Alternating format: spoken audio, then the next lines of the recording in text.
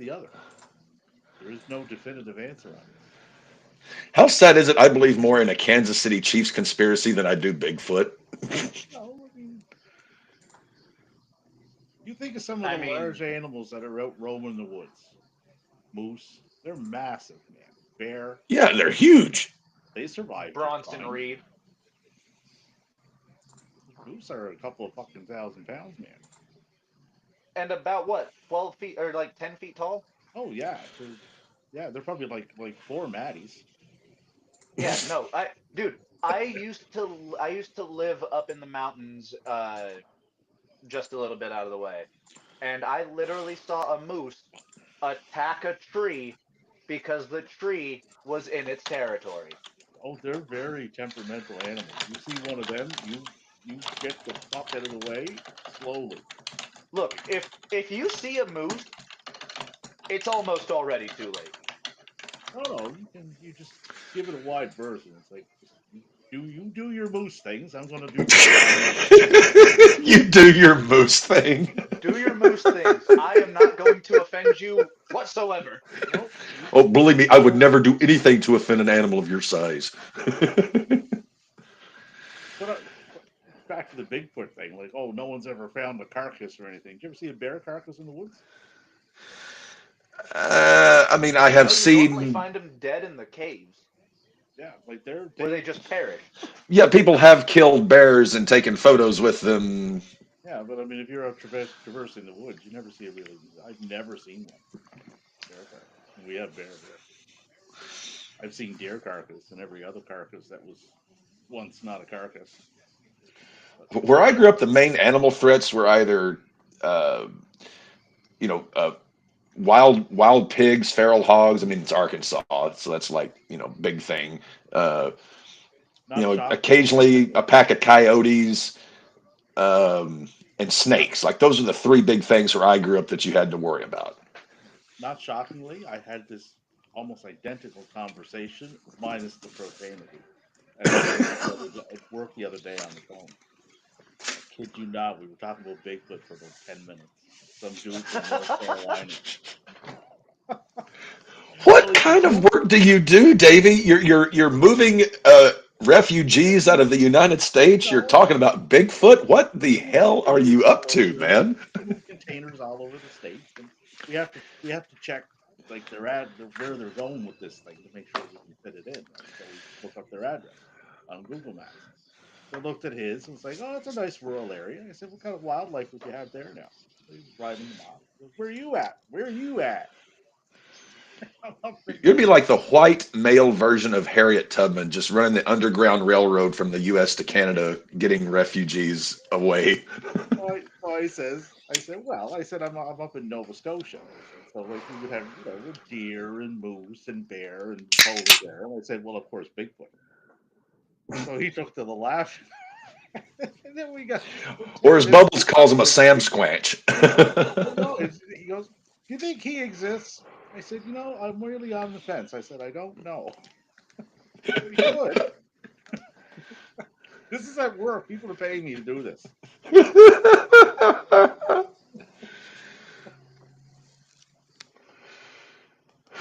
But you see, when you do my type of job in that particular manner, they will never, and I mean never, pick you out for a training class for them to listen to.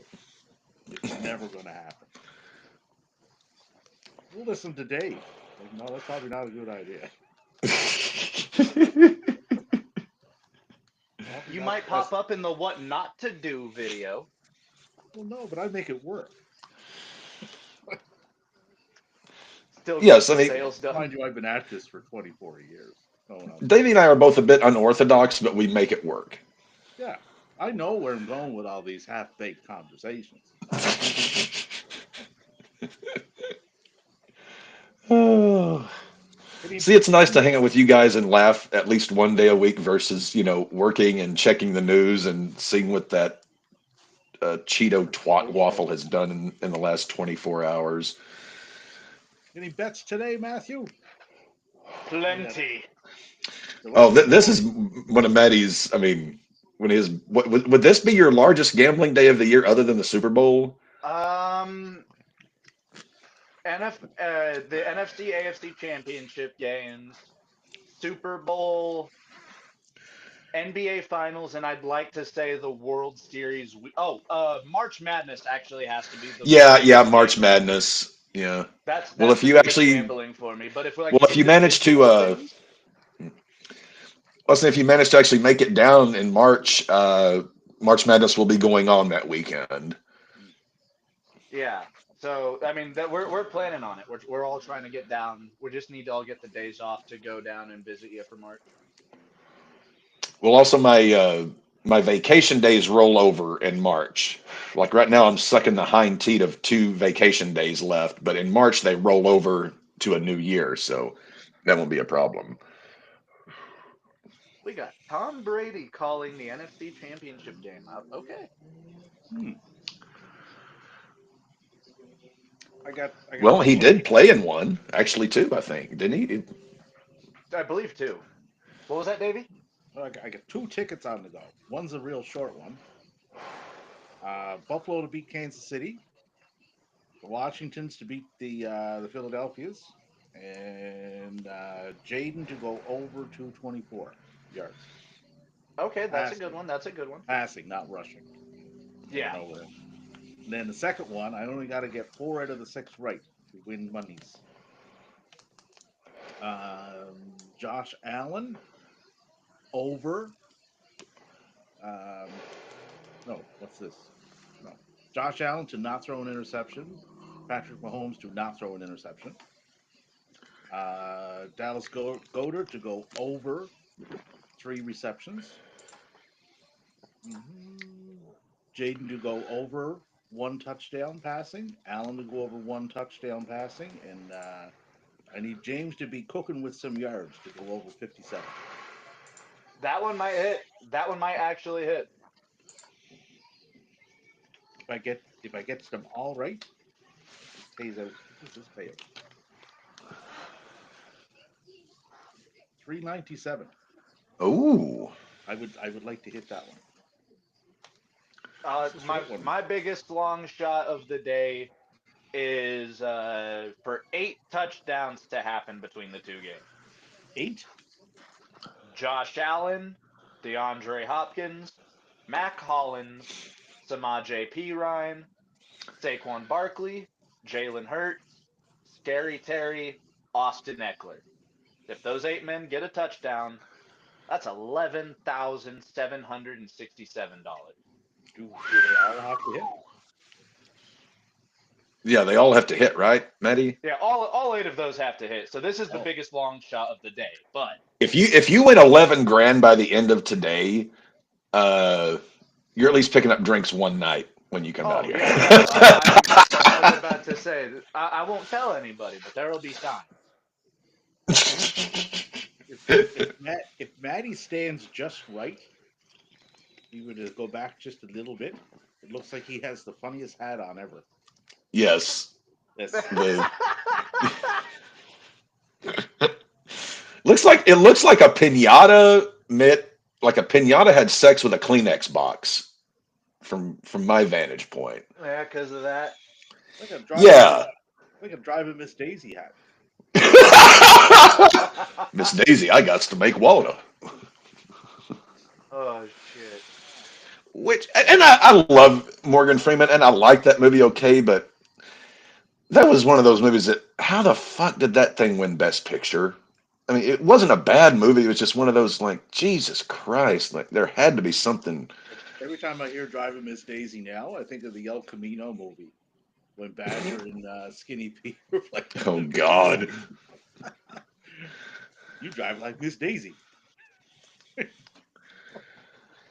Apex any more than the I highway. wasn't a big fan of the El Camino movie. I liked both the TV shows, but the El Camino movie, I just for some reason it didn't.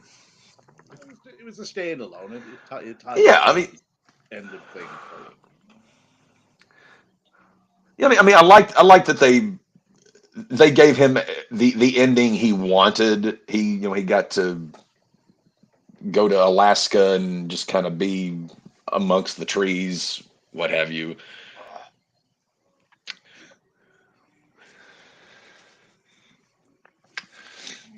Although I've got to say, as I've been going back through Better Call Saul, as much as I already loved Michael McKean before, I love him even more the more I watch that show. Is that we Uh, all knew he could do comedy, but seeing him in that role as Chuck McGill is just, it's like, dude, how has this guy not gotten more dramatic roles in his life? Look, quite a Come few good on, Juan. performances in that. Nacho, I thought, did a phenomenal job. Yeah, Lalo, uh, Lalo did a yeah. really like Lalo was a good Lalo. one. He's the scariest dude. Like in Breaking Bad, it was kind of Gus who was like the scary dude because of what he was capable of, but also so sort of straight laced in a lot of ways. Lalo is kind of that. He's kind of like the Gus of Better Call Well, Saul, even though Gus is there. yeah. Well, Lalo was the precursor to Gus, essentially. Like when Lalo, he's sort of. You And a remember small Javier comedic, and Bardem's. so whoever wins this Lalo goes came to out the with a Super Bowl. smile, and Well, it seemed like Javier Bardem's character in No Country for Old Men. He's just. He's literally like the incarnation of the Grim Reaper, but in human form. Lalo is sort of like that, but he's got such a weird comedic twist to him. Like Javier's character would be funny without trying to be. Lalo, Lalo he's was just very kind of being himself. Lalo was very charismatic. Yes, yes, The yes. word that you're looking for. Anton Sugar was not charismatic, No, not so much. No. which actually I read an article. They got together a bunch of psychiatrists, psychologists to analyze different, villains in movies over, I guess, like the last 50, 70 years, whatever. And Anton Chigurh's character was like, they said, to a man, like, that is the best portrayal of an actual psychopath ever in cinema. Yeah. Yeah, I've been watching a lot of videos recently, and his portrayal of Anton Chigurh is like one of the most, what do they say, the most imposing role you could watch.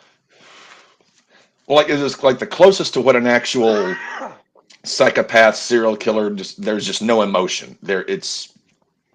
He's I mean, technically he's a hired gun, but at the same time he just operates with, I mean, there is no emotion, no soul. Like, he is just a vehicle.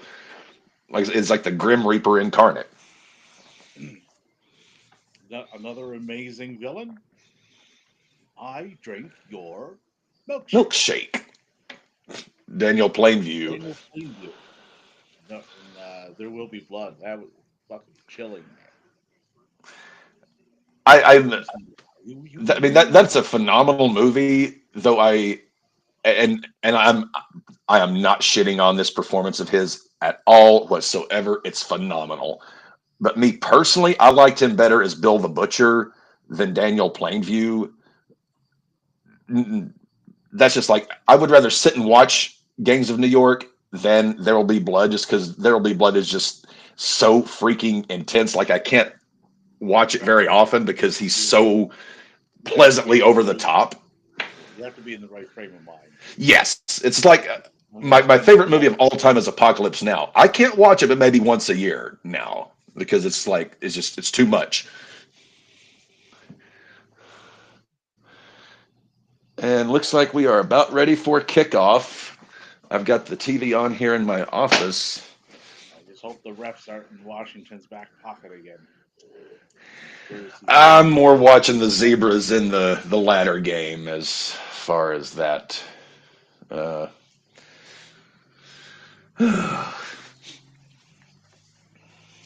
Something about the Eagles, man. I do not trust the Eagles. well, it's Philadelphia. I mean, of all American cities, as far as that have major sports teams and fan bases, there is just something about Philadelphia that Oh, the fan is, base is is just there. way out there. Yeah, in every like, yeah, the Eagles are like that. The Phillies, most definitely. Philadelphia Flyers fans, they're fucking nuts. Oh ECW yeah, they fans, are. like they came out of Philadelphia, they were kind of nuts. Yeah,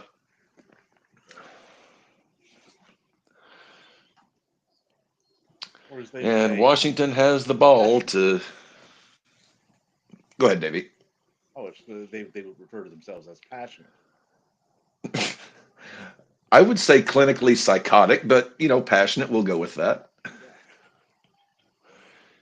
Daniel's in an empty shotgun, and he is going to be. I guess that's going to be counted as a rush. He got about a yard on that one.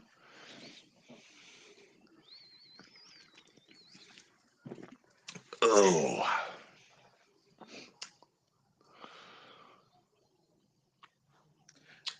Our very own captain was speaking on the return of the timeless one. apparently, yeah, that bout of amnesia, like Goldie Hawn and Overboard, that amnesia's gone.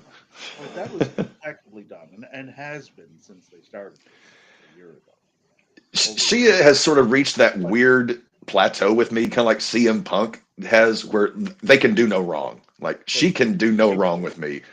people are complaining because that's what they love to do. Why was this not on Dynamite? It's like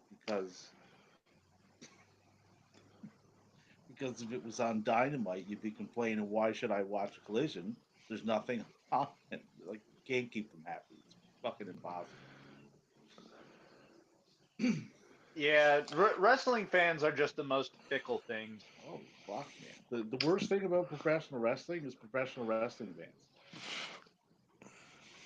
You could say They the want to have same their about cake and eat almost it too. any. You can say the same about almost any form of like enjoyment. I never see in any other art form. I don't. Oh, dude, No, Uh, comics, it's like nothing comics, holds a they're candle to comics. terrible. comics, and I was about to say certain music circles, like there Oh, metal are fans. some. No one Well, I hates mean, their not own even like genre not more even than metal not any fans. not even a particular genre, but there are just some music fans that um, they have this sort of ingrained thing where they can only like certain things, certain people, and can find zero enjoyment, entertainment in anything other than just these few little genres or subgenres or artists, which that's a shitty way to live life because there's a ton of great music out there irregardless of genre. I listen to fucking everything. I love good music. I Oh love yeah. good wrestling when it's done well. You would have liked the. I can send you a link for it if you want. You would have liked the GCW show that they did today in the Londons. Oh, they did a show. They're always doing shows, but I didn't know they did a show in London today. Masha Slamovich took on Megan Bain in that one. Ooh, Mm, that's just a hard hitting match. yeah, Any very word very on my enjoyable. boy? Effie came out to Dexy's Midnight Runners. Come on, Eileen. Perfect. Come on, Eileen. Yeah, well, they're in London, right? It's like, okay, yeah, yeah, I'm down for this. I Not a think big X Jordan fan either. Oliver's still recovering from his torn ACL cap. I was thinking he should be just about due to be back, though. I mean, that tear was right at a year Leon ago, I want to say. Leon Slater was on the show again too. He wrestles a fair bit over there.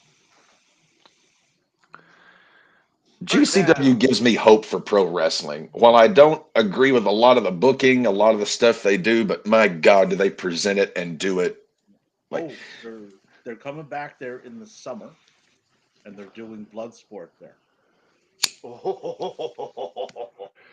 Yeah, that crowd will eat that up and come Oh, back dude, for seconds. no, dude, you're gonna have to get like some solid strong style on there because that crowd is going to fucking sing while those matches are going on. Speaking of the blood sport, hats off to Tom Pestock. I can't wait to see what he's gonna do. You saw his new We have name, yeah? Yeah, he already had a match with it was a blood sport match with Josh Barnett. With Barnett. Yeah, It yeah. was I liked it. fantastic. oh I thought he looked good in that. Jaden almost got picked, I don't like that. and it is 4th and 5.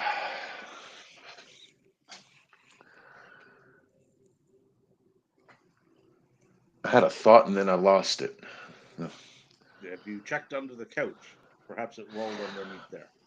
Well, actually, I thought Only I had lost my favorite set of earbuds, and only then I those checked that under the roll couch around. yesterday, and there they were.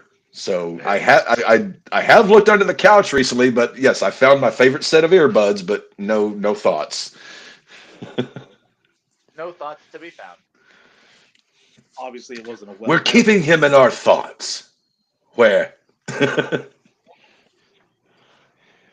In between this guy's an asshole and I want to blow the milkman.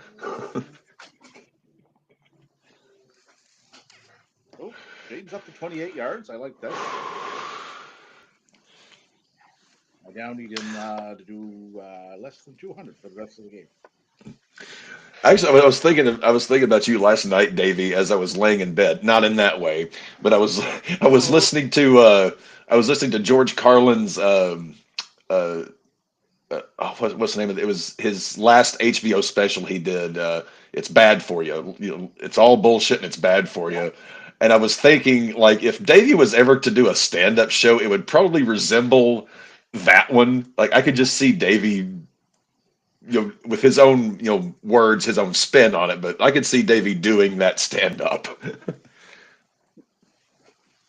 Yes, I can see that.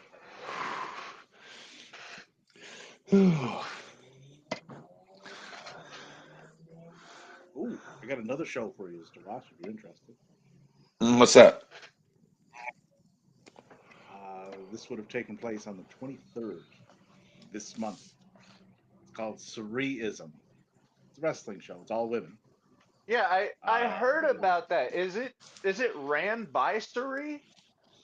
yeah, it's her gig. Yeah, this is the fourth one that she did. Her match with Mako Santamora was absolutely incredible. Like, I do like Mako Satomura. Nick doesn't. amazing. Nick does not. No, I was thinking of Nick when I was watching that. Actually, it's like I don't know Nick. I don't know what Nick would make of this match. It was done really, really well. Well, actually, So they're speaking of both Nick, quick shout out to him if he happens to be watching. I won't say exactly what's going on in his life personally right now, but Nick, we love you. We're all with you. Take care of things, and we will get back to business whenever you have everything settled down. We love you, and I cannot wait for our new show.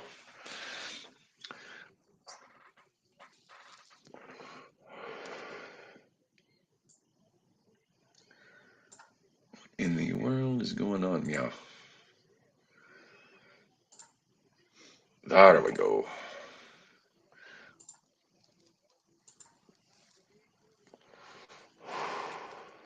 And Maddie is muted. muted Matty. I was coughing. That is my bad. I will say, Maddie and Dev, when they cough, they cough. Oh yeah, we do. And who is this sixth person that Mr. Callis is referring to? Is it you think it's Trent or your Okada? It's got to be one of those. I did not watch Collision last night. What did I Oh, miss? they had a sit down kind of segment. They had like Cage and Archer and Fletcher and Takeshita, Yeah, yeah, yeah. right? So they're all sitting down at this big table with the feast in front of them, and Don comes down the stairs. It was very like Godfatherish, like, and they were going on about Osprey and Omega because they're teaming up. They're doing the match Yeah, yeah. at Grand Slam against Takeshita and Fletcher, right? God, that match And is going to be amazing. so Cage speaks up. He goes, "Well, there's five of us, and there's only two of them. And who said there's only five?" Is what Don came back with. So there's somebody else coming into that faction. Maybe a team? Oh, and Buddy challenged Okada to a match that he refused for now, but that's likely setting up for Grand Slam. Oh, if Buddy takes that belt off of Okada in Australia, that's going to be massive. I would absolutely love for that to happen.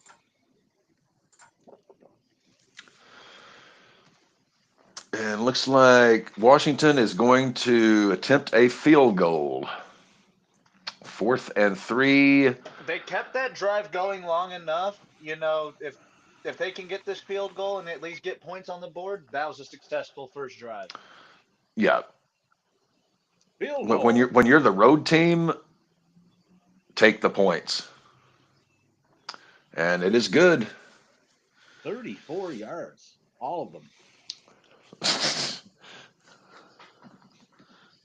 Jaden Daniels up to 39 yards.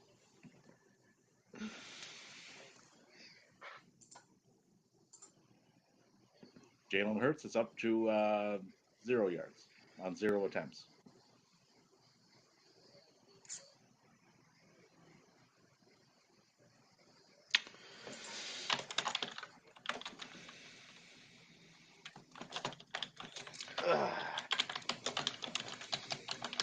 Very good long first drive by Washington, taking up almost. Yeah, they took up about 7 minutes exact.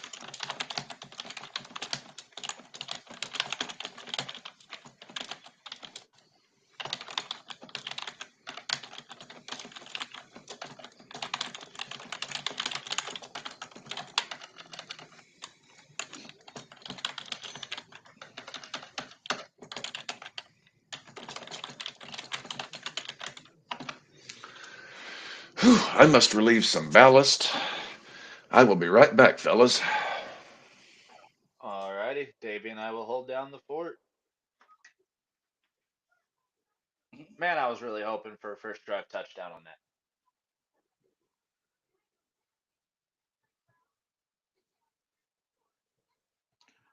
You will probably very much like the Takeshita versus the Shibata match.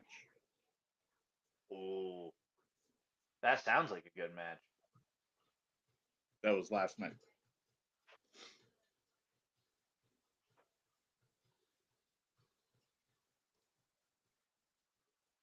Yeah, I watched last week's Collision because that was the Texas Death Match, right? Christopher Daniels and Hangman. Yep. Yep.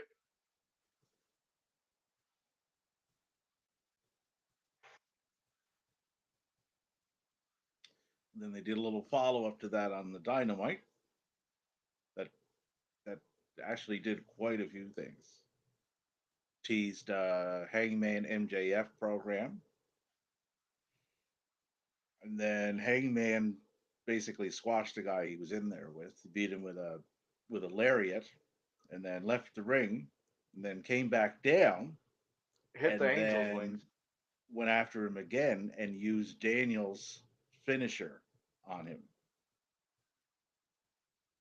So not only did he retire him, he took his Yeah, finisher he's too. gonna start. He's gonna start using the Angels wings, and I'm looking forward to that. Yeah, they get a lot done. I'll give them that.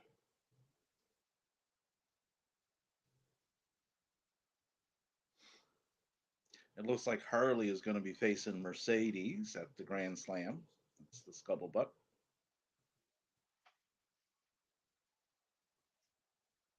Oh.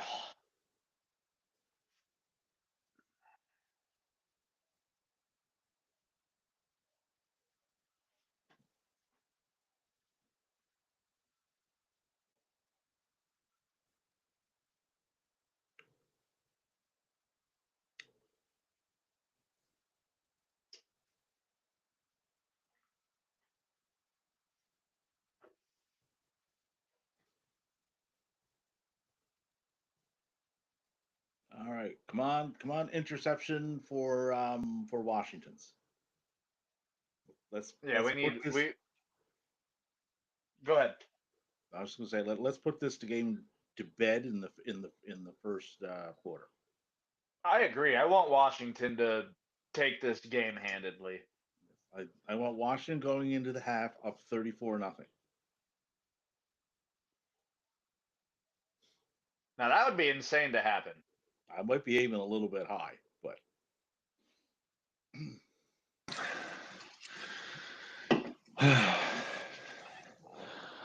Okay. Stirred my sloppy Joe mix in the crock pot. Grabbed myself a beverage and am back. oh, did you hear who the And White Philly Sox just scored a signed? touchdown. Hi, Saquon. I don't Well, think he's Davey, messing that was around. well, Davey. That took a good fucking second for that to go down the shitter. Yeah, I blame the captain because this was going along fine until he got back. The moment Cap sat back down, they handed it off to Saquon, and Saquon's like, "Fuck this game." Fuck this. Leave it to a White Sox and a fucking Raider fan to bring a dark cloud over whatever's going on. It's like weirdly gruesome over there. Jesus, look at the Jets on Saquon on this run.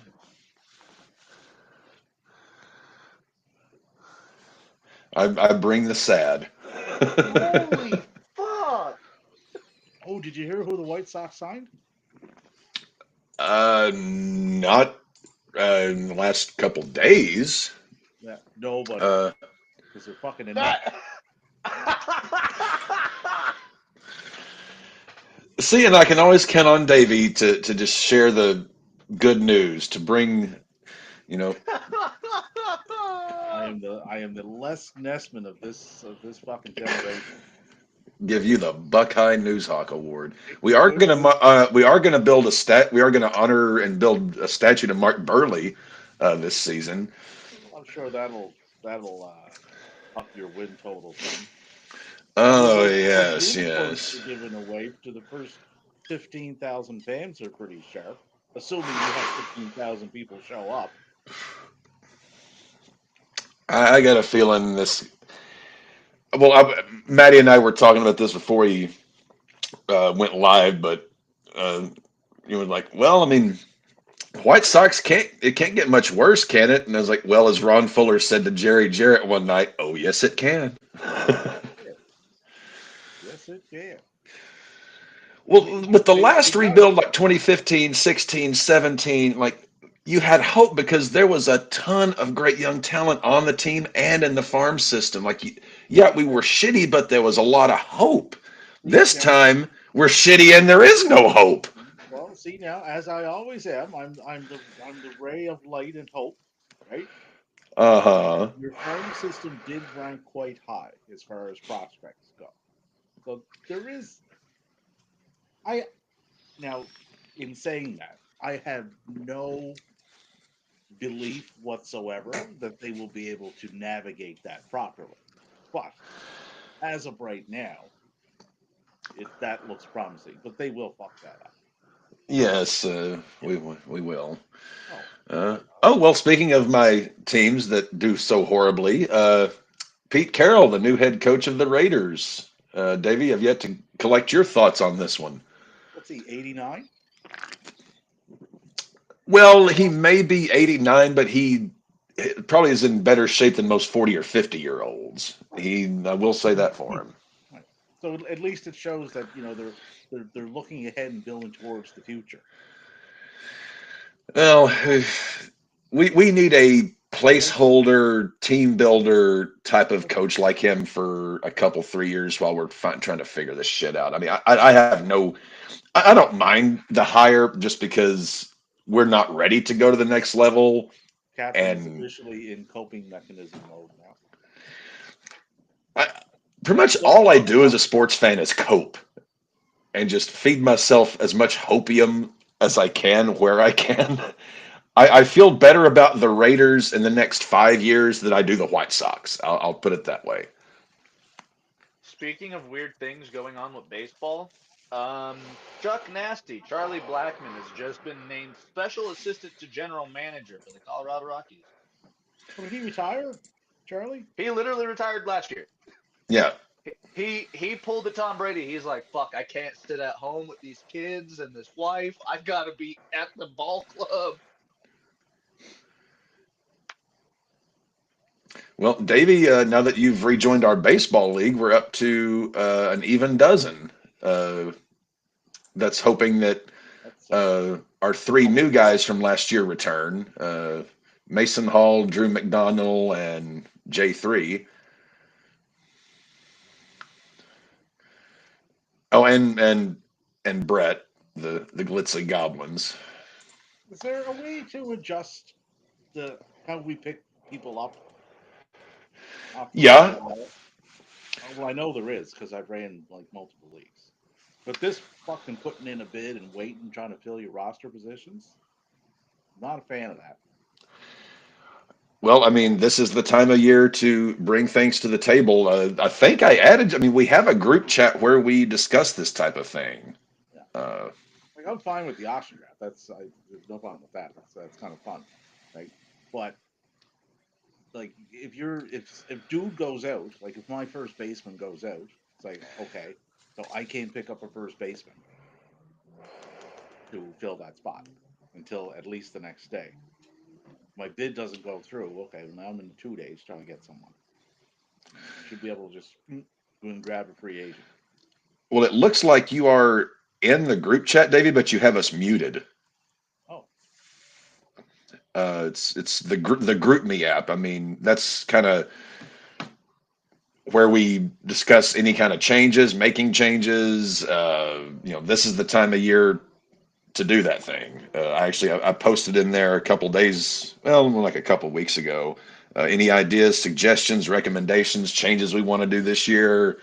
Uh, but yes, un notify notify yourself. I mean, if you can't find it, I'll send the invite to you. But yeah, it's showing that oh, you're in there. yeah. Oh no, I'm in there. Yeah, just pop in the chat suggestions you got. I mean, I'm simply the captain of the ship who tries to steer it in the way that the majority of the members want to go. I have no particular picadillo one way or the other, apart from keeping it auction rotisserie. But Sorry to beyond that, interrupt, I'm boys, but we just had a fumble recovered by the Eagles. well, I'm just fucking this whole afternoon up for you guys.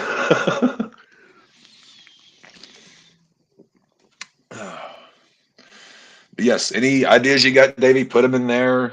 That's where to speak up.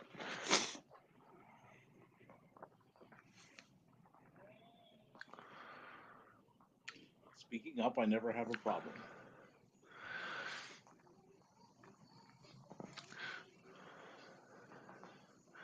I mean, this is by far the oldest league. I mean, this league has been around in some shape or form since 2008.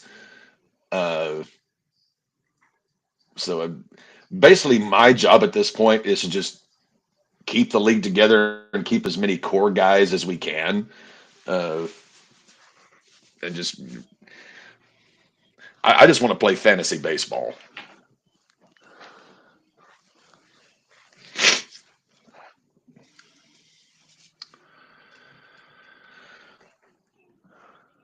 Oh, that's an odd commercial. Anywho, I actually have started my research for the season, Davey. Looking at my pitching and hitting boards. I currently have 95 players on my draft board.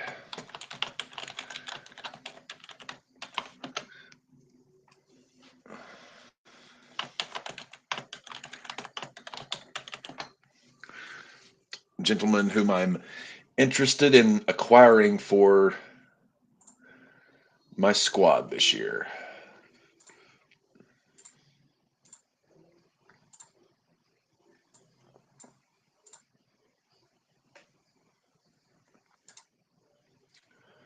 All right, I have finished my chicken nuggets. Maddie has finished his chicken. I have finished my chicken. And as Maddie actually said in our group chat the other day, you're not getting Paul Skeens for $1 this year. Oh, absolutely not. Paul Skeens is gonna go for like $101 this year. Yeah, no. Y'all didn't think Where do Paul we think Skeens Pete was gonna get Alonso? called up quick. Oh, Paul Skeens was on the fucking Pirates, who were dog shit. I had a feeling he was gonna get called up quick. I didn't expect it to be that quick. But yeah, no. I feel like drafting Paul Skeens with $1 was like No, you David didn't even drafting draft Tyler him. You Bass. you picked him up off the waiver wire. Did I? I thought I drafted him at $1. No, you got him off the waiver wire. I have such little faith in Pittsburgh to do anything correctly that when I I hear they're actually kind calling of up, like you know, I actually kind of like Pittsburgh this year. I think they're going to surprise a lot of people. which let me take a gander back into the time machine because I believe I still have baseball uh, our baseball predictions. I want to say yes, I still have our baseball predictions we did way long ago for For the last year, season. Yeah, for so the AL East, Maddie had Baltimore winning it. I had Baltimore. New York ended up winning it. Yep. The Central, I had Detroit. He had Cleveland. Who won it that last year? Was it Cleveland? Cleveland won it last year. You had Detroit DFL. The West, I had the Mariners. You had the Stros. And neither of those teams won the West.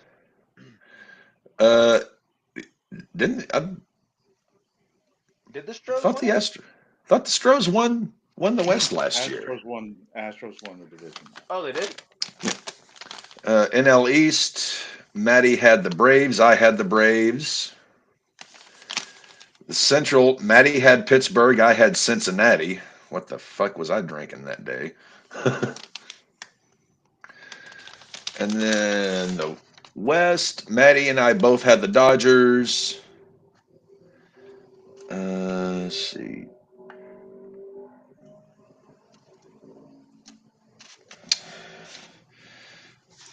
Yep.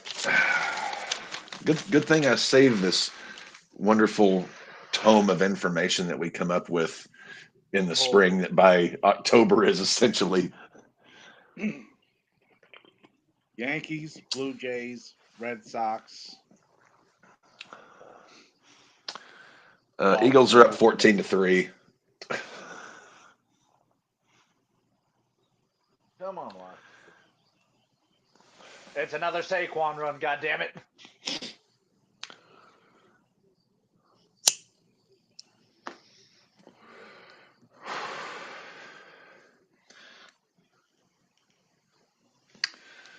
This year, I mean, I haven't even remotely started to take a look at uh,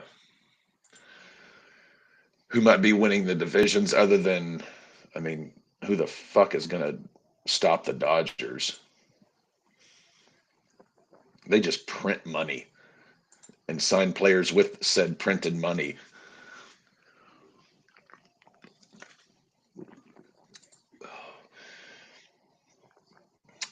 Yankees, Orioles, Red Sox, Rays. This is last year. Baltimore. See, I still like Baltimore because last year they were just their pitching staff was so injured to start the year that they started kind of behind the eight ball and weren't able to get back to it. Um, I still think it's Baltimore and the Yankees. Boston is still trying to figure things out. They don't have a bad team. They just don't have a good team. They're just, very meh. Tampa's, they're either going to surprise the hell out of you or they're going to suck. And then Toronto, who the hell knows? Ugh. Has Boston made any moves this offseason that uh, has given you any kind of? We picked up your pitcher, Garrett Crochet. Yeah, I did see that, which I think ultimately that's going to be a pretty good move for them.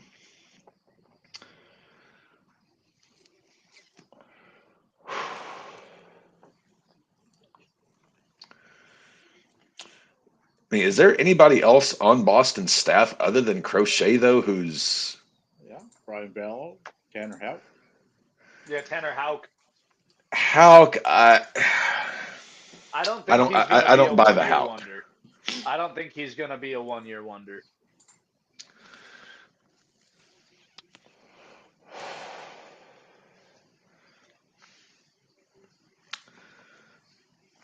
Davey, you think so? You think Baltimore finishes fourth this year? Yep. What Losing has you Burns, down on the Orioles? Just out of pure losing curiosity. losing Burns is going to have a bigger impact than people think. Tyler O'Neill is not it. No, he is not. No, they lost a big bat in Santander. They have replaced.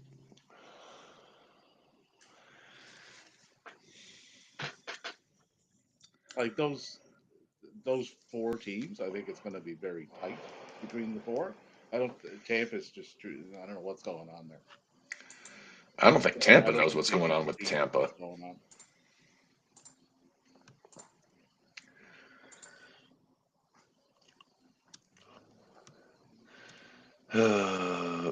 The White Sox last year had a negative 306 run differential, 41 and 121.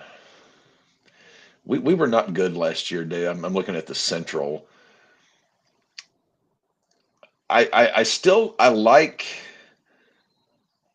I like Detroit. Maybe I was a year ahead, but I still like Detroit. I think Cleveland is kind of living on borrowed time in that division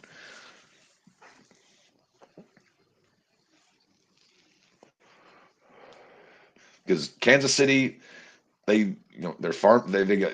I like Kansas City's team. I like Detroit a little bit better, and Minnesota's always kind of weird. They can kind of be the fly in the ointment in that division. Saquon just made more history. He is the first player in NFL history to score 2 rushing touchdowns against the same team 3 times in 1 season. Okay, so yeah, National Institute for the Blind baseball team. Now, Davey, we're not that bad to finish 6 out of 5.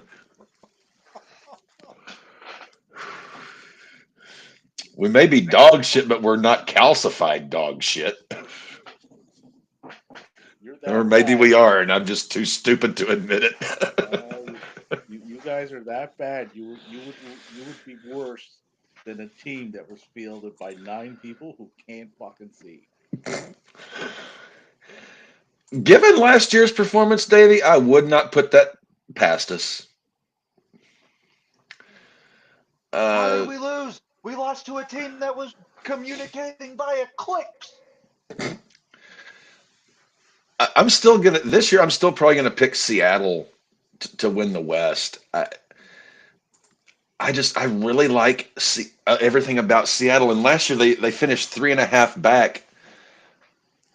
I I like Seattle. I don't know how or why. I like the pitching. I like a lot of their hitters. I like the team. Oakland and Los Angeles, and then Texas is kind of uh, Rangers gonna Ranger. Which I still, to any baseball fan, read the book Seasons in Hell about when the Texas Rangers first started as a franchise. You want to talk about a shit team? My God. They make the 2024 White Sox look like World Series champions. got a fake punt in the fucking NFC Championship game, boys. Yep.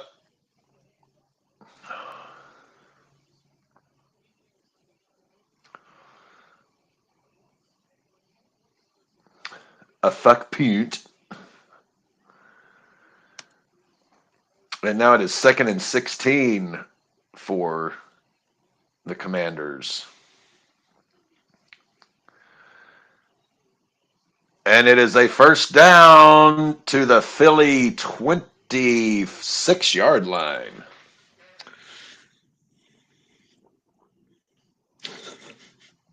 The California Angels of Anaheim of Los Angeles of the USA. Thank God Ohtani got the hell out of there. The unicorn deserves to at least be on a good team. The unicorn just went across the street. Well, yes, he went across the street, but he went to, the good restaurant. He left the one that was just poisoning everyone with salmonella.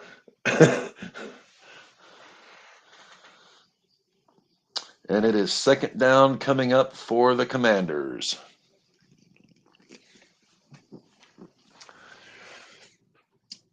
Mariners, Houston, Texas. Yep, that's pretty much how I would probably lay that one out. National League East.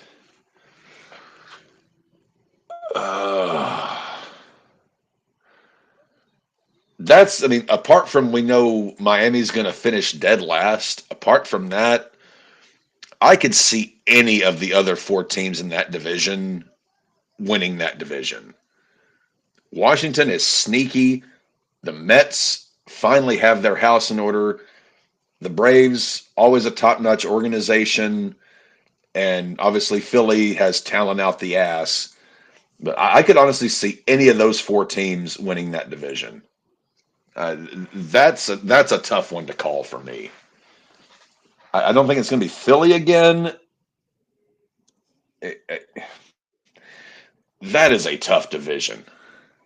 You know who's going to finish last, but who's going to finish first, second, third, and fourth would be tough.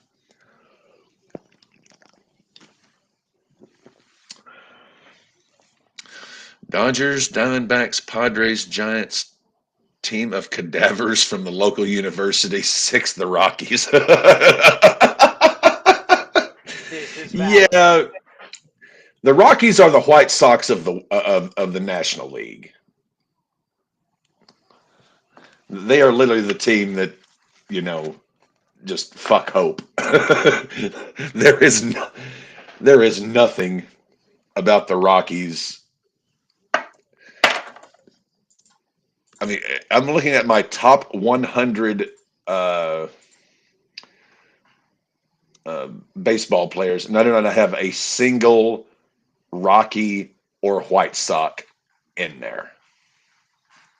Also very valid.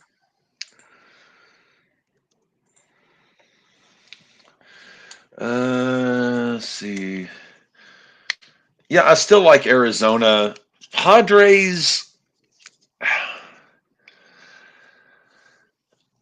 Well, it's also with 2025 is an odd year. Giants are. I have less and less faith in the Giants, especially now that Bochy is no longer their manager because he was, well, still is a damn fine manager. But Dodgers are just, even if Arizona is really good, they're still going to finish so far behind the Dodgers that it's, was it last year they finished 9 games out? They didn't make the playoffs. Padres finished 5 games back.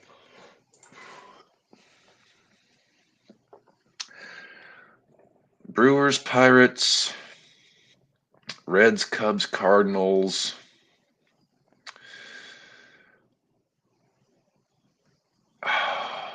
Yeah, NL Central's another tough division. Because I don't have a lot of faith in this Cardinals roster, but they have surprised us before. The Cubs, I like a lot of guys on the Cubs roster, but then again, it's the Cubs. Um, I would probably put the Cubs maybe ahead of the Reds. They're Pittsburgh and Milwaukee. What the hell was that? I guess that was just Jaden. And looks like they are going to send on the field goal team.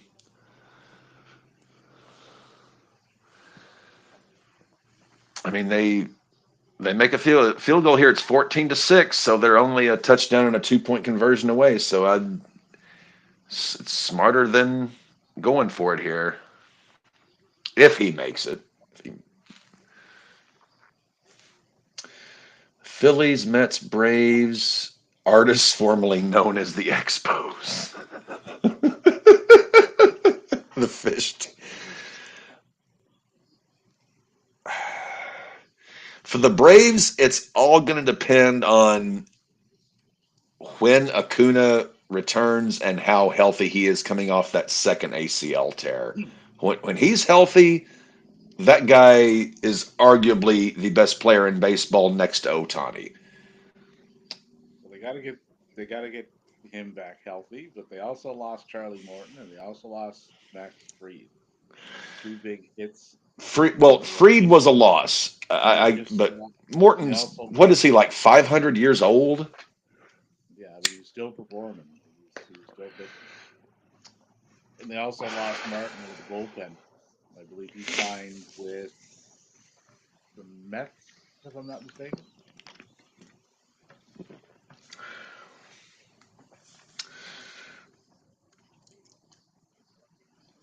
I would probably, So because they because went they the whole the six Braves have months. been very sort of shuddered about when Acuna may come back. Uh, they said he will not make opening day roster, more or less. So I'm thinking more like a May June return. The Phillies and Mets should be battling it out. I mean, they're both extremely solid teams. I just think Philly's got the better pitching. Yeah, I mean between Wheeler and Wheeler, Nola. they just picked up Luzardo Yeah, they did. They from did. the fish team.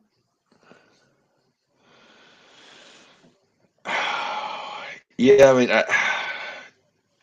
Braves They could just finish a not incredibly distant third, but I could definitely see like Phillies and Mets sort of coming down like the last weekend of the season.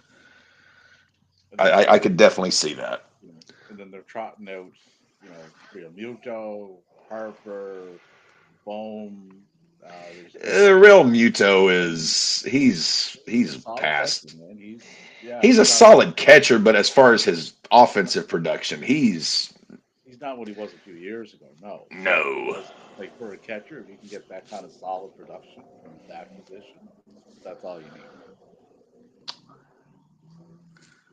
Castellanos, Schwarber, like they're as solid as Trey Turner, another one. Hmm. Like they're solid top to bottom. They're going to be hard to beat. Phillies have a damn fine team, and there is no arguing. And if the Phillies won that division, I will by no means be shocked.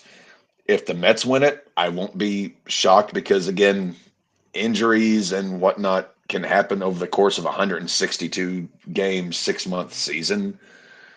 Um, Braves,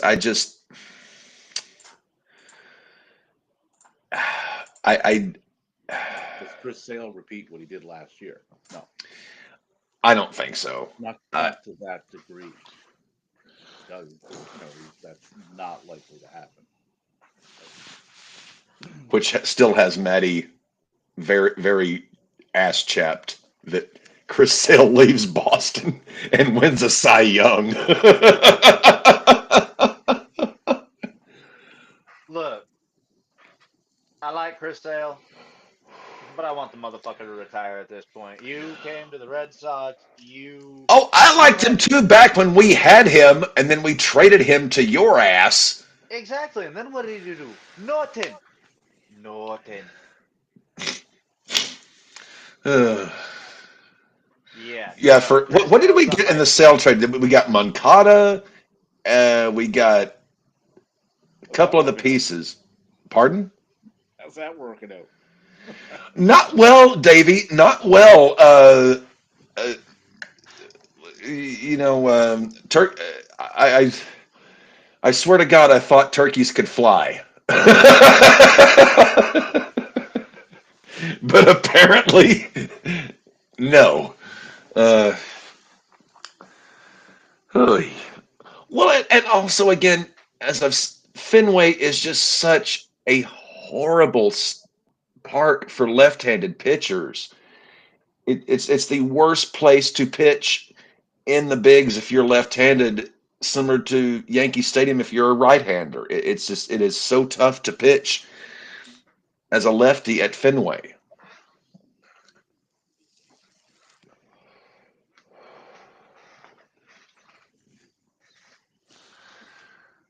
Third and seven coming up for the Phila Georgia Bull Eagles.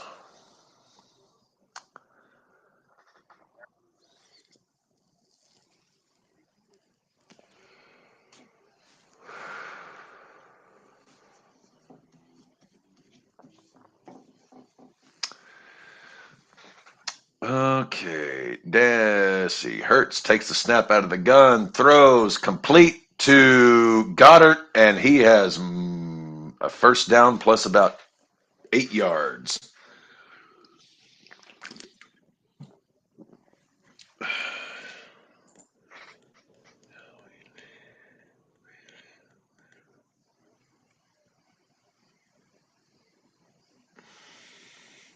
Davey, are you still with us? Still here? Yeah. Okay, okay. I got a weird notification saying you had Under the bed, probably. something was off with your feed, but looks like everything's good. So our pitching staff, we got Garrett Crochet, Tanner Help. We picked up Walker Bueller. We got Cutter Crawford, Brian Bello. We also picked up Aroldis Chapman for the bullpen. Liam Hendricks will be on his way back this year. Old man Chappie, Hmm. Old man Cappy Walker had Bueller. a Ks per nine of 14.3 last year. He had 98 strikeouts and 61 and two thirds. Walker Bueller, I think, could be the dark horse comeback player of the year. Yeah, it's a big. I It was an upside gamble because his numbers weren't good last year. Yes, it is a But big now, upside gamble, but he showed with the Dodgers how good he was. yeah, so I don't mind that pickup at all. Pavetta is still If floating he around. reverts to Dodger form, Boston's looking at being a contender. And Pavetta is still floating. Pavetta's still a free agent, but he turned down the qualifying offer. So Who who's a who turned down the qualifier? Nick Pavetta of the usually around a 4 ERA and a mid one 1.15 WHIP with a high K rate. He's a solid guy. Like he's a really good third, fourth guy in your rotation. Not a top of the rotation guy. Saquon Barkley has 3 carries for 61 yards and 2 tutties. Slipping. Got Ugh, the Derrick Henryitis. the bane of my existence. Mm. And Hurts, 2nd and 6. He is scrambling. He throws it away. It's going to be 3rd and 6 for the Eagles.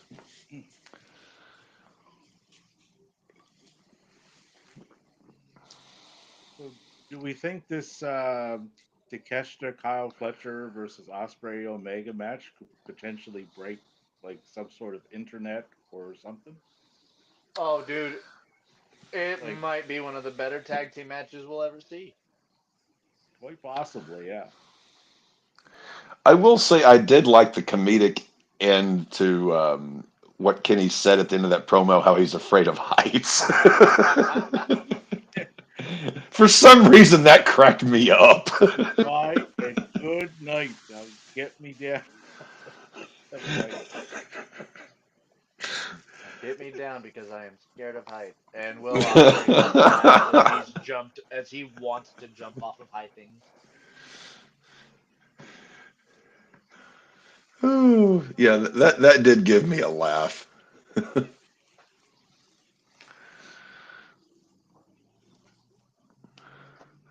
And looks like the So, Eagles took their first time out. It's going to be 3rd and 6. so we got that to look forward to on the 15th. And we still got Okada Omega to look forward to. That's in July. Probably, yeah. I would say they're going to do that at the Texas show. More Yeah. than likely. Like Is that at Jerry World or is that at the San Antonio, whatever that one is. oh yeah, that's what had the Rumble. Yeah, the we used to be the Alamo Dome.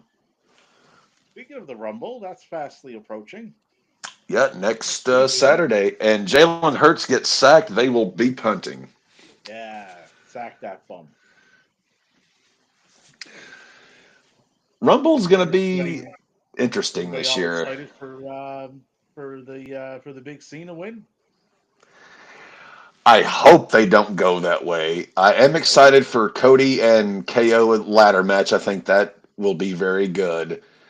I don't like that they're going back to the 40 person, or is Now, that this year or next year? no, that's this year, I think. Now They're going Cena back may to not 40 win. people. Now Cena may not win that because he is on the uh, advertisement poster for the Elimination Chamber. So they may have him win that. So they may pivot and had somebody else win the Rumble, but I don't know. Won't be Punk because I think he's going to draw Roman at Mania. Well, if he draws Roman, that means Roman's not winning, Punk's not No, winning. Roman's not winning the Rumble either. You think it's going to be Cena or I think Rock? Cena win. I think Cena wins the Chamber. In all honesty, because they're doing Cena and Cody. That's guaranteed. That's what's Ugh. happening, right? You think So guaranteed? I hope you're wrong. whoever wins the Rumble would likely pick uh, the artist formerly known as Walter. But who is that? Like, who's built up enough to? I'm drawing a blank on that. They've already done Priest, so they can't go to that well again. They just did the walking, fucking, talking catchphrase, so they can't go back to Jay again. This is a weird Rumble year, just because I'm sort of like I don't really know which way they're. Either Seth, would Seth be a possibility there? No, I don't think unless you'd have Sammy win it. But no, I don't think that. No, because they already did Sammy and Gunther. That's been done. Like what they Not that said. they're adverse to doing things over and over again, but I don't think they like. It's just like when you go down the list, it's like, well, who have they built up enough to do this that would make sense? What if they did Cena, Gunther, and Rock Cody? That to me seems like Rock Cody would be the money match. You send Cena after Gunther, right? The first problem that you're going to run into because they're going to try and classify that as, oh, there's the record. It's like, okay, that's a Yeah, yeah. secondary title, right? So if they're going to do it, they have to do it with Cody's title.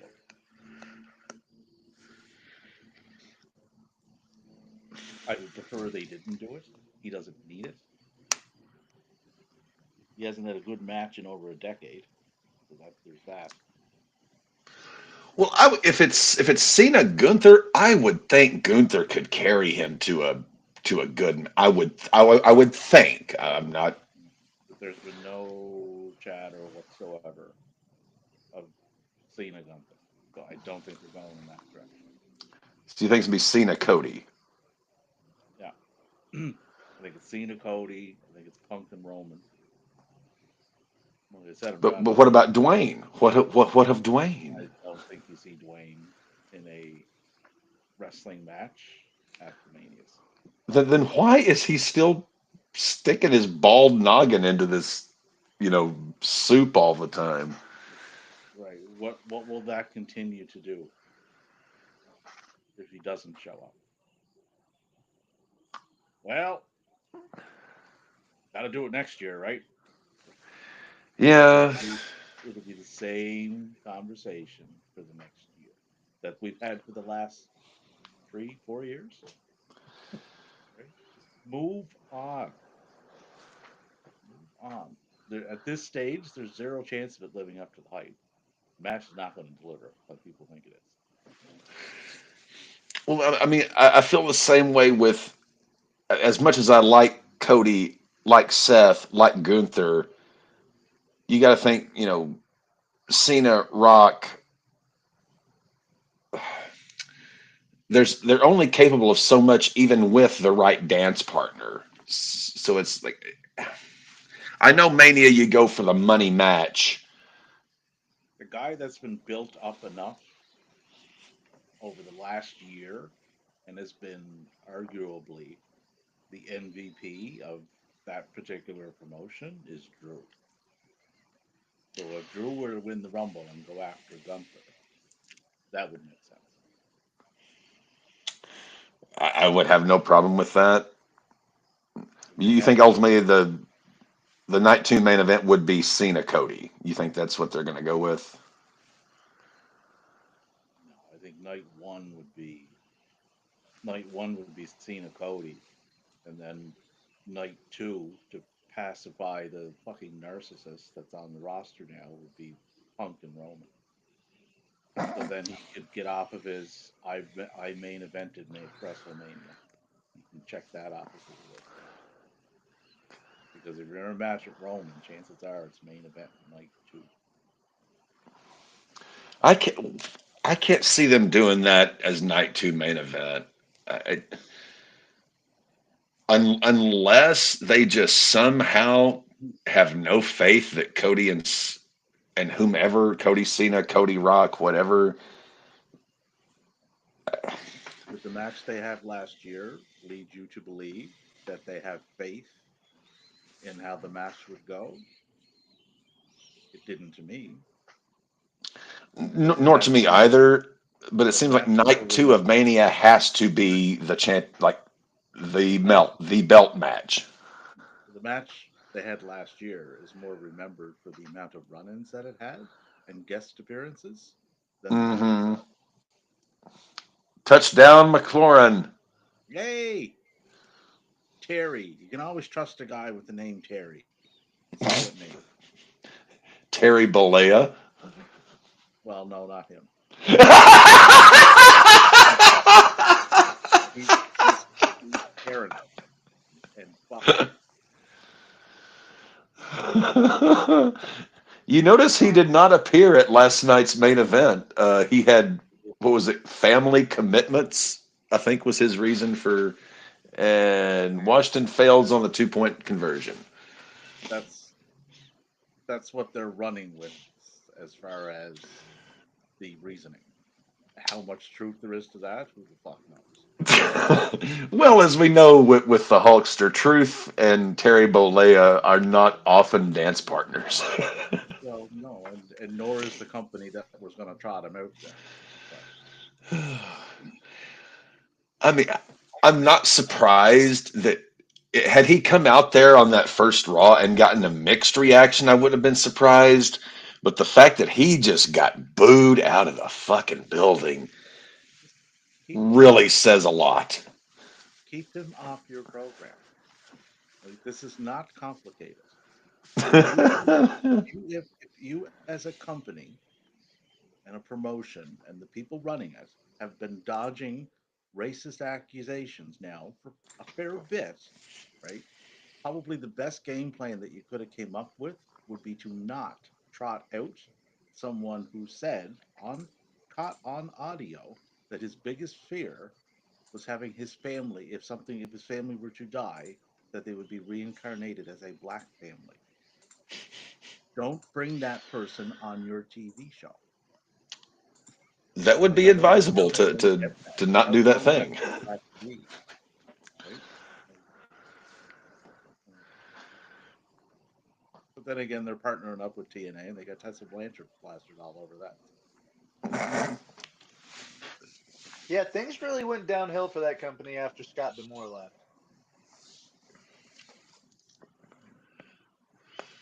It was very telling after that match that she had with Jordan, because there was a video afterwards, and Jordan made it a point to hug everyone backstage except for But one. Tessa Blanchard.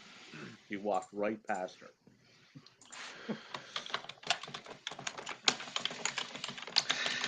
I hate to bring this up, Davey, and uh, because we were just discussing the Rumble, there's certain marks out there who want this. I don't think it's going to happen, but do you think there is at even all a smidge of a chance that we see Brock at the Rumble? No. Well, I would say no, as I don't, for as tone deaf as they are, like this falls into a bit of a different category because he is still, that's an ongoing thing still. Yes.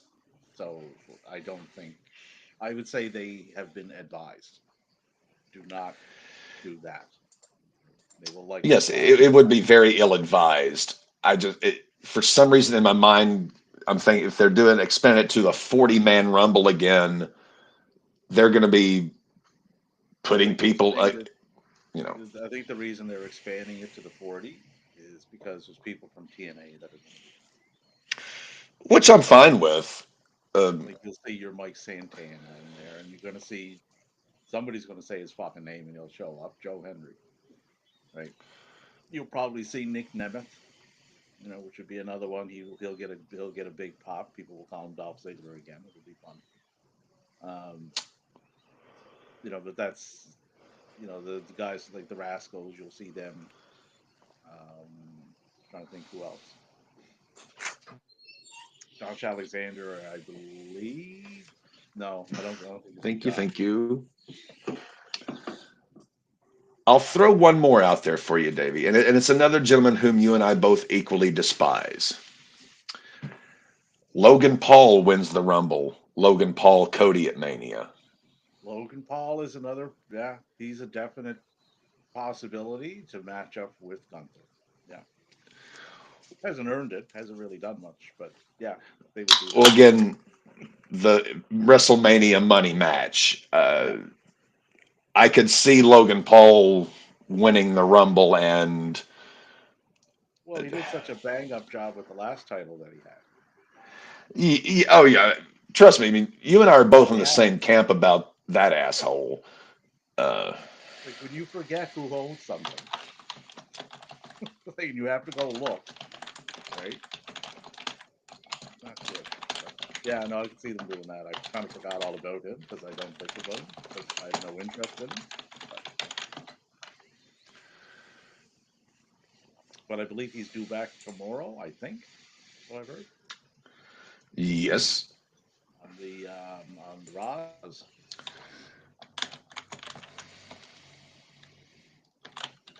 and then we have the women's Rumble. We all know Charlotte's coming back.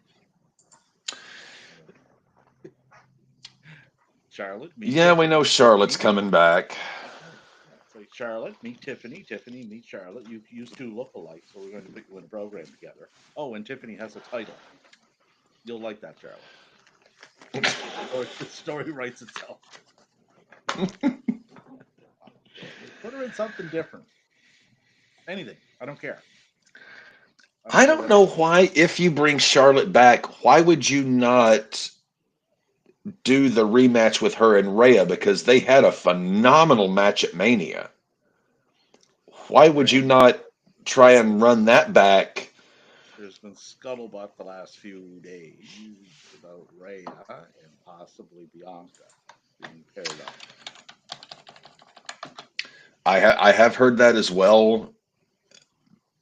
No, Man, that's not. Bianca has literally tumbled from top of the heap to bottom of the barrel, and it hasn't taken very long. Well, that's not her fault. Well, she's no less talented than she was. Right? Her character is like watching fucking paint dry, but her Yes, in-ring talent, like that's not in question. But she was tasked with kind of babysitting Jade for the better part of the last year, which hasn't really worked because if you're just getting someone in for a hot tag and do a couple of moves and then go stand on the apron again, that's not really progressing them in the manner that needs to be progressed. well, as far as Jade, I mean, they've had her now for over a Well, year, well over a year. Yeah, and they have done fuck all with her. yeah. I mean, granted, I get she was green, but She if was. after over a year you've had her working with Bianca, who is top notch, like she's still, it's like you have no faith at this point. Like, And she was progressing in her former place of employment. It wasn't by leaps and bounds, but she was improving. But if you don't, you know, if you don't get her in a this for anybody, like I don't care who we are. If you don't get the person in the ring to get the reps that they need to do these things, it's not they're not going to progress. And that's an issue that they have. agreed. Got to get out and get to work. You have to. It's like being a guitar player. You have to build up those calluses in your hands. You have to just get to where it's muscle memory. You're used to it. You're working. Even where you can turn a fuck up into Funny, just a very minor blemish like that. funny you should mention that. I listen to well before I do this, I'll make sure you are familiar with who this gentleman is. Uh, Okay. G.E. Smith. Oh, absolutely. Led the Saturday Night Live band. He was part of Buddy Guy's band on his Buddy Guy's best album he ever did. Yes, Yeah, I absolutely love G.E. Smith. Phenomenal, underrated guitar player. I found an interview they did that was done a few years ago, a little over 2 hours long, but it's just incredibly engaging. Like to listen to him speak, he tells the story of like going back to when he was a kid and when he first picked up the guitar and how and just followed it all the way through like through the 50s, the 60s, into the 70s, and then when he met up with Daryl and John, and then past that, and then like the MTV era, and then into the Saturday Night Live and his connection with Gilda, and just extra. I'll send it to you. Like it's Yes, really please send that to me. I love G.E. Smith. yeah, yeah. He No, I he suspended sort of I guess I sort of G.E. Smith and Robin Trower.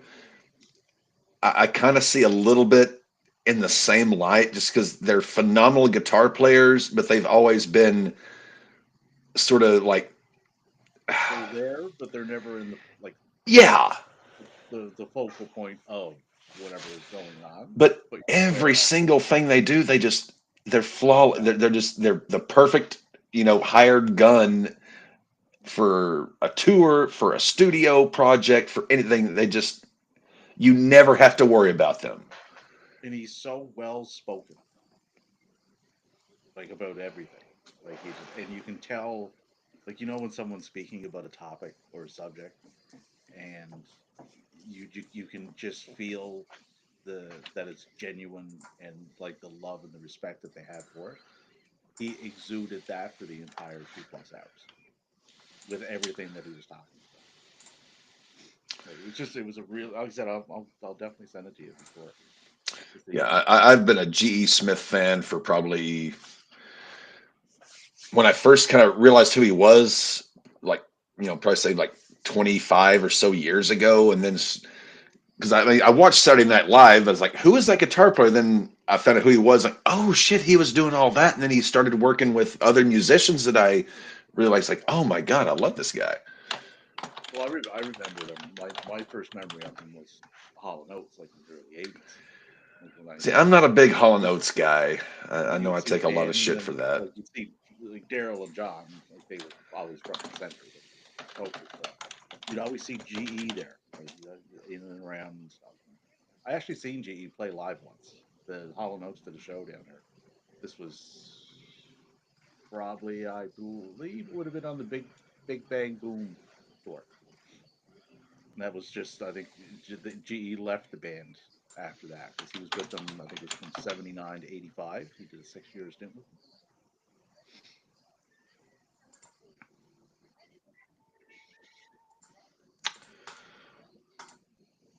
Let's see. Mm. Yeah, you send me that. I'm gonna send you this. This is He still my plays with Daryl at the when they do the that live from Daryl's house. yes. Have you seen the Joe Walsh episode of that? I did, yeah, Oh, yeah, really, love me some Joe Walsh. yeah, yeah. That's a really interesting series that he came up with. Like just the different combinations and like different takes that they'll do on songs is really interesting. So what I just sent you, I'm a big blues guy. Buddy Guy did a DVD, a live DVD from his club in Chicago, and at that point, G.E. Smith was kind of his band leader. It's on. I'm dating myself here. It was on CD and was on DVD. I had both because I'm a huge Buddy Guy fan. But the whole show, it's like G.E. Smith, as great as he is still in the background and is just leading this great band, and Buddy's out front. It's like, oh my God, like you have two great talents like that, but it's just you. I wish there were more guys like that in the music business who we knew about that just consummate professionals every single place they go.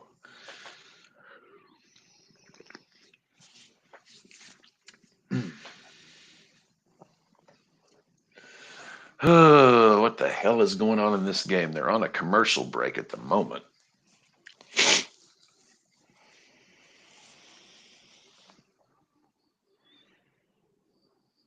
The the audition that he did for how he got into Hall and Oates was very interesting story as far as the audition process.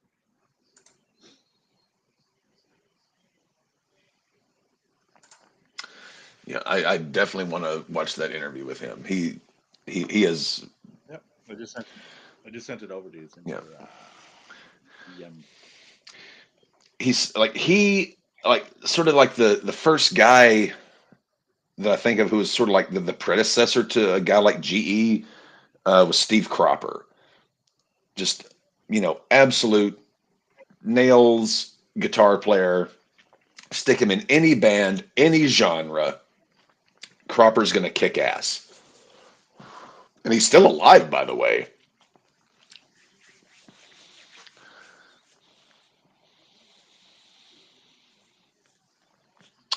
Oh shit! Yeah, Garth Hudson died this week. Fuck. There's So already now been a all lot of five deaths members this of the year. band are dead.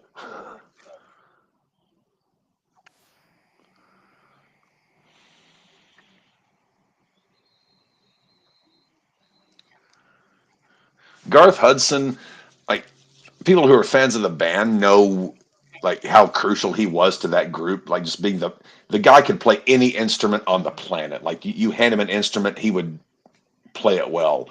But also Loretta Lynn.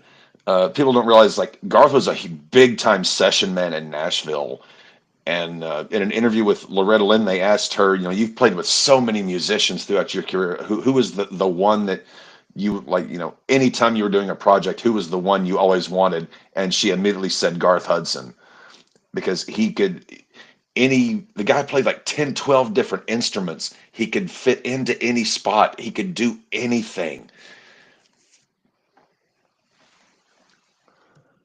And touch, no. Well, it's going to be touch. We have flag in the end zone. DPI. just sent you another interview that I watched. This one's Collective only about an hour. Souls, Ed Roland, the hitmaker you didn't know you knew. Really very interesting interview to listen to him talk. He's a very eccentric guy. Well, I mean, I'll definitely, I love Rick Beato's channel. I watch, I'll just binge. There'll be like a day or two a month where I'll just binge like the last, whatever videos Rick's done. But that one there, he talks about like just how a couple of songs came to be and how the record deals kind of progressed and like kind of traversed themselves to where they currently are. It's really interesting kind of series of events that led to that. But he's another very well spoken guy. But he got that southern drawl. He's from the around where you are, I think, same area. Mm. Well, again, another reason I love the band, Levon Helm was from Malvern, Arkansas, and he actually had a home here in Fayetteville, Northwest Arkansas, and he was known to before the cancer diagnosis and everything, like he was known to just kind of pop in at local places and do shows, just like no notice, just because he loved, he lived in Woodstock, New York, but he kept a home here and would just show up at, hey, this this new band, hey, I'm gonna pop in, sit in for a song or something. He would always do that stuff.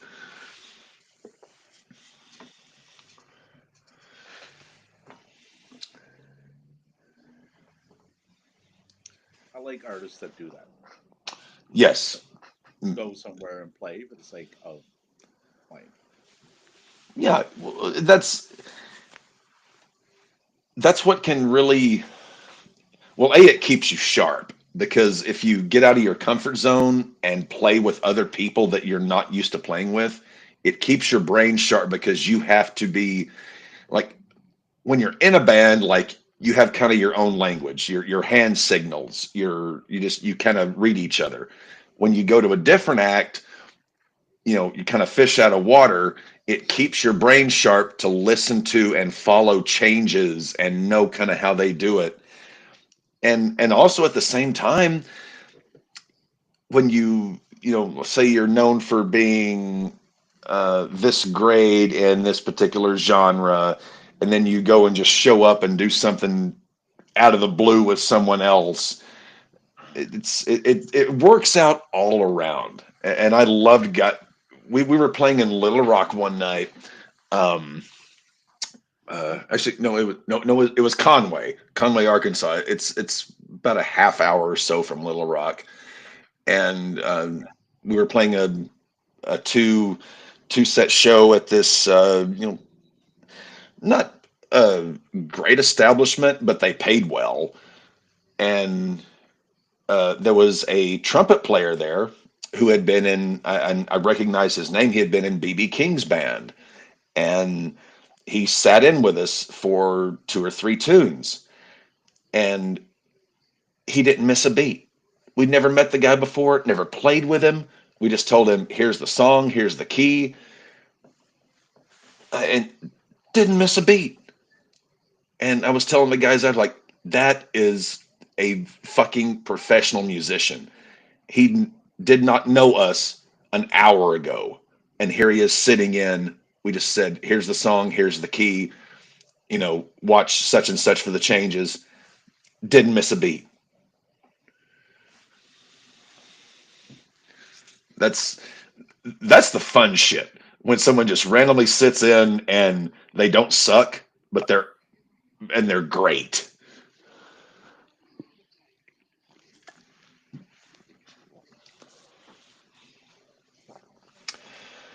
Makes me miss the old days, but I'm way too damn old for that now.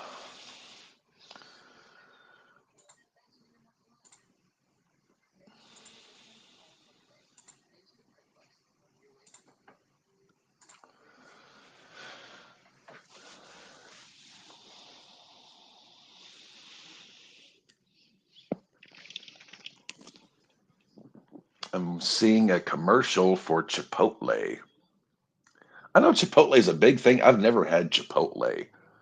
They're all right from time to time. It just depends on the branch that you go to. Well, we had a Qdoba here in Fayetteville on Dixon Street for a decent while, and I liked Qdoba, but They're essentially the same thing. yeah, but I mean, our bar and music district in Fayetteville is fucking dying, and it makes me sad. Buster's closed last night, which I debated going there, but I knew if I went, I would just get so fucking liquored up and uh, just wind up probably in a Sad. situation. Yeah, just Fucking chain yourself to one of the pillars in the bar. yeah. Davey, basically in Fayetteville, like our Cheers closed last night. They've been around for 25 years, same ownership, best dive bar in town. Maddie's been there.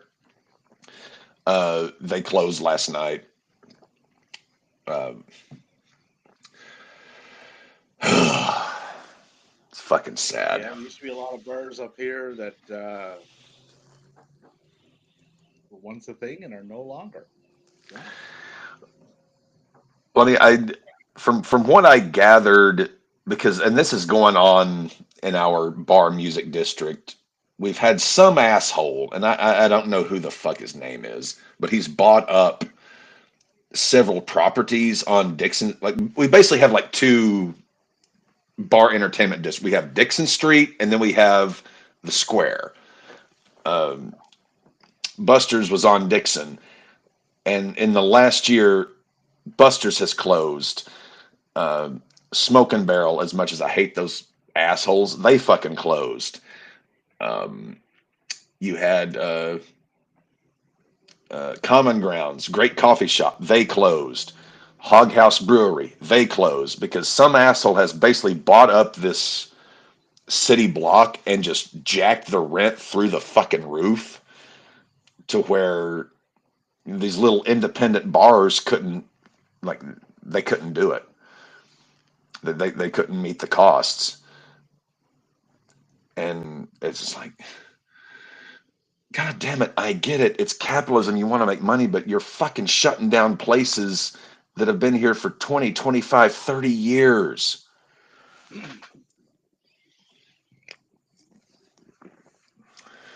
Thankfully, on the square is honestly doing a lot better than Dixon Street now. Basically, is the Dixon Street Pub, O'Farrell's Lounge, and a couple other little hidey holes. The square is kind of thriving because they've got Hugo's, they've got uh, a great used record store. Unfortunately, Maxine's Tap Room, which is fucking hipster central, but at least they're doing well. Uh, Now, are they hipster doofuses or just hipsters? Because according to Kramer, there is a difference. I want to say hipster doofuses, I just because figured. I've never had a pleasant experience that resulted from my attend going into that establishment, other than the fact that I went there to get laid, or if the date I was with wanted to go there. Apart from that, I fucking hate Maxine's. Hugo's fucking awesome. Uh, it's right next door to uh, to the record shop. Fayetteville has a phenomenal used record store. I anyone within the sound of my voice, come to Fayetteville, go to our used record shop down on the square. It's great. They've got damn good pies, great pizza. Maxine's Tap Room is it's like the hipster trendy place to go, but I fucking hate going there. Hey, Maddie, Hey, Dave.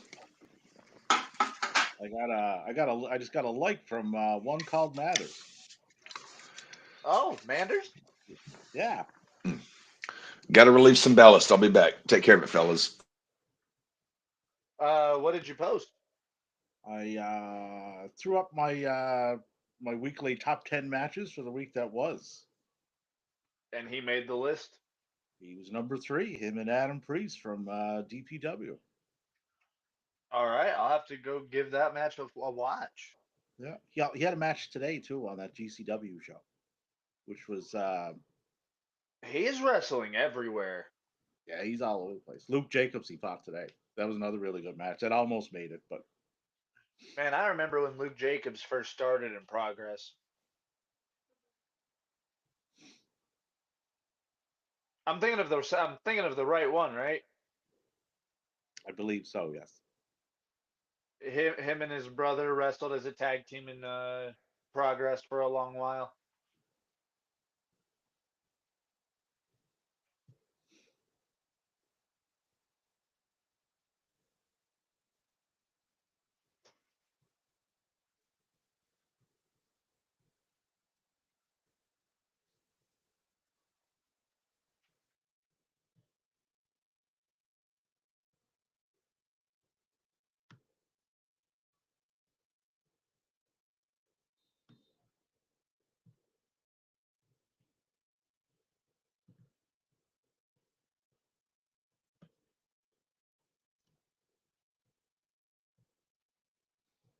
See how big this chat is. Let's see.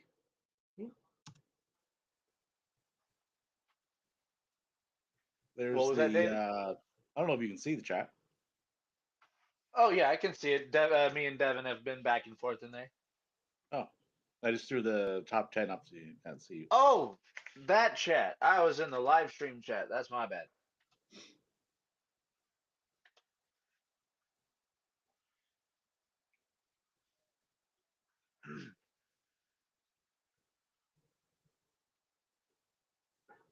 Now, Titus Alexander, didn't he have a mat, or wasn't he in Ring of Honor before it originally shut down?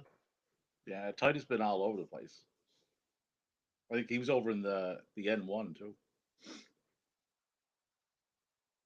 That's the Noah tournament, similar to like the G1 or 5 star or the Continental. Oh damn, that Surrealism show was pretty fucking good, huh? She is like arguably, and my opinion, she's the best women's wrestler on the planet. Last year and so far this year. Well, not only her match, but apparently as a booker, she's pretty good, huh? Yeah, well, that show that was completely enjoyable. It was about 2.5 hours, but I watched it after Collision last night, and it flew by. So that match you see on there with Victoria Yuzuki, she's Yeah. 19, and it looks like she's been wrestling for like 10 years. She's that good, like Damn. just phenomenally talented. And Chi Chi, she comes out to Barbie Girl. I'm a Barbie girl That one, in yeah, a Barbie yeah, world. yeah. No, you don't have to keep singing now. I hate the fucking song. Come on, Barbie, let's go party. Hold on. That was fucking incredible. No, no, you don't have to keep singing. I fucking hate that song.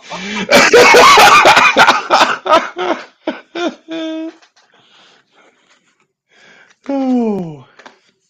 But it suits her to a T. But she can get in the ring and deliver too. She's only young too.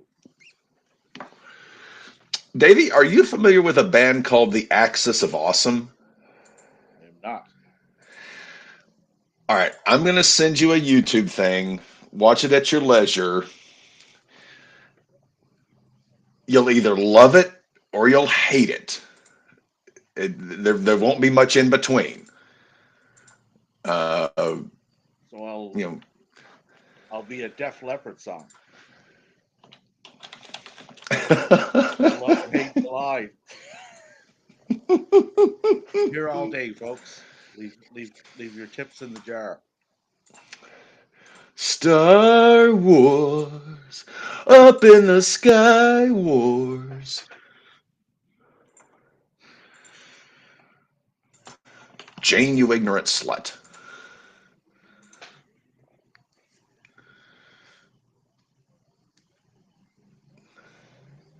So this is a Canadian band. Uh, that basically, I sent you the link. They essentially go through like all the great pop hits of the last 50 years and show that they're all basically the same four chords in every song. A lot of songs are like that. Yeah. Well, I mean, and the best songs are often always the simplest. It's just, putting your own little stamp on it.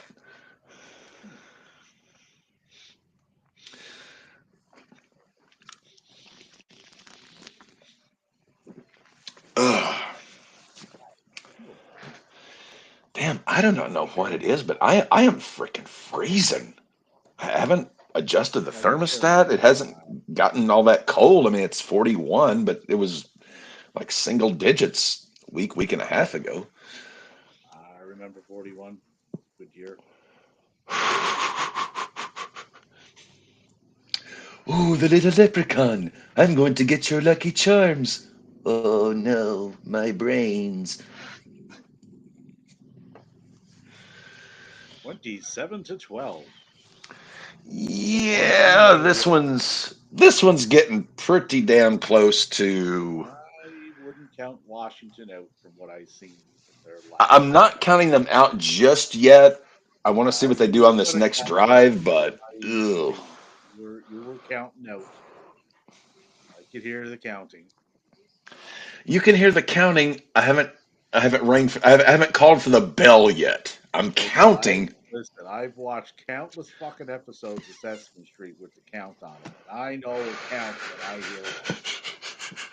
Seven bats.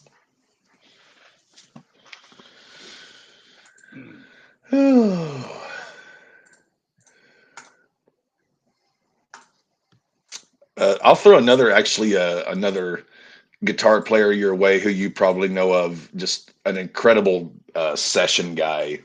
Ry Cooter has probably worked with everybody of note at some point or another.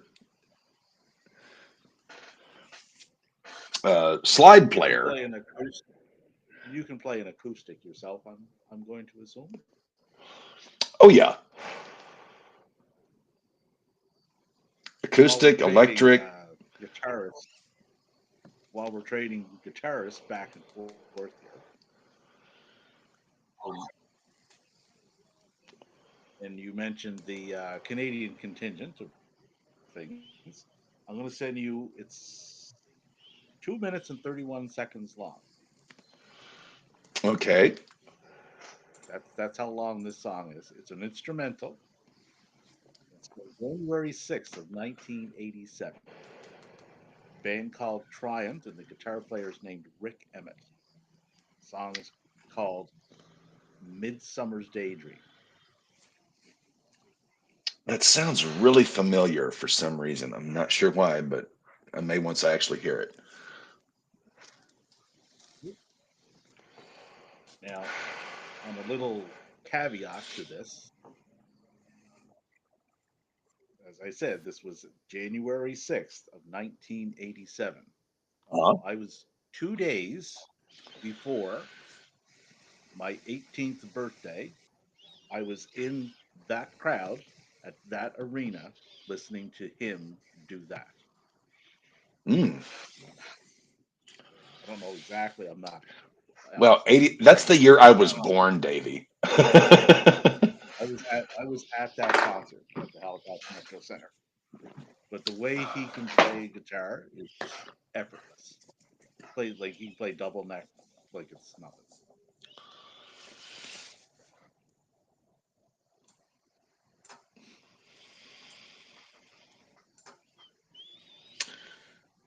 I'm actually listening and watching to this as we speak.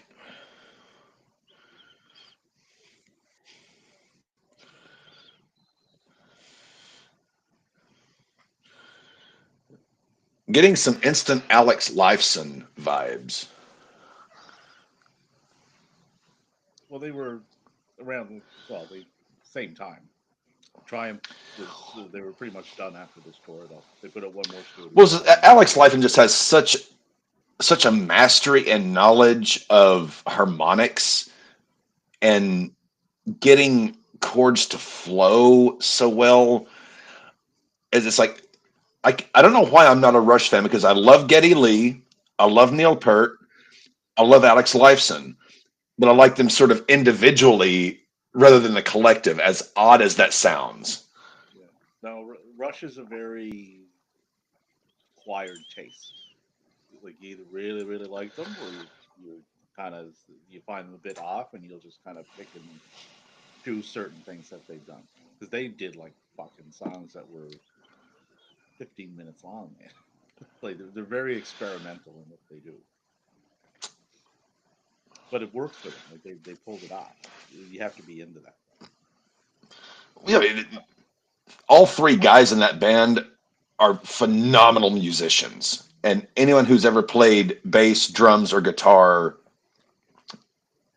you know, it's one of those things where whether you love or hate a band, you can still see just how awesome a musician someone is. Yeah, that was pretty. I got to see an acoustic guitar player uh, where I used to live in Fort Smith, about an hour south of here from Austin, Texas. It was really, really phenomenal. But yes, I have three acoustic guitars in my closet, and you start on acoustic, you learn how to play there. Keith Richards has often said, that's where you need to start because, and you also typically you write on an acoustic because it'll show you the flaws in a song really quickly. If it doesn't flow well on an acoustic, it most likely won't work electric. Not always, but as far as song structure, if it doesn't flow there, it's not going to translate. So, any guitar players out there, start on an acoustic. Spend a few years doing that, then go to an electric. Get your grounding. Get your rudimentary skills and understanding, not just of the instrument, but of music theory in and of itself, and then start, bringing in electric, bringing in devices, pedals, what have you. Yeah. Mr. GE touched on that particular subject in his interview. Well, see, I'm not the only one. And from a very early age, like 7, Hmm. when he kind of figured a certain thing out. I won't spoil anything on. Is it just he's a very very good storyteller. Like very That's about very when I engaging. started, 7, 8 years old. Yeah. I started, it was third or fourth grade, started on an old used acoustic that a family member had. I did not get an electric guitar until seventh, eighth Arkansas got grade. so like when Arkansas got electricity. Sweet. Somewhere around in there. Yeah, yeah. Mid 90s, give or take.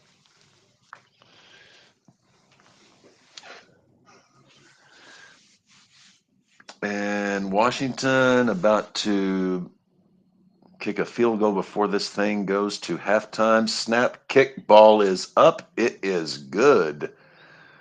So it is 27-15. Washington is not going Good away. is good. You know why? Because it's better than bad. Yes.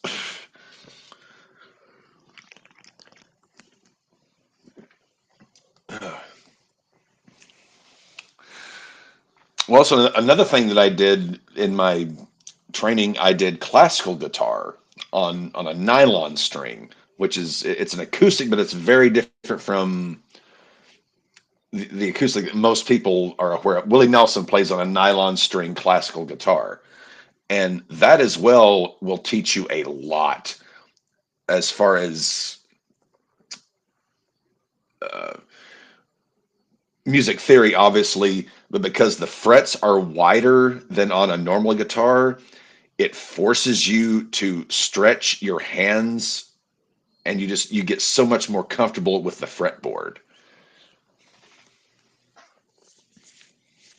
Now, So the just on that particular topic, and I'm not a guitar player. I've never played one in my life, but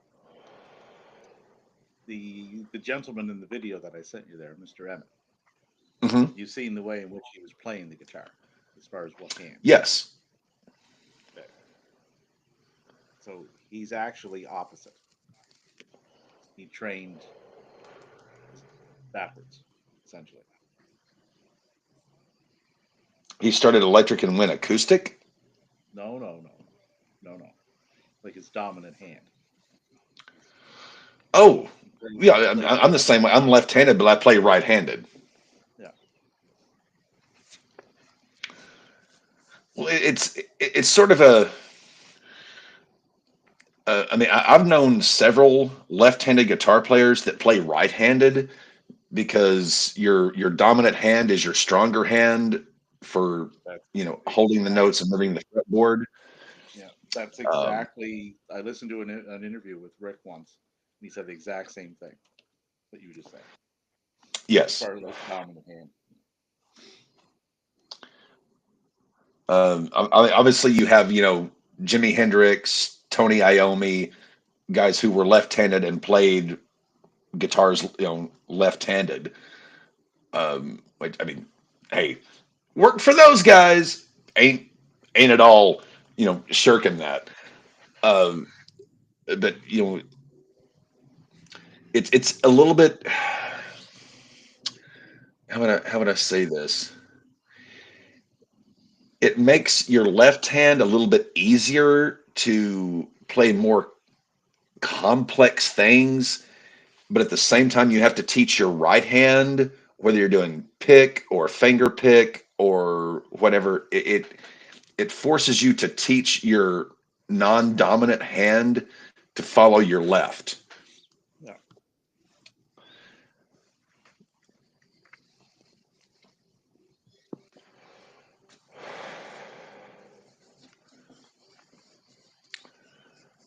It's a wonderful. At the end of the day, whether you just want to play for whatever reason, it's a wonderful brain exercise. It's great for your mind to just learn how to do things like that. And again, especially if you're, left hand dominant, it forces you to learn shit a little bit differently, and it makes you appreciate the the two sides to every coin theory, more or less. It's what it teaches you to appreciate. People who are ambidextrous who can write with left or right. When you learn how to play an instrument with your non uh, dominant hand being the one in charge of actually hitting the strings, you're forcing and teaching yourself to do the opposite of what you normally would do. It's great. The last band I was in, both me and the other we had two guitar players. We were both left-handed, but both played right.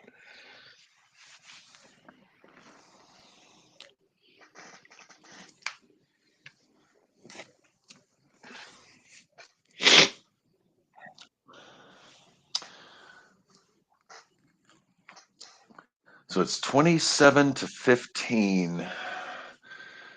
What's the My math skills are failing me. So that's a 12-point game. Uh, Philadelphia gets the ball to start the second half. Yeah, but all Washington has to do is score 4 field goals to tie. That's it. Just four. Well, as Bob Uecker would say, a couple of grand slams and the Brewers are right back in this one. That's right, boy. God, I'm going to miss Euchre. Cannot tell you how many Brewers games I have listened to over the years. Not that I was a Brewers fan, just because I loved listening to Bob Uecker. he and Vin Scully were kind of the last of the breed. Marty Brenneman to an extent, but Marty, well, what can you say there? Um, Marty kind of took leave of his senses in his latter years.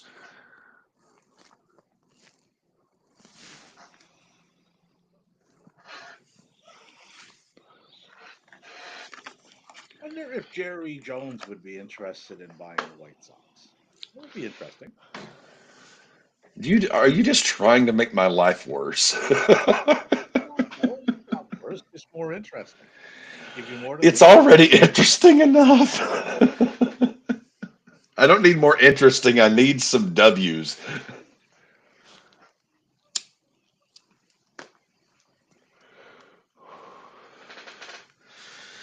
Oh Lord,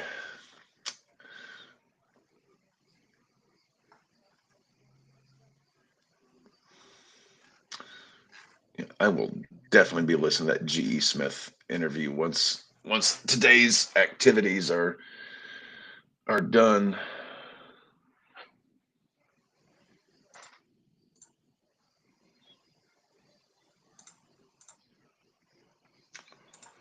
I think of other guitar players that they're not stars. They're just absolutely phenomenal. They can just kind of plug in wherever and just always kick tail.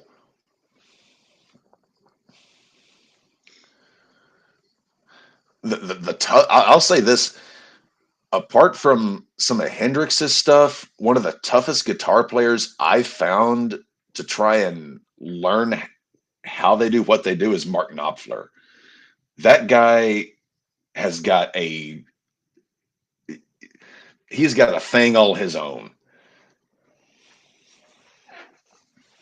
Yeah, Mark has a very distinct style. You know it's him when you hear it. Yeah. Well, it's sort of it's like goes back to that kind of that classical acoustic thing of being able to palm mute and pick, just the right strings. Uh, it is so tough to learn what he does because it's just kind of him. Like there's it's not like uh, say someone like what would be a good example. Tiny Tim, Uh, Pardon? Tiny Tim, No, not Tiny Tim. That was that was a ukulele. it's got Um, strings on it, wood. well, let's say like Angus Young, Tony Iommi, Just a where their tiny style is pretty well, ukulele. straightforward. There's not a lot of Well, it's ukulele is just a tiny guitar, well, so is the mandolin, right? but it Tiny can be a guitar. Yeah. Is a tiny uh, home no less than a home than a big home? I think not. Has a roof, floor, windows, walls. That's all you need. like I mean you can sit down in a day and learn and easily if you're fairly competent on the instrument learn Sabbath songs, learn AC/DC songs, even early Led Zeppelin. But someone like Knopfler, it's just it's a whole different approach to the instrument that is it's just you have to completely forget everything you normally would do and sort of just forget everything and just go into it. Okay, how is he doing this? Because unless you watch exactly what he's doing, you're going to wind up reverting to your natural technique.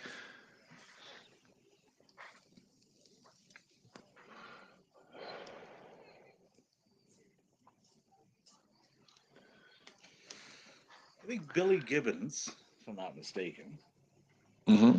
I'm not mistaken. I'm correct on this. Billy Gibbons was also on that show with Daryl Hall. Did an episode, Yes, yes, he was.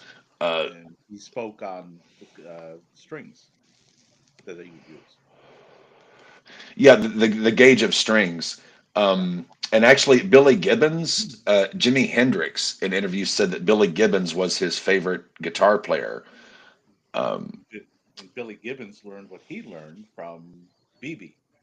yes, don't work so hard. Work so hard. Uh, Work you've so got hard. guys like Stevie Ray Vaughan or Kurt Cobain that use the thickest gauge strings possible.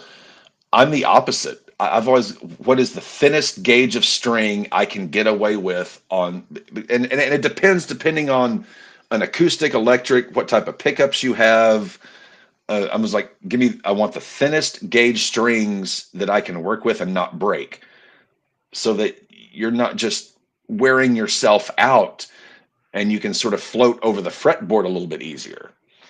Billy actually had his own gauge developed, believe it or not. I'm trying to remember the company that developed it for him. Most guitar players play what they call 10 gauge, which is 46 to 10. You get some that do a little bit thicker, maybe a little bit lighter. Like Jimmy Page likes a 42-9 gauge. Gibbons plays like a 38-8, like exceptionally light strings.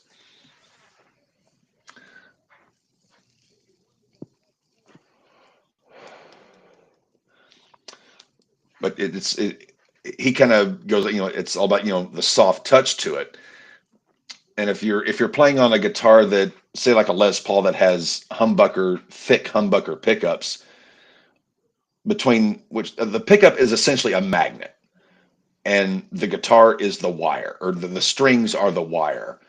The thicker the magnet, you don't need as much thick of a wire to make things come through versus a single coil pickup, or um, what they call a soap bar, which is on like the 50s model Gibson Les Pauls. On those, you need a little bit of a thicker gauge, but Billy Gibbons primarily plays guitars with humbucking pickups. Jimmy Page, same way. They like lighter gauge strings because you don't need as much string because you've got so much output coming from the magnet.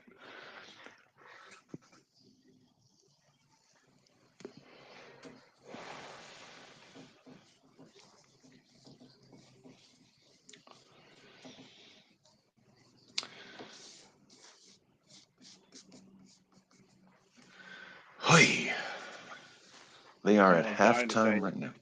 magnets. Bring that. It was like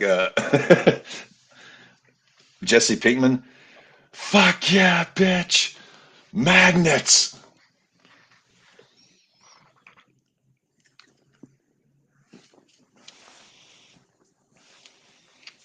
Well, actually, and another thing that I learned from Joe Walsh, he actually has this was about 15 or so years ago. He did a seminar on YouTube about how to actually set up a guitar, um, how to, intonate it, how to get the pickups and everything set, make sure the neck is appropriately adjusted. And it was from him that I learned about pickup tilting, because your thicker strings and your thinner strings, uh, he tilts his pickups just ever so slightly so that there's sort of an even ring between the two, rather than the heavier strings dominating the lower strings. And once I did that, it was night and day.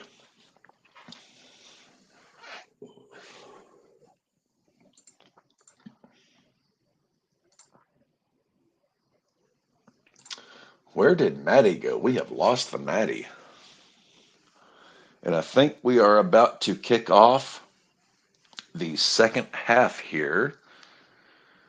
We are. Combined today, 0 punts in the first half. First time in conference championships since 2003, Colts and Patriots. No punts in the first half. We had a fake Maddie punt. is back. We had a fake punt. That was awesome. That was fakery. Houdinery. Haberdashery. Tomfoolery is what it was. Bafflement.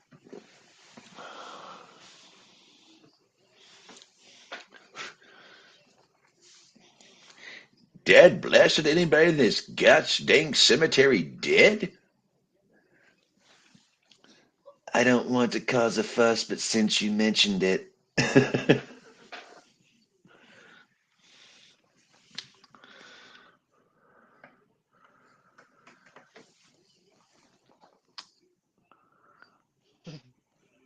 Well, Maddie, unfortunately, I don't think we're going to get 28 to 3. No, unless it goes the other way around.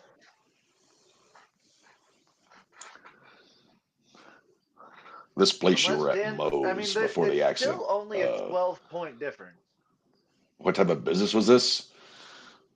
Don't say you're at a bar. Don't say you're at a bar. Don't say you're at a bar. I was buying pornography. It's a pornography store.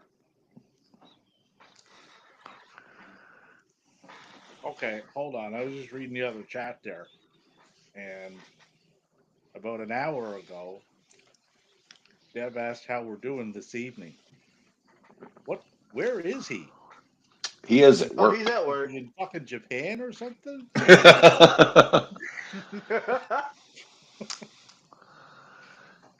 He is slaving away He got a job at the Tokyo Dome, didn't he? making pies.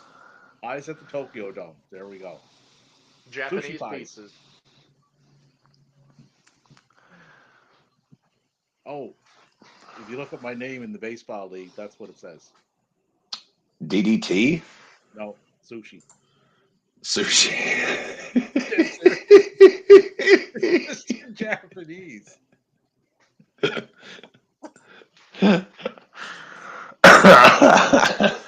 Davy is sushi. Yes. Unfortunately, I have a horrible allergy to non-shellfish fish, so I cannot eat. Well, just get the Uh, sushi with the shell on. That's all. I don't think it works quite that way. Well, you can request it. I mean, it's extra. But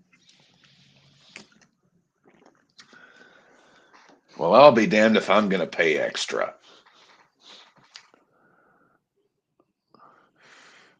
Hertz takes the snap, and he is sacked. ooh, That is going to bring up third and exceptionally long. yes. Sack that fraud. He's a fraud.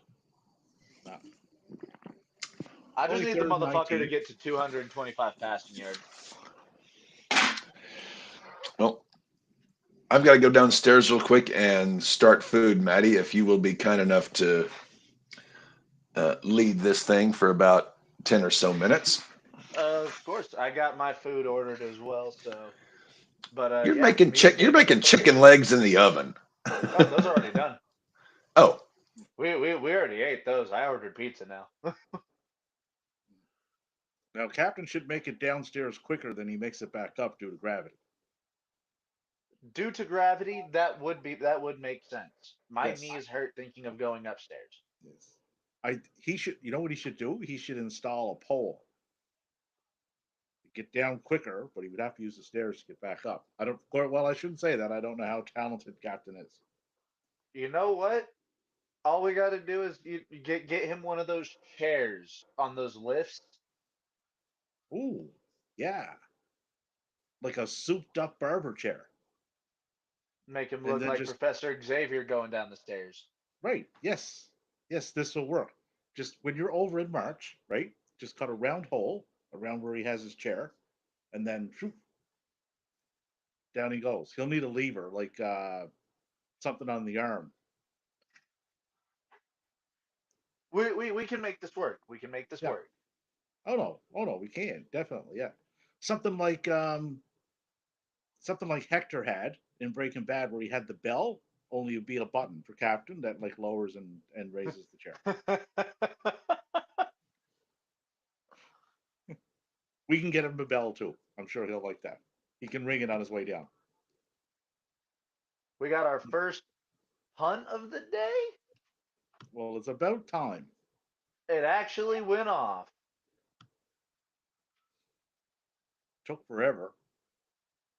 And it was a short punt getting down at about the 26.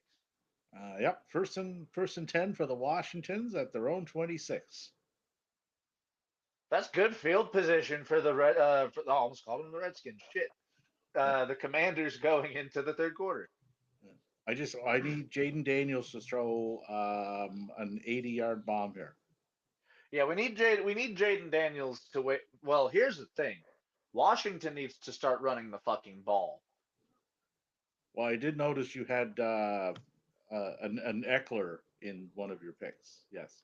I do. I need a net. Well, here's the thing. That's an Eckler anytime touchdown. He is very versatile with both receiving and rushing within Well, the red zone. So well, today he's not very proficient at either.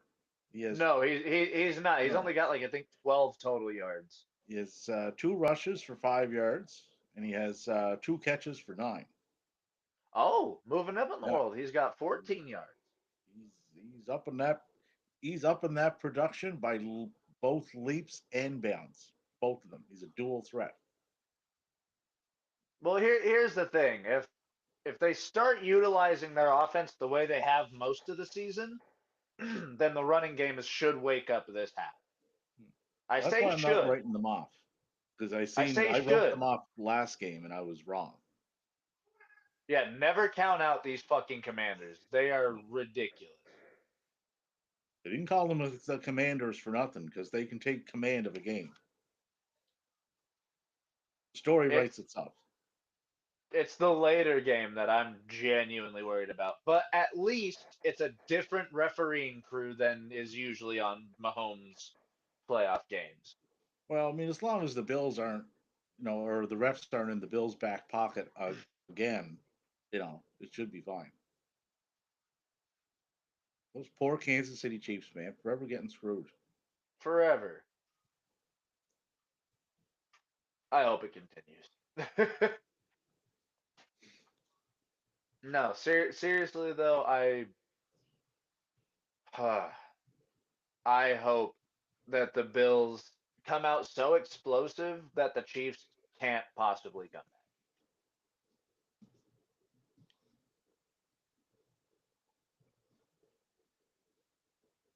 All right, commies are starting with the ball.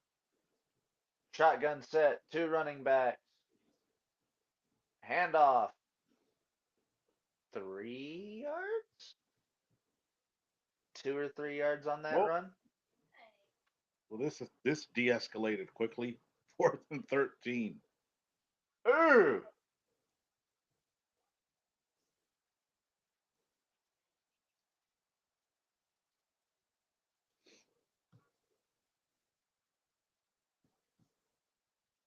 Oh, did you see that Nosferatu movie yet? No, I've heard a lot of good things. I just don't go Oh, out to the movies enough. it's an excellent movie. Yeah, both Laura Very, and I very have well heard done. a lot of good things about that film.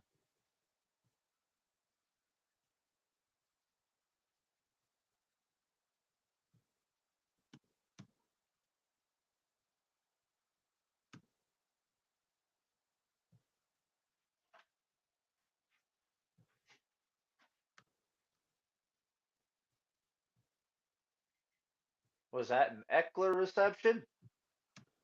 It It was. was an Eckler reception. Yay.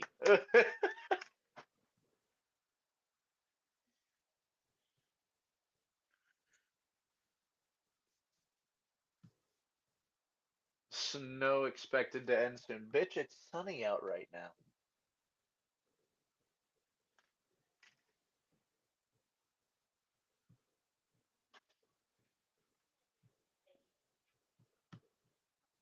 If you, when you get a moment and time, you will check your DMs on the Twitterverse.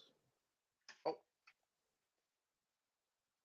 I don't open Twitter a whole lot these days.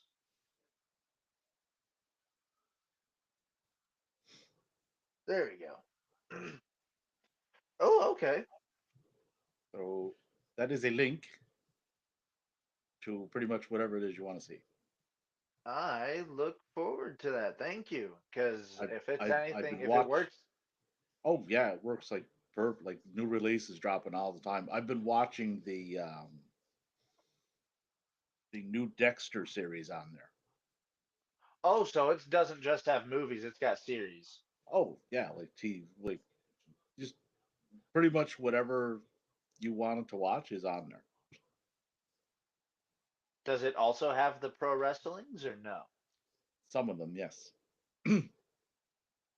I watched the first Double or Nothing on there. They got some WWE shows. They don't air them live, but Oh, okay. So they've got a lot of older.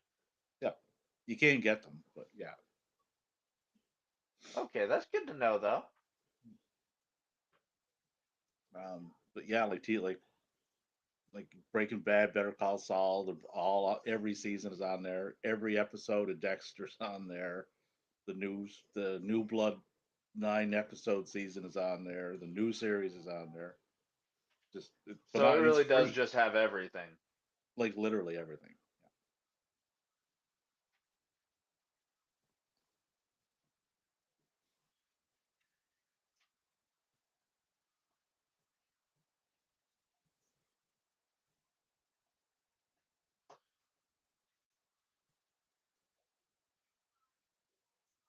So many commercials.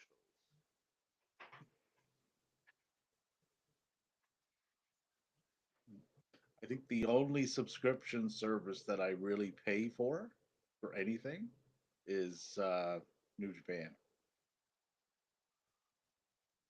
But that's like Yeah, ten because bucks a month for they're kind really of. good about keeping their shit under wraps. Well, New Japan is like I paid $10 for that subscription, and I got Wrestle Kingdom and Wrestle Dynasty for $10. And that's two top level shows. Yeah, like they're major pay-per-views, man. So in the time I've been gone, I've been Mm. reduced to Uncle Hector ringing Yes, my bell. yes, but we're looking at picking you up a pole, although it will require a hole being cut in your floor. Maddie's going to hand it to you right down a mess.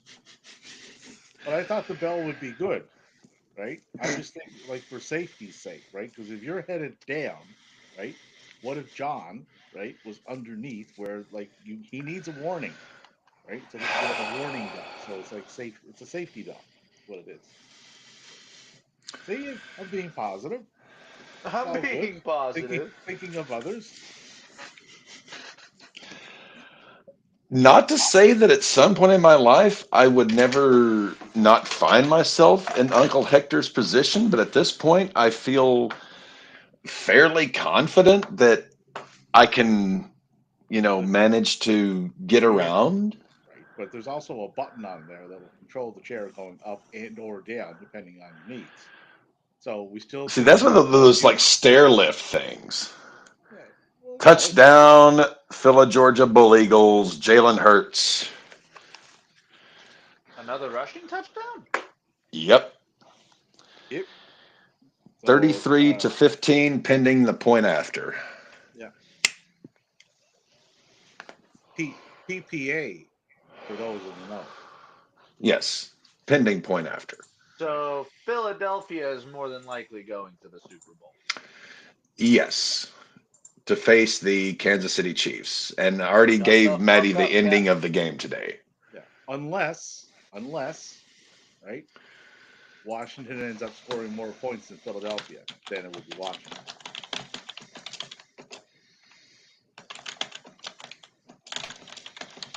That was an expertly ran RPO. I cannot argue with that.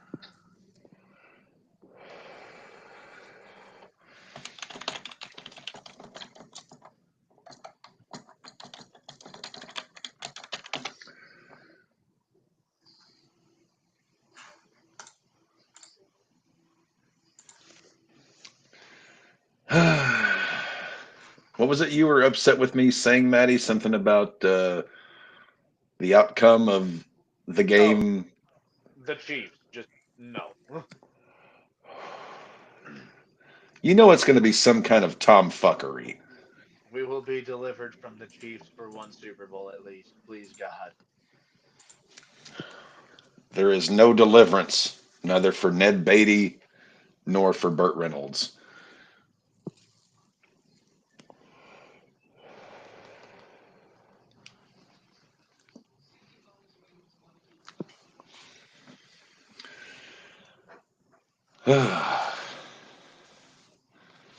And yes, Nosferatu, I have not seen it yet, but I want to because I've seen the original. Maybe arguably what the first actual horror movie ever made, the original Nosferatu.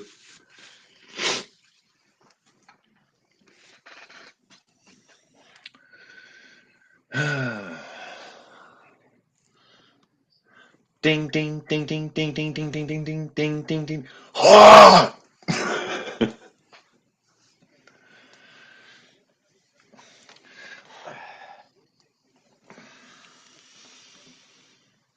Last time to look at me, Hector.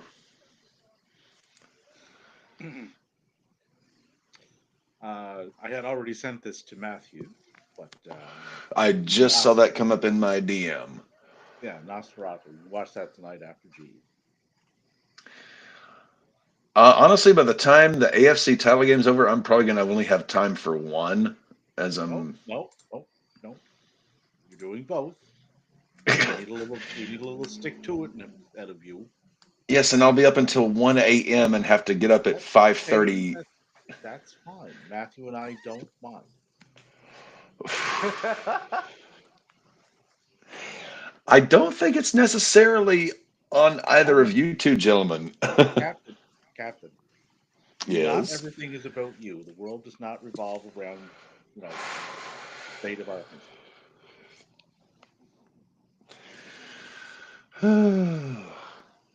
I start my shift at 6 a.m. Whose I fault? got to get And my whose fault nappies. is that? I don't think it's Matthew's. I know it's not mine. I'm in Canada. We have a whole different fucking time system up here anyway. So Yes, you also have a completely different weights and measure system and a completely different system for the temperature. I don't know why anybody would want us. Like we're quite troublesome. Oh, I can think of at least one asshole who does, and not just you, but your neighbors to the northeast for national security purposes, if we're Well, led to believe what we're led to believe. just leave us Yeah, alone. like I was saying, Davey, in a couple of years, you and I could be countrymen.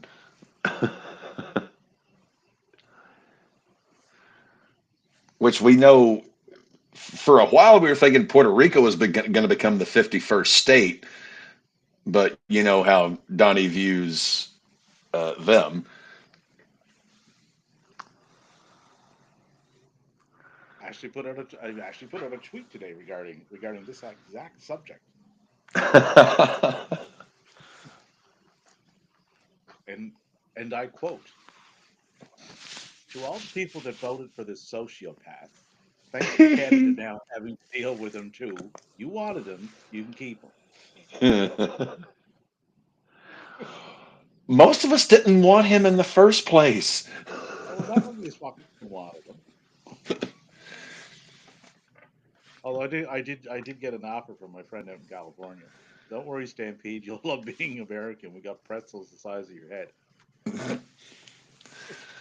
I mean, there I mean, are certain benefits to being an American citizen, and there are certain detriments to it. I mean, we're not without our pluses.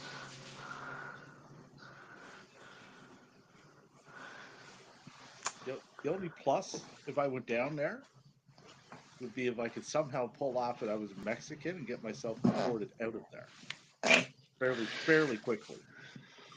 Oh, yeah. I got a feeling we're not gonna have as many Hispanic folks around for very long, based on what I've been hearing. Uh, Yep. this whole well, essentially, he reassigned about 80,000 members of the IRS to become border patrol. Yes, yes, yes. Or if you don't accept that deployment, you can not have your job. Yes. Hmm, hold on, let me think this over. Unemployment, That particular unemployment, deployment. or have a job similar to a job that existed about 80 years ago. Well, it was like in that Twitter post. It was like, yeah, first they start turning in illegals, and they start turning in gays, then they start turning in Protestants, then Catholics, then Jews. Then by the time it's over, The uh, similarities are yeah, striking, and scary. a thousand Deutschmarks, a thousand Reichsmarks. What was the going rate for turning someone in back then? Because that's eerily the vibe I catch from that. It was enough where it seemed like, okay, this is a good idea.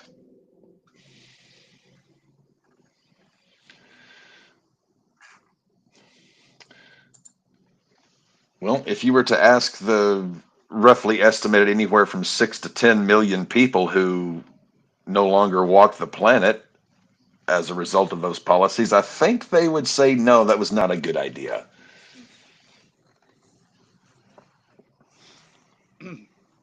Well, on the plus side, at least he ripped you out of the World Health Organization, so that's good. And he also stopped any updates on any epidemics that might be headed your way, so that's good. And with all those snowstorms down in Florida and Louisiana, I would say not being part of the Paris Climate Accord now is probably for the best, because this all You, makes you, sense. you mean the northern Gulf of America? Right, exactly. It's so much beautiful. Gulf of America sounds beautiful. Gulf of Mexico, uh, not great, not great. No one's ever seen a Gulf like that before.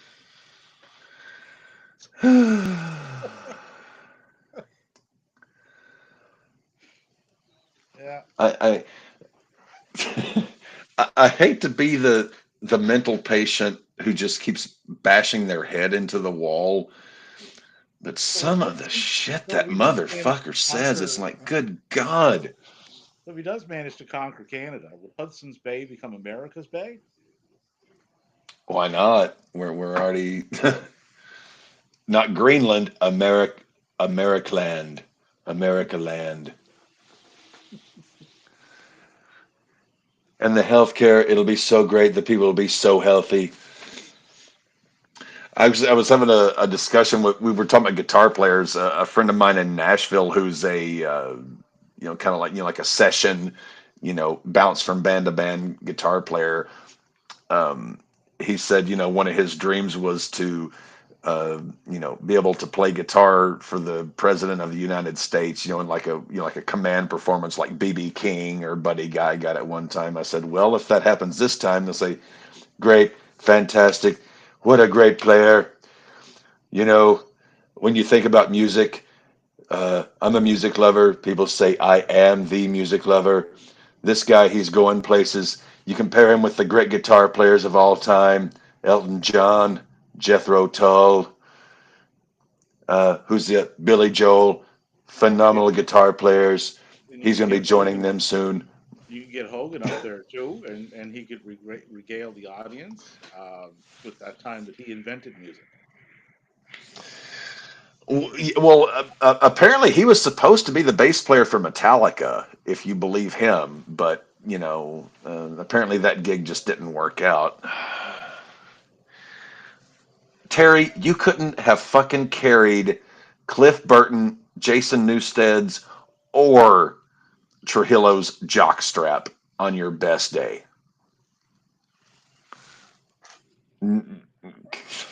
On the upside, it's 3rd and 1 for the Washingtons on the Philadelphia 10. And touchdown, Commanders. Uh, Jaden Daniels runs it in. that Jaden fella. Out of baby Jaden. Yeah, So 34-21. 21. That's 13 points. That's PPA. Yeah, you got to add that Yes, on. PPA. Yes. Pending point after. Well, are they going to go for two or are they going to go for the Uno? I think, yeah, they're going for the deuce. So that would make it 34-23. That would make it an 11-point game. Deuce. All right. That's Gene Simmons. Jaden in the pistol. Oh, love that song. Jaden in the pistol. Hands up. Nope. Fakes the handoff. RPO throws end zone. It is good. Ooh. 2-point conversion succeeds. There we go. The game is not over yet. That was actually off the very first Kiss album, Deuce. Pistol Pete with two big scores. Pistol Pete. That's what I'm going to call him from now on. Jaden Daniels is now Pistol Pete. Yeah.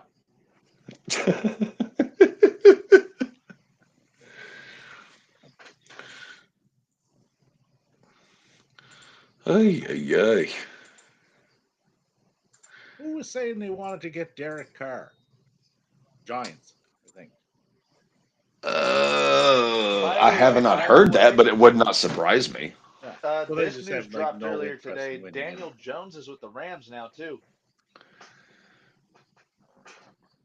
No, Daniel Jones went to the Vikings. On a short deal, he is expected to be replacing Matthew Stafford. See, now, I could see Sean McVay, given the doomsday scenario there, I could see him really making something of Daniel Jones I because can McVay's too. just that damn good of a coach.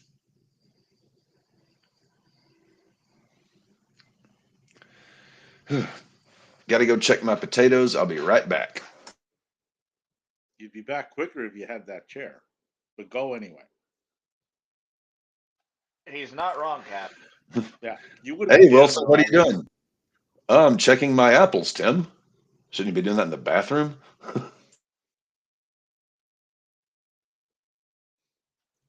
look, all that walking. Look, Could be done so much faster. one button, man, down. Well, it technically be two buttons, one Oh, down, one up. well, true. Well, it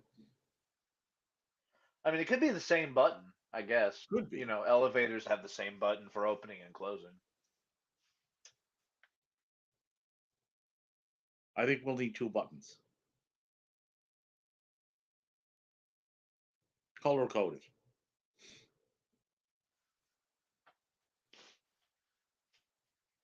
So, Davey, what do you think the genuine odds are that the Commanders actually pull this one out of their ass?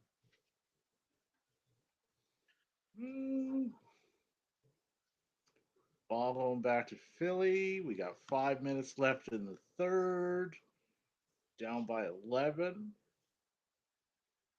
I I still think they got a good chance to pull this out.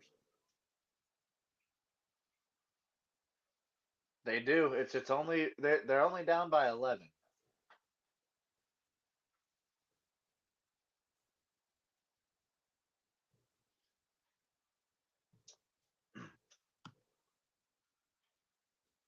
How's the what's this looking like? Mm,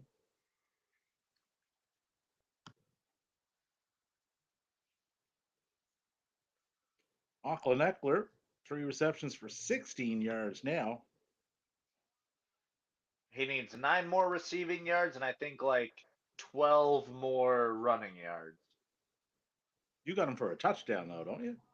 I also have him for a touchdown, yes. And also, but you got to hit all of those because that's like Well, the those are on separate parlays. I've got oh one parlay where it's 25 rushing, 25 receiving, and then the other one was with that receiving touchdown parlay. well Actually, Davey, to your point, I would like to have sort of the poll that Adam West had in the Batman series where he flips the head of Shakespeare and pushes the button and that opens the door to the pole down to my bat cave. I would rather Nobody have was that. suggesting that, but No, not a chair. I just flip like a bust like of Shakespeare or No, Ernest Hemingway or Hunter Thompson, and I can just fireman my way down to the kitchen in the rec room. well, I can improve on this. Instead of the Shakespeare head that you got to flip up and then press the button and lower the head, that's a lot of work, right? I would say just get a clown head like Krusty the Clown, and then presses like the nose that's red, and have it make the beep like the noise. Done, right? You went from It'll Shakespeare to Krusty the Clown. I did, yes, but mine's more functional, right? Ease of access, and it's more entertaining. Couldn't I just like scratch Mr. Burns' bald head or something? Nope. Oh, oh no. Smithers, why didn't you tell me that stock market crash? Sir, it was before I was born. Nothing but excuses with you.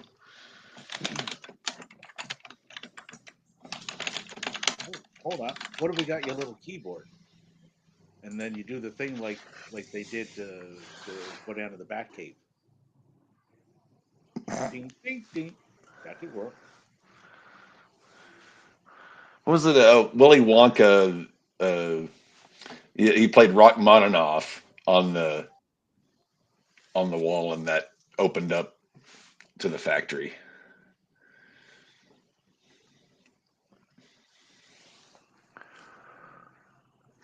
And that is going to be a Eagles first down. I think if Philly scores a touchdown here, I don't Well, see. they score a touchdown, they're going to have more points. Well, yes, they'll have more points, but I think Yeah, a decided amount of points yeah, to still got lots where of time left, though. Tons of time left. Hertz throws incomplete. You're being a very negative Nelly to these Washingtons. I'm not necessarily trying to be negative. I'm trying to be more realistic. Uh, Negative. You're negative Nelly against Pistol Pete.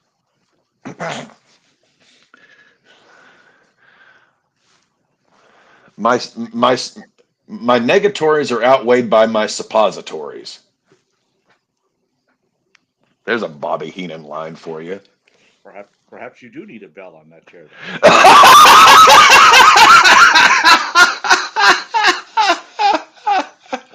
Oh, there's Saquon Barkley just running over human beings.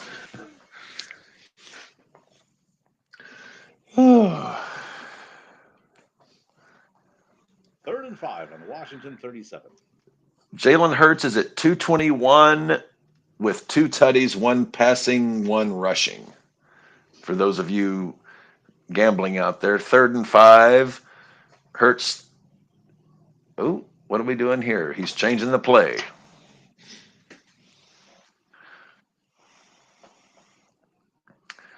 There's a snap. Oh, and the handoff to Barkley, and he is stuffed well behind the line of scrimmage. It is going to be fourth down with a punt coming to the commies. holy shit, Saquon had a Oh loss of boy, yards. Unless they go for a he lost 50 about 4 on field that goal. one. Lost 3 yards. Fourth and 7 on the 39.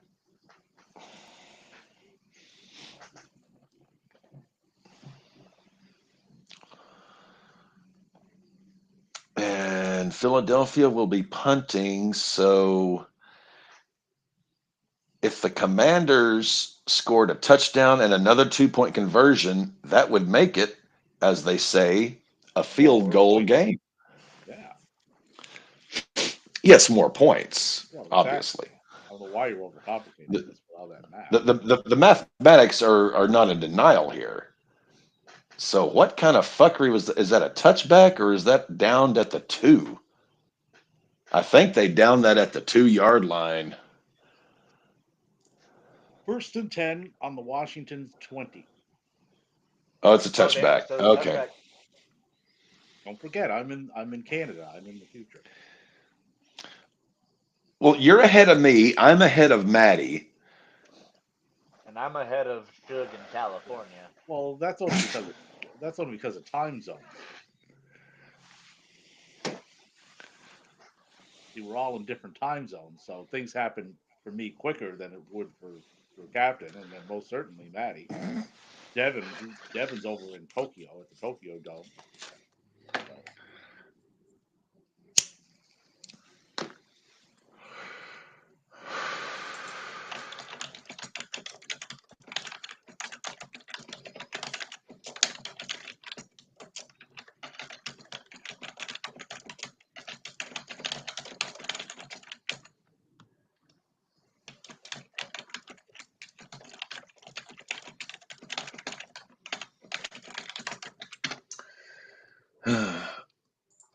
Telling John how to handle my taters.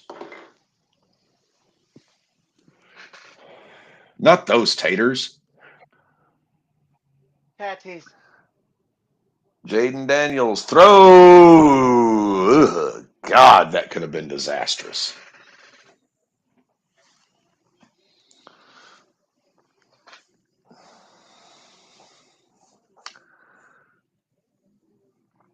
oh, Jaden Daniels, 2nd and 10 on their own 36. He's up to 203 yards passing. Maddie, how is your 8-man touchdown parlay looking? I still just need Austin Eckler to get a touchdown for this game. Daniels takes the snap, looking downfield, throws complete. Oh, good God. Ertz dropped that one. It was right in the breadbasket. 3rd and 10 coming up for Les Washington. Commanders.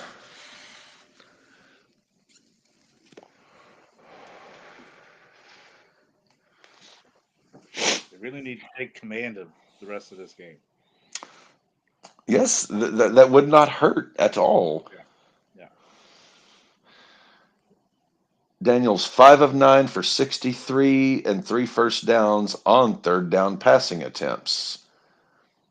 Daniels empty backfield, 5 wide, takes the snap, looks Oh, downfield, oh my throws goodness. complete to 13 yards. Ertz. Ertz has been having himself a fucking game. He's at 84 receiving yards tonight. Man's turning back the clock. Against his former team, no less. Though back then it was Carson Wentz tossing him the ball. Daniels takes the snap, throws complete, and fumble! I think the Eagles got it. Son of a bitch, guys. Stop giving up the ball. No, no, no, no. Commanders came away with it. Wait. What kind of, what in the, okay, now they're going to discuss who came away with the ball. We have 4 men in black and white striped outfits. Okay, that's a catch.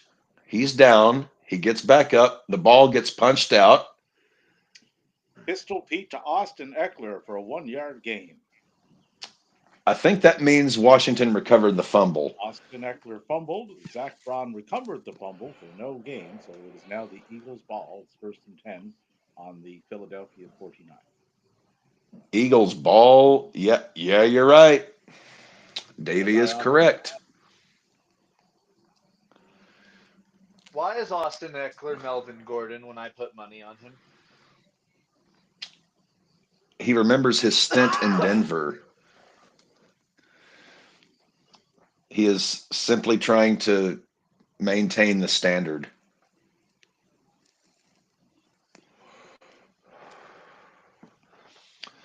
Oh boy. Washington, for the love of God, make this a game, would you? Hurts throws complete. AJ Brown, 1st down. 6-10 on the Washington 32. That ball got punched out like nobody's business.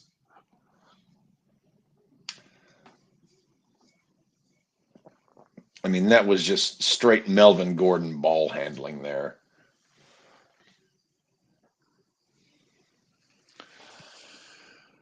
Whew. I shall be right back. Uh, oh well, if the Commanders lose here, they had a damn good season, one that they definitely were not expected to have.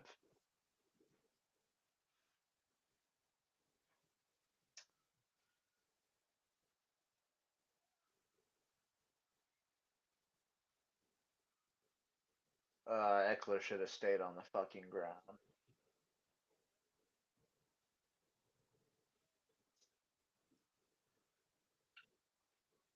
Okay, going into the fourth quarter.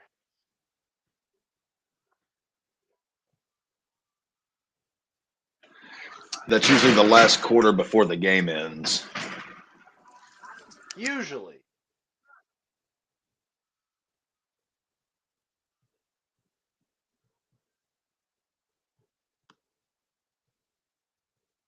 and we've got, I believe, yeah, an hour until the Chiefs Bills game kicks off. So that game's gonna end at like what, 6:30, 7:30 my time?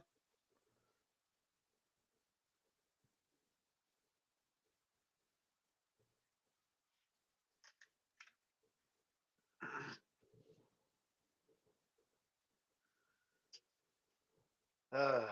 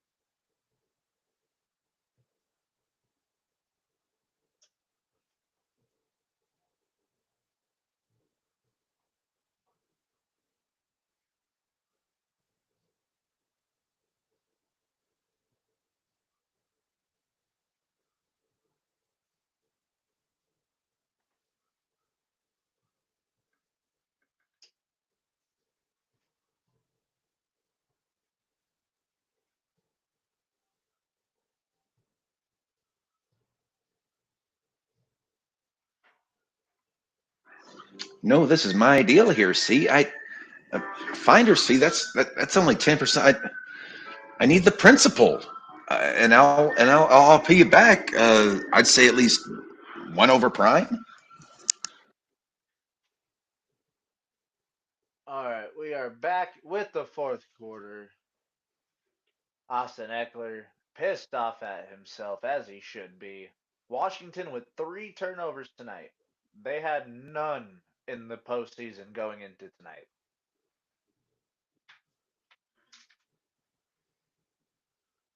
And was that Devontae Smith? No.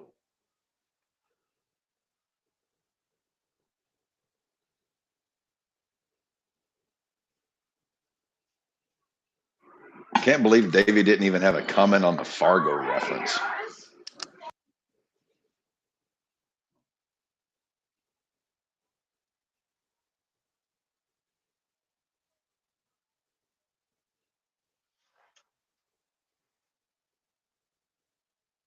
They're probably going to try and milk the clock for the rest of the quarter.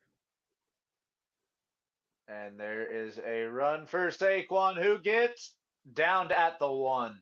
Almost a third touchdown on the day. Saquon likes to score touchdowns.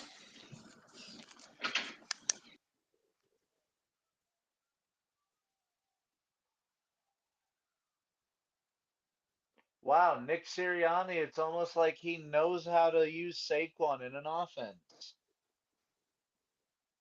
The exact opposite of how the New York Giants liked to play it.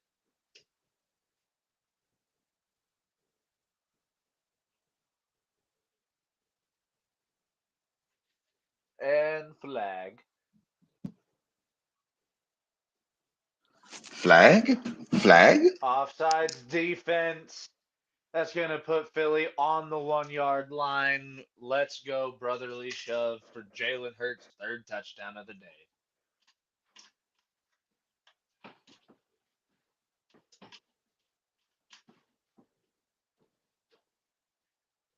Yep. Brotherly shove formation. Everybody's up there. Oh, he dropped it. I think he picked it back up, but he muffed the snap.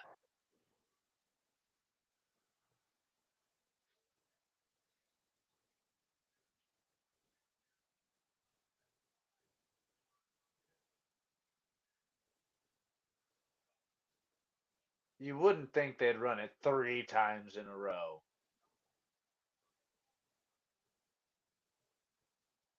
They're lining up for it.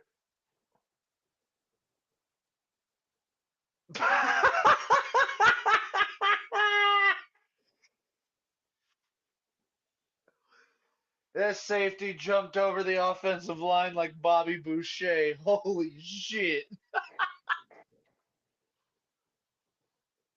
Or, yeah, safety. Ball didn't even get snapped. He's like, fuck it, we go.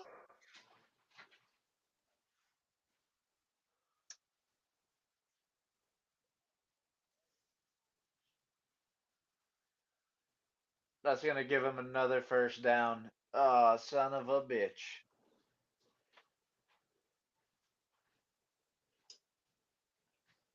Second and goal. They're just going to replay the down.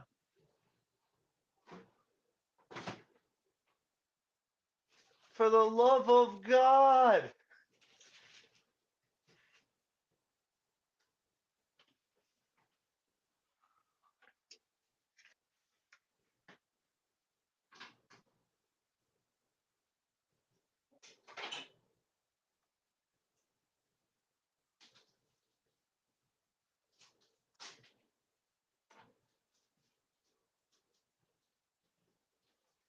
What was that? Washington has been warned if the foul is intentionally again, an unsportsmanlike conduct foul will happen, but that's still going to put them second down on the 1. What in the fuck is going on here? Nobody knows what's going on, Cotton. I swear to God, bro.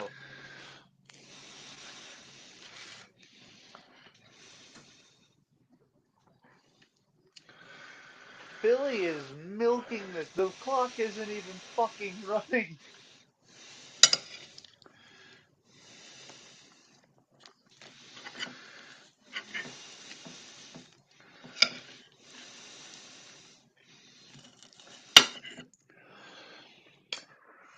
And there's the brotherly shove.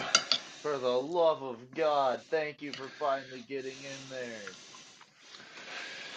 Well, I think we know at least. Well, well, we now know the team that the Chiefs are going to be facing in the Super Bowl. I mean, it's a 17-point game. That's 3 touchdowns that they need to get in order to win. So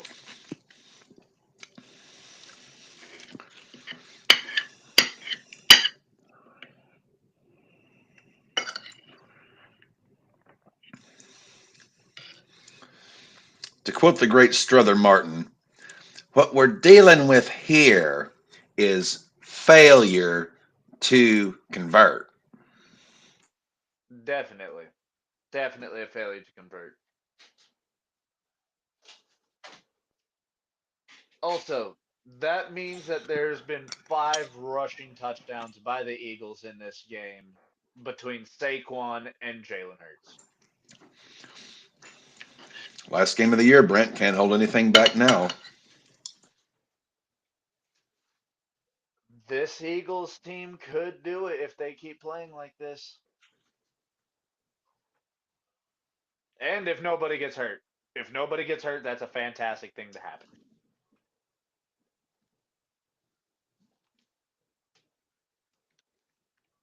41 to 23. Washington, you have quite the mountain to come back from. Personal foul, forward progression of the ball against Kansas City in a championship game. That's an automatic 15-yard penalty, first down at the one goal line.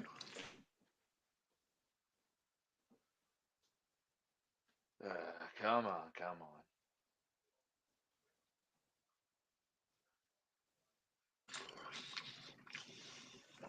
I do kind of feel so bad for Dev because even the Ravens knew in that divisional round. It was like, are you kidding me? Or no, no, no, not Dev. Houston. Houston was like, they were like, oh my God, there are two squirrels humping outside my office.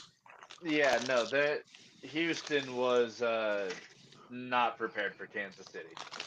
This is like vermin porno that I'm watching right now.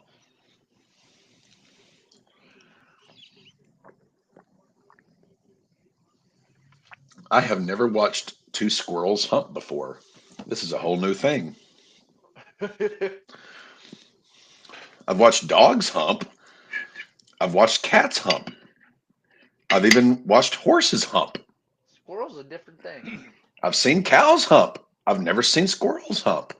So do they do that on pay-per-view down there, or is it just like free over the No, air? it's more like window view, but this Oh, it's more like a weird combination of it looks like sort of a like a scaffold match in pro wrestling, but with insertion of penis into. Oh man, that dude is just he is not taking no for an answer.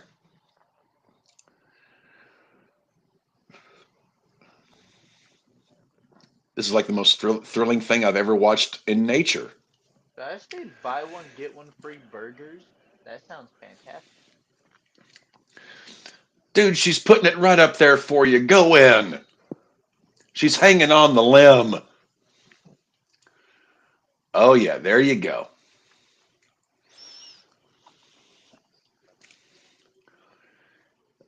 Okay, I think they. Oh wait. Wait. Huh. Squirrel porn. Very uncommon. Yeah, because they're doing this all in this thin little limb that can't be more than 3 or 4 inches wide. It's like a scaffold match, but a porno movie. These motherfuckers invited Nick Foles to the game today. That's the energy. They got Big Dick Nick in the stands. Well, you know when Nick Foles shows up, that's it. You know.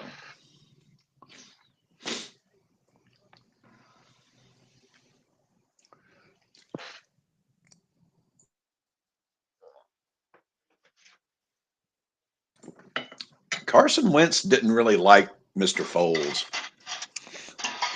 Yeah, because Foles took his job. They took her job. Yeah. They took your jobs. Don't worry. Under my administration, you will have plenty of jobs. Clean, burning, beautiful coal. You'll be shoveling more coal than you thought imaginable. Such beautiful coal.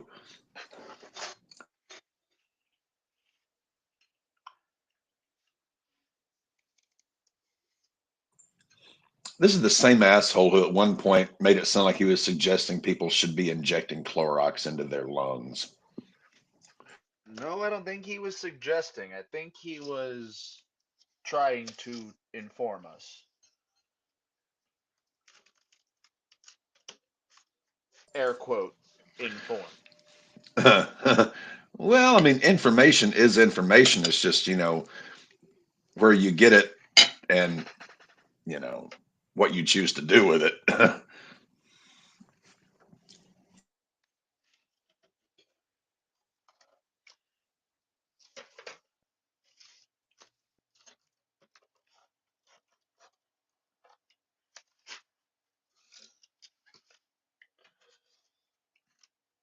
So you already had chicken legs and then ordered pizza. Precisely. Mm.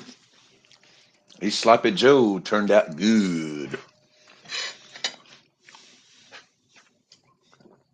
Gotta love a good Joe sloppy. Sloppy Joes are fantastic. Sloppy Joes, if done right, are marvelous. If done poorly, They can be poor. yes. Because I've had bad sloppy joes before, and they Well, are. if you've had sloppy joes from any school lunch, you know that's like the lowest of the low Joe sloppy. Homemade good Joe sloppy is wonderful Joe sloppy.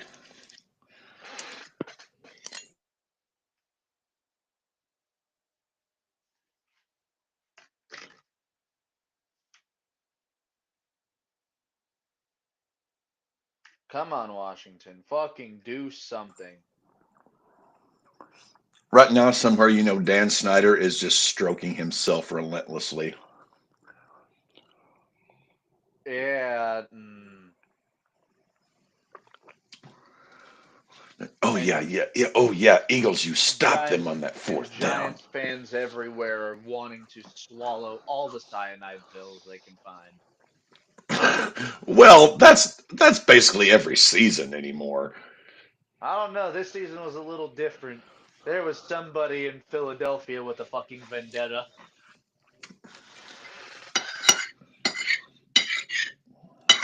I think they literally thought that Saquon just wasn't worth their time.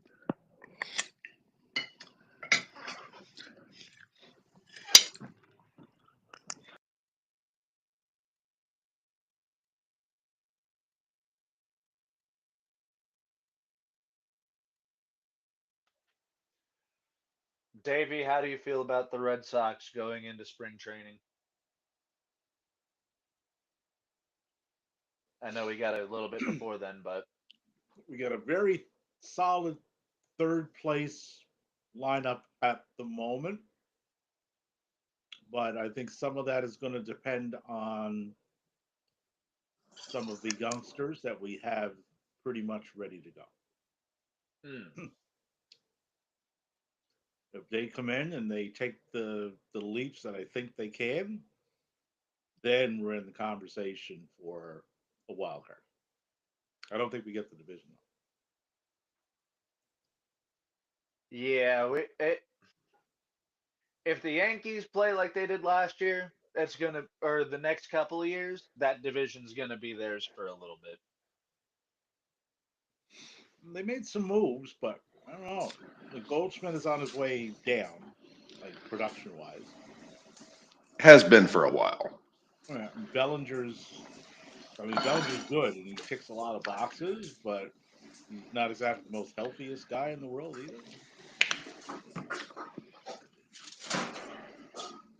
Who else they lose? They lost Gleyber Torres. Well, they didn't lose him. They know where he's at. But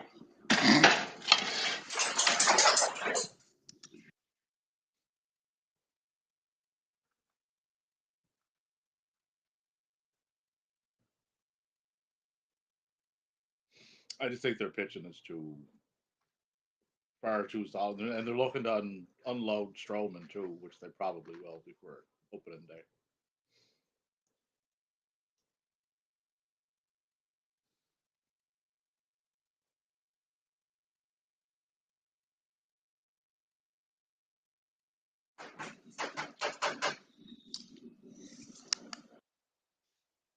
God, we are so desperate for Buffalo to beat Kansas City tonight.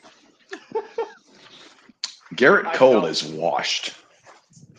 You know where Stroman should go? One of two places. Where Um, to? Wherever the fuck the A's are playing, or Chicago, White Sox.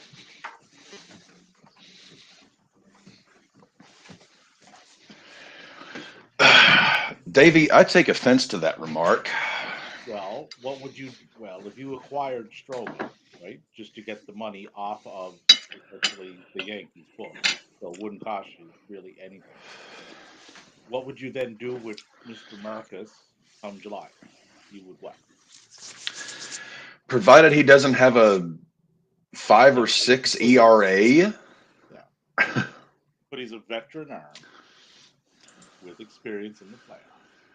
Somebody's going to want it come the deadline. Which we're not going to sniff the playoffs for half a decade. No, so you flip him for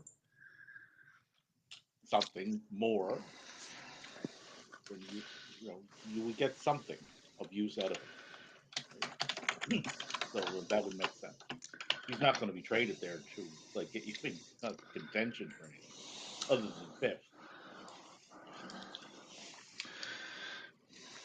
He's not exactly what you would call prime pitching horseflesh. He's On a good competent team that's going to contend, he's a solid number four guy, five. That's where he slots in at.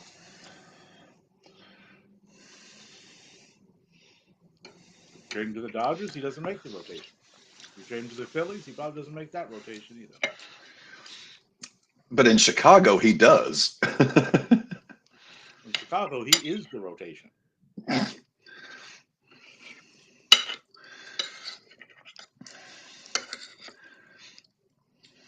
At this point, we basically just need human beings with a pulse who can take the field and not horrifically embarrass us or themselves. And maybe we can get to 50 wins this season. Well, I don't see any of those things happening. Like none.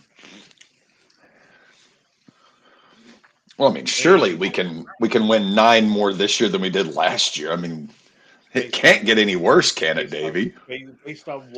based on what they've done in the off season, what would lead you to believe in any universe that they are a 9-win better team than they were last year? Uh, This can't, whatever answer you're going to give, it can't be made up shit. touchdown, Saquon Barkley. I mean, maybe the antidepressant drugs that I'm prescribed make me a little bit more hopeful, but Well, no, I think you would have to get in hallucinogenic drugs to make your no, I mental gave up the state. hallucinogens a good bit ago. When you're sitting on the edge of your bed at 2 o'clock in the morning having a conversation with Richard Nixon while you see your grandmother crawling up your leg with a knife in her teeth, you tend to want to get away from certain things. Well, given the current state of the White Sox, I think the 2025 Major League Baseball season might be the time to renew your subscription.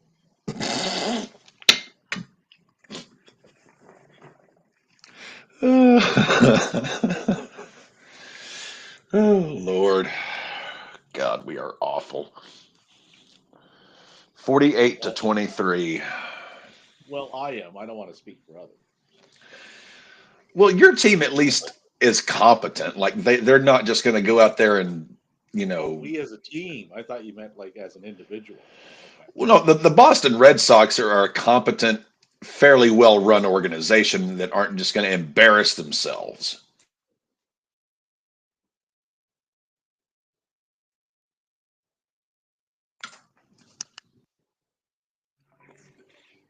At least Boston can, you know, give their fans something to cheer for, hope for, and if Lady Luck goes their way, maybe contend. But the White Sox, we're gonna. Ooh. Well, I think we'll be in the mix for a wild card. I don't see us going after the division. We just don't have. We got pitchers, but they're not at the caliber of what the Yankees have. And we do have hitters, but some of them are, I'm assuming, going to be of the younger variety that are going to pop up this year. So that you know, add that all together, that kind of equates to a last wild card place type of scenario at best. Yeah, but you guys also have a really good owner, while the White Sox have Montgomery Burns.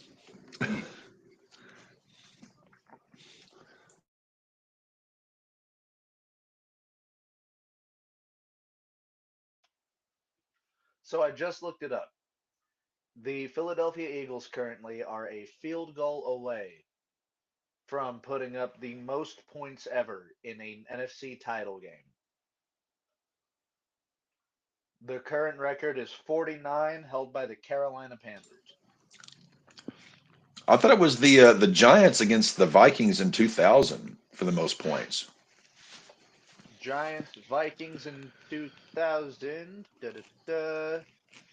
They put up 41 to nothing. Okay, But hence why I thought. The Carolina Panthers in 2015 put up 49 points. And then they went to the Super Bowl and were just absolutely. Dog washed by the Broncos. It was like the entire team. It was like they put some kind of weird, crazy drug in the Gatorade jugs that day. Because that Panthers team, that Super Bowl Sunday, they just it was like they dropped a batch of Owsley Stanley Purple Haze uh, into the Gatorade jug.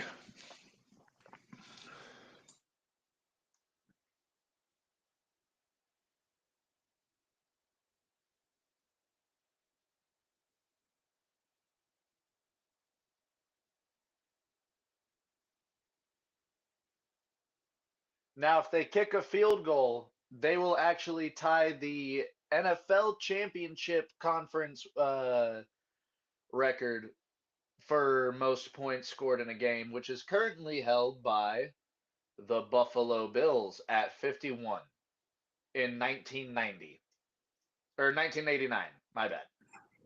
No, yeah, 1990. Dyslexic as shit. The Jim Kelly Bills were great teams.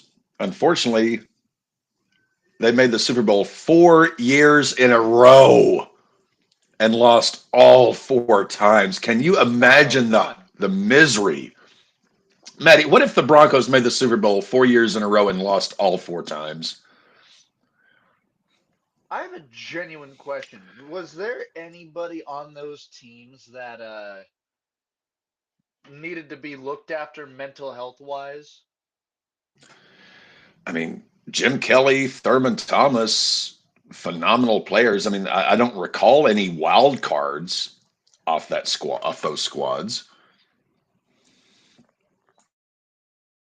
Oh, I mean after losing four in a row.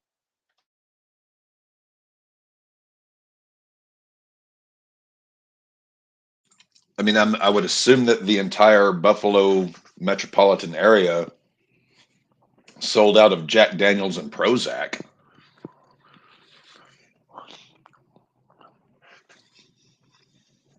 But that's just my theory.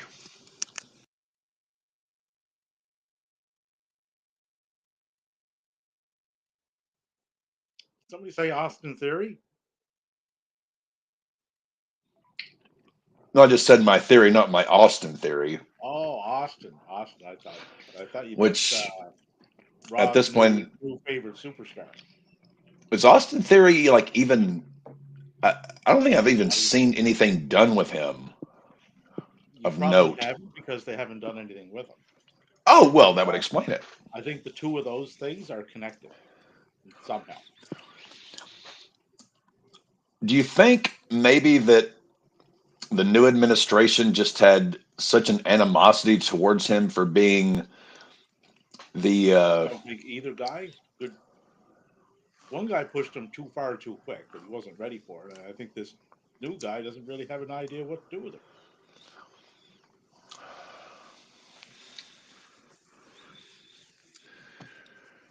they have essentially buried him. And I really like Austin Theory. I thought there was a lot of hope there, but Oh, he's very apparently talented. he's not Papa's bag. No, he's very talented. They just can't figure out, okay, what do we do with you? I don't know. Maybe go look at like why you hired him in the first place. Go look at some of that footage because you don't do any of that. Like, just an idea.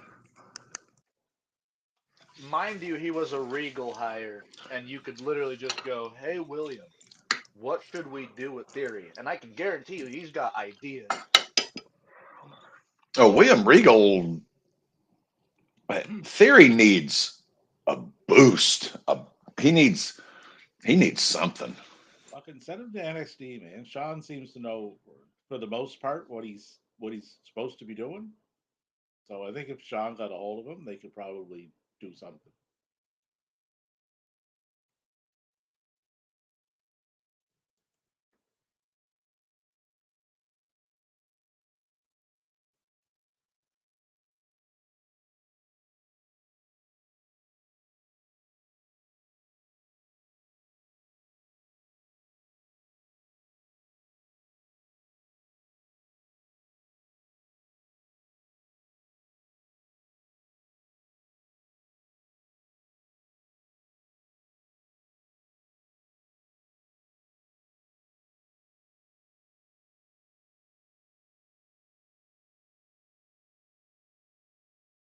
Yeah, 5 yard fucking run for Austin Eckler. Here we go, baby.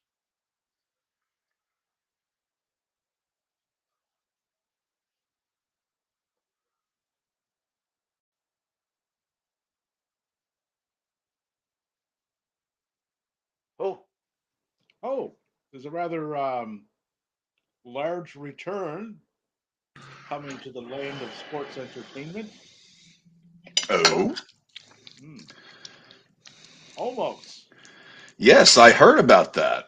Omos has been summoned back from the land of Noah, where he was doing quite well and being received quite well and presented quite well.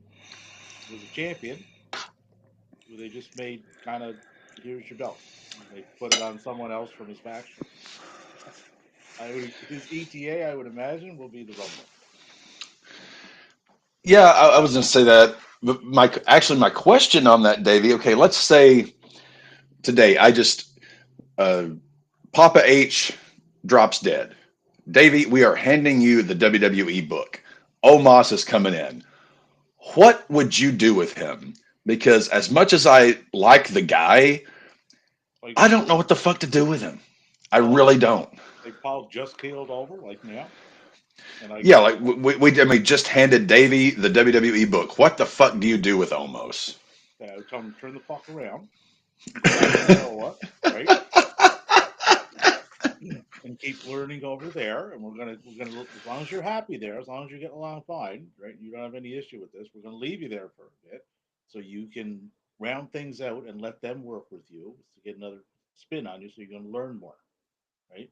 And then when that's done, we'll bring you back over. He needs a mouthpiece. He is awful on the stick. he was Problem with there is AJ they don't really Styles. do mouthpieces on the main roster outside of Paul. It doesn't work with Paul.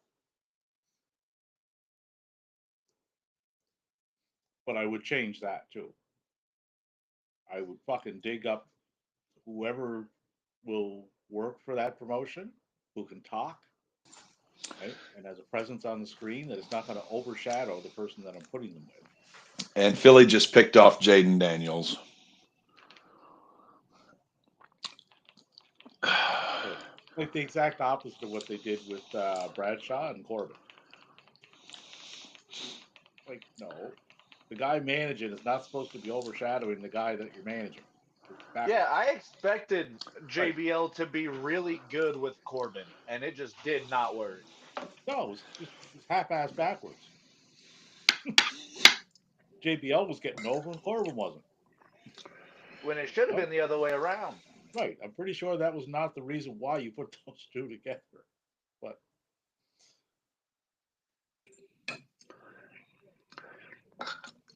And again, Corbin, one of those guys. I never saw him as a main eventer, but the fact that he just died on the vine like he did. well, when you hand him characters over and over and over again, right? And the guy can act, like he pulled them off, right? But you kind of get pigeonholed into them, like sad Corbin, happy Corbin, broke Corbin, rich Corbin, Constable Corbin. Just, but like you're seeing a theme there, right? It's just one after another, after another, after another. The guy is quite decent in the ring, right? He got a good size. He moves well. He talks well. He can work as a face or a heel, but One of the most They exciting never move ran sets with in the that on the ring. main roster. It was always, you know, this over the top fucking gimmick with him, right? And it didn't help him as far as in ring goes. NXT, Sean got a hold of him. They reworked that. They stripped it down. They gave him a more bare bone character, which was more in line with who Tom Pestock is. Right? That worked. It worked really well. He was really over in NXT. What happened to Shinsuke? They brought him back in Well, fairly grand fashion, but I haven't Shinsuke. heard hide nor hair of him. Well, Shinsuke took the title off of L.A. Knight, and then he was going over to Noah on the New Year's show, which he did, which I seen. Great presentation, right? They really know how to present him, like look and like entrance, the whole 9 yards. Like they nail that stuff. Didn't take long to figure out why they put the title on him, because when he got in the ring, that title was pushed front and center, man, on that TV screen. Like, look at our belt, man. Look, WWE belt. Look at that. They took him back, and they haven't done anything with him since. He still has the title. But they did him last time they sent him over to in 2023 for the Muda match. Yep. Sent him over, great presentation, man. Went over, like he was people that watched that and knew about it. He was pretty hot at that when he was coming back, and then they proceeded to give him 2 wins over 5 months. So, you don't follow up on things. Then They have too many damn belts. If a belt can't be defended on TV at least every 2 to 3 weeks, I would say you've got too many. they have 20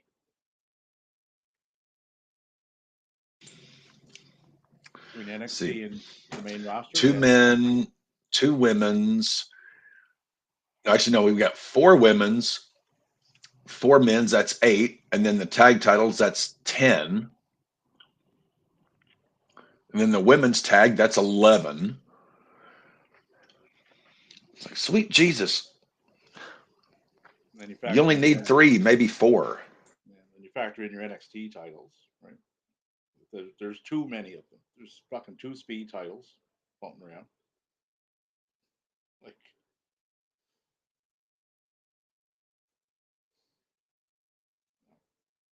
the thing with titles is you need two things to go along with them to make them work. You need TV time, which they have, right? Especially now that one of their shows is on Netflix. They have an overrun on that if they so need it. But you also need people in the ring, right? Well, there's no sense just carting around a title. You have to get in there and defend it and work it. Happens in other promotions too. Right? They're doing that with the trios titles in AEW. They got to get those fucking things in the ring and defend them, right? Which has not been the case.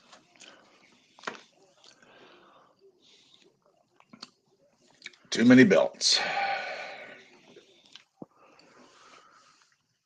I'm sorry, I'm going to veer back to football here for a second. You have any idea how disappointing and sad it is to have a team put their backups in on you in the championship game? I would say it means you didn't quite do well in that game. Good year for the Commanders, but going against the Eagles for a third time proved to be fatal. Washington What? has nothing to be ashamed of. Oh no, they are way better than they fucking should have been.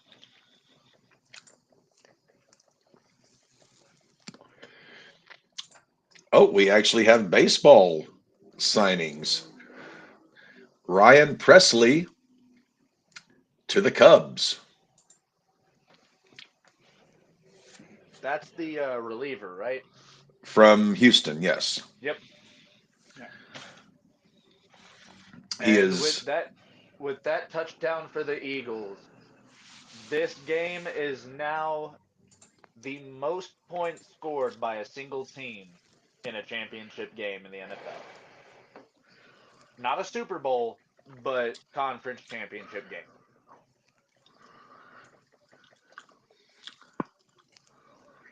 Well, let's hope the Eagles aren't, you know, to quote my mother, shooting their wad in this one, and then in 2 weeks play Kansas City and just 50 burger. A 50 burger in the fucking championship game. better than a 70 burger in the regular season, Maddie. Shut up, bitch! It wasn't about me! Oh, but we're making it about you.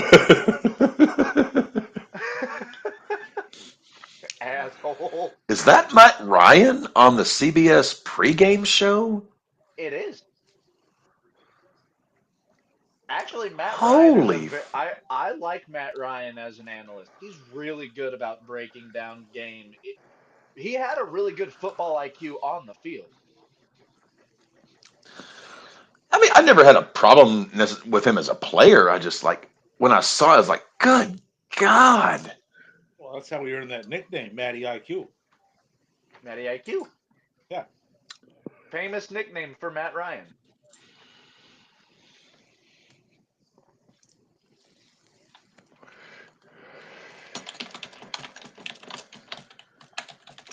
If he was a wrestler, he'd be Laney Poffo.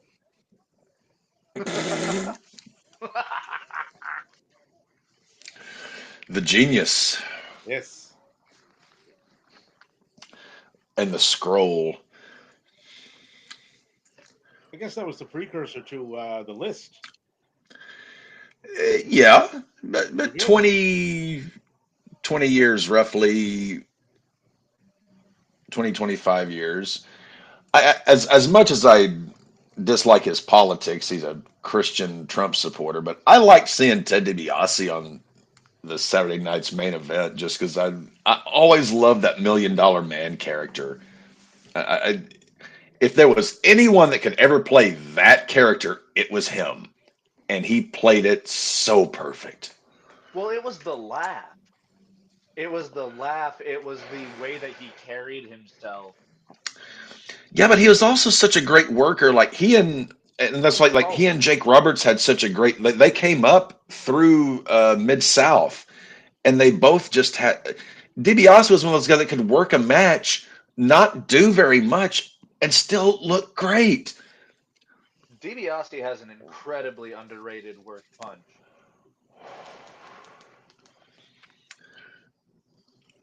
And main evented WrestleMania. Can't take that away from him. Nope.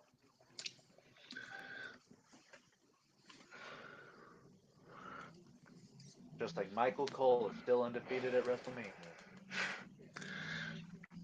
Well, I don't think he's going to be going after Undertaker's streak anytime soon. John's downstairs watching Stephen King movies. Which one? He was watching Carrie earlier. Now he's watching The Stand. I forgot Carrie was Stephen King. I thought that was someone else that wrote Carrie. Nope, that was your own Boston Red Sox numero uno fan, Stephen King. Ooh, you know what he should watch if you like Stephen King? What's that? Okay. Well, just get out on the chair. Oh no, you don't have it yet. Okay. Uh huh. Uh, Storm of the Century. Storm of the Century. Mm.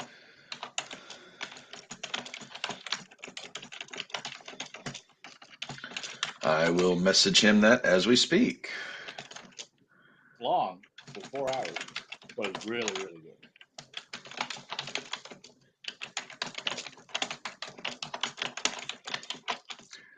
I'm not a huge Stephen King fan. I mean, I like some of his stuff,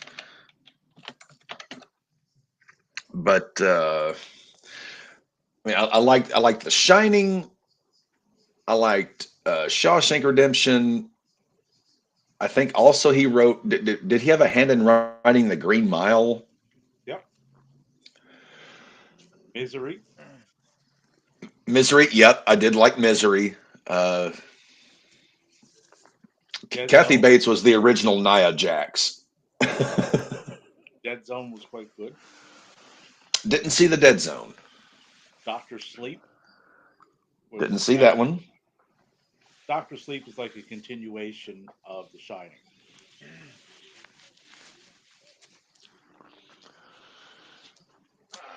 It picks up the Danny Torrance character. I thought he froze to death in that No, his dad maze. froze. No, Jack froze to death. Danny and the mom Oh, got away. Danny. Yeah, Danny got away in the tractor with mom. Which And of if course, you saw the the South wife. Park parody of that with uh, Randy Marsh being frozen. Randy, you want some McDonald's? Yeah. Yeah. One that I like that never seems to get the credit. Thinner. I always like that one. Wait, what wasn't it? Wasn't that Stephen King as well? Yeah, I did like that one. yeah.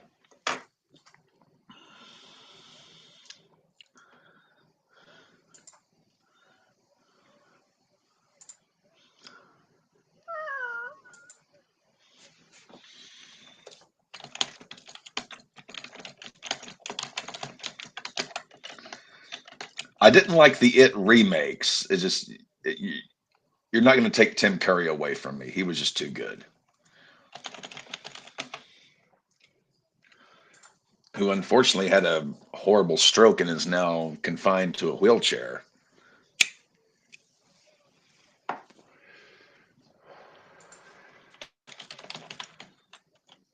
All right, let me get switched over to the To the Paramount. Paramount. Yeah. Well, I've got the local CBS feed, so I'll be like a play ahead of you.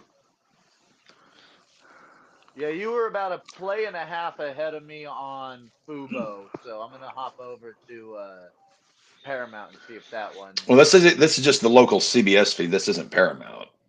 Oh yeah, yeah. Won't be won't be ahead of me. I'm Canadian. Won't be ahead of me. You can never get ahead of a Canadian. Nope. We're far too fast and elusive. It's all Which is that crazy native with all the lyric. snow and ice. You'd figure you'd be frozen in place. But it's okay. Once you become the 51st state and we bring running water and electricity and our glorious health care, you'll be just catapulted right into the 21st century. Once we Like I get you said to guys my out of the friend, dive bars and the bingo halls, like I said to my friend Advocate on that, it's like I would move to fucking Antarctica and take my chances with the thing before I would move here. look, Davey, just once America does the full Vincent Green, gets you guys out of the bingo halls and out of the rec centers, high school gyms.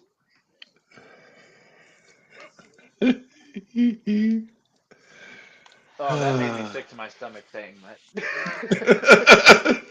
Davy's going to be waving Old Glory in place of the maple leaf in no time. Fucking chance.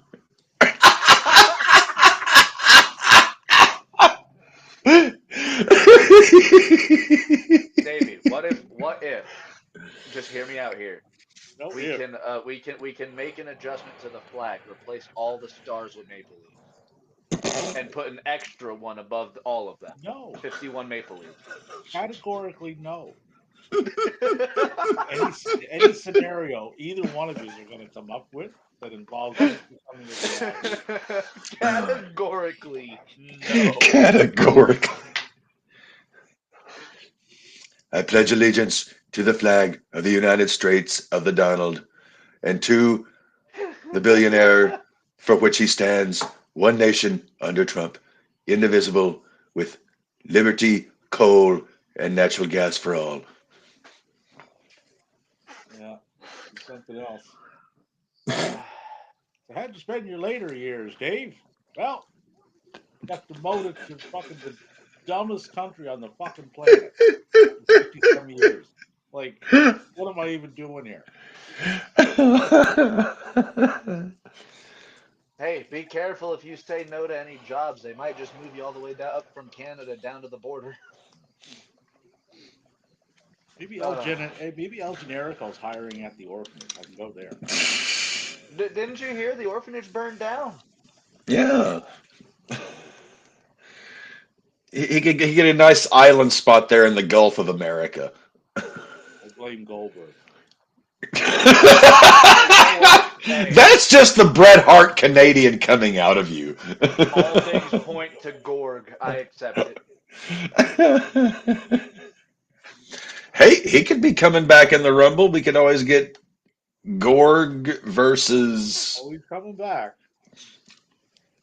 He's coming back. Gorg Lesnar 2. When's that fucking Saudi show they're doing? That's coming up soon. What's the likely Uh, Uh, is it the likely June or landing spot for July? that? Looking King it of the up. Ring, I guess, is now a Saudi show. Looking it up. WWE next Saudi show. They're doing a lot of Saudi business these days. Bum.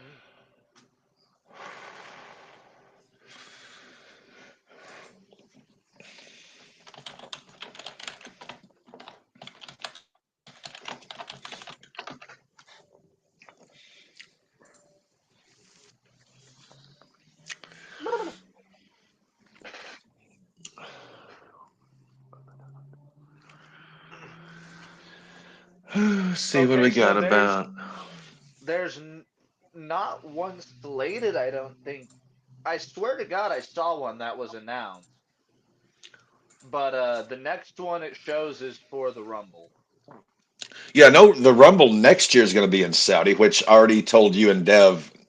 Don't even ask me. Cap would be publicly executed. Dev would go to jail. Maddie would get sold into sex slavery.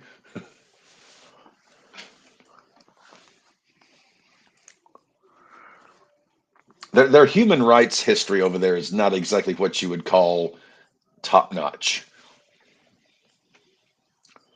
It's not how you say very human. It's Yeah, they're it's not. more like their inhumane history. Yeah, they're not due over there for the foreseeable next while.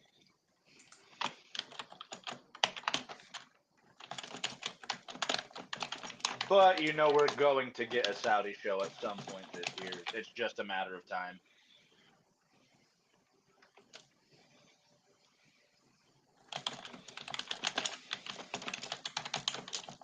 Hell, if it keeps up the way that things are going, it could be a Saturday night's main event that they put out there.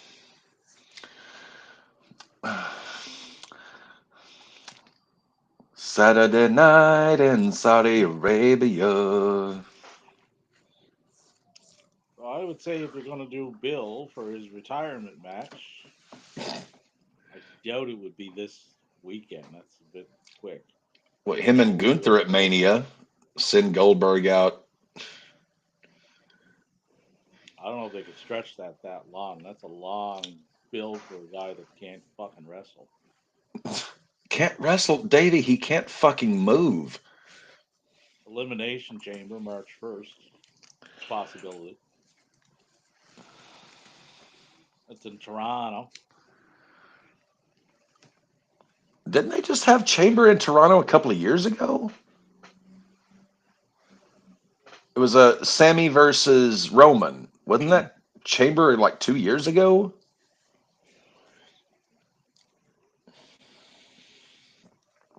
Yeah, and then the next major show after that is Mania. That's April 14th and or April, no, April 19th and 20th. They're not waiting that long. I highly doubt it. 19th and 20th? Hmm. I can still remember when WrestleMania used to be like middle of March. Now it's middle of April. Right. They're doing the introductions for the Kansas City Swifts. There comes Uncle Rico. Yeah, oh, yeah, Davey. you're not in our group chat for some reason anymore, but yeah, Patrick Mahomes, his new he's now Uncle Rico, just as Aaron Rodgers I anointed as Ernest T. Bass. Patrick Mahomes is now Uncle Rico of Napoleon Dynamite fame.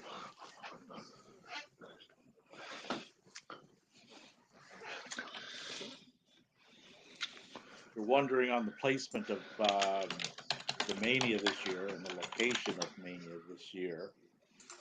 Their counterparts from Florida Hmm. have a little pay-per-view in April that is normally in the same city that they're holding WrestleMania in this year, generally in the third week of that particular month. A little counter programming. So, rumor has it is Double or Nothing is going to, I believe, Philadelphia, city of brotherly love.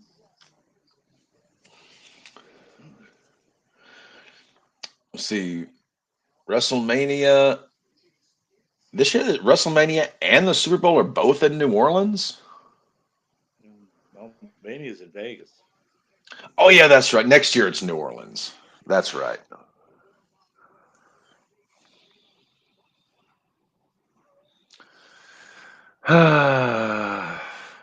You realize when the Chiefs win tonight, that means Mahomes will have gone to his eighth straight AFC title game.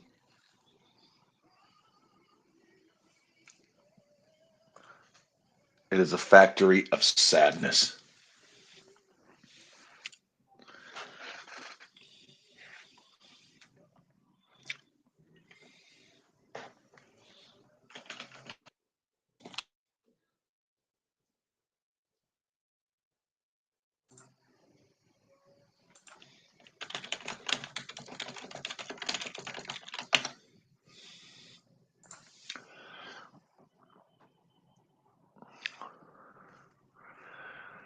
Oh, this is gonna be.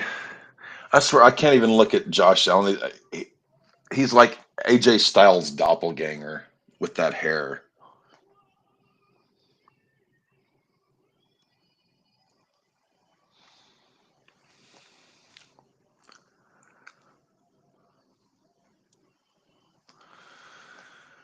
And living right here in the hotbed of Chiefs country. Ugh. I'm in the heart of cowboy country, Chiefs country, and Trump country, Davy. Do you realize the pain and suffering my life is just going out to get a fucking half gallon of milk?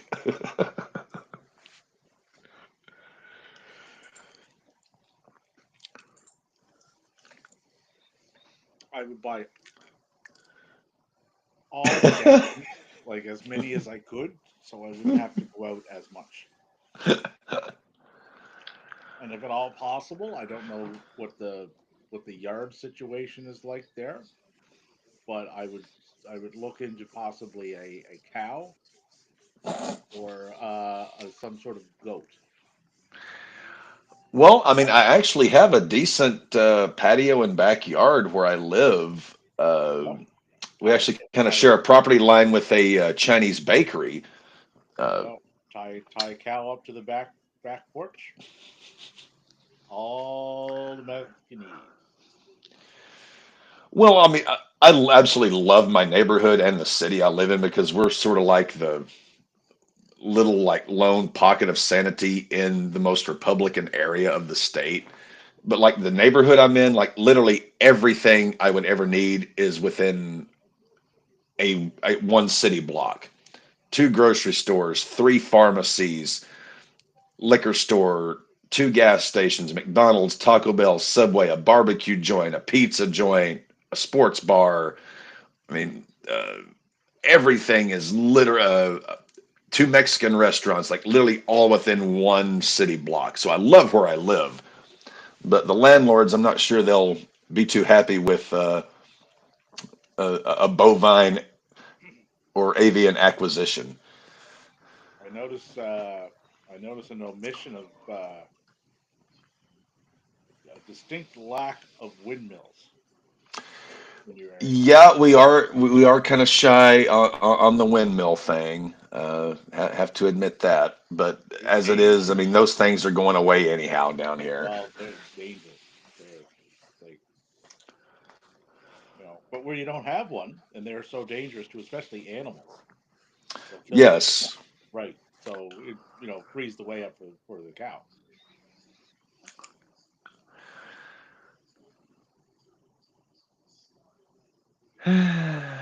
It's going to be an interesting 4 years. I just hope we're alive at the end of it. Long and for 'em, man. Well, if he has his way and we get some sort of a 1933 National German Socialist Workers Party type thing, then yeah, it could be a little longer than 4 years. Hmm. And with his exceptionally tall son now waiting in the wings,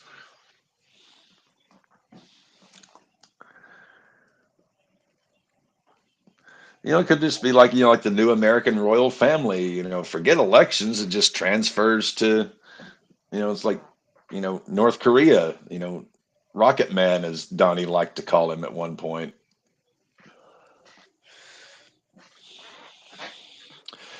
Oh boy. What is the game time temp in Kansas City? Can't be too much different than what is here's like 38. Ooh, maybe they could take after the Romanovs. That'd be good. They were a family.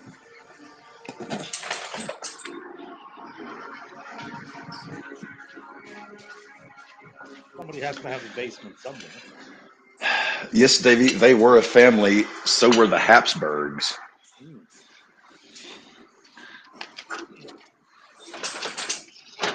Right this way, Donald. Just down the steps.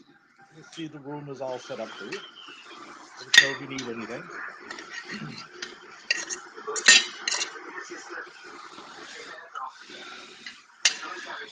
Gotta love those incestuous dynasties, don't you? Hmm.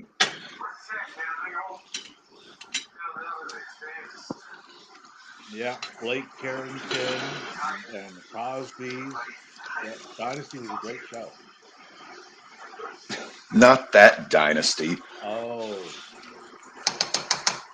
the pay per view they just had over in Tokyo Dome. That was excellent. I would agree with you. Well, just as the Dallas Cowboys have very little in common with the TV show Dallas. Oh, wait, JR. Hmm. JR.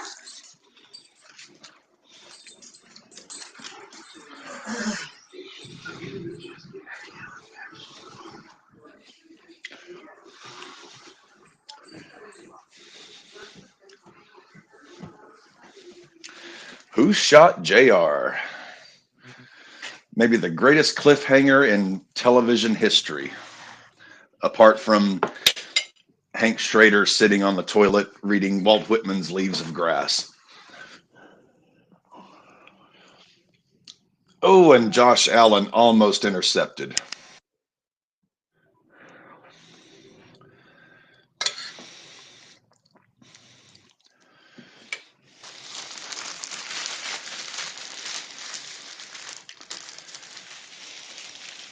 Oh, it looks fucking cold in Kansas City.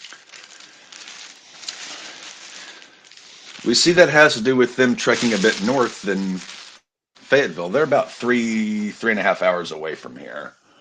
How It's cold is it 38 in here right now, so I'm Fayetteville? guessing it's about 34 there.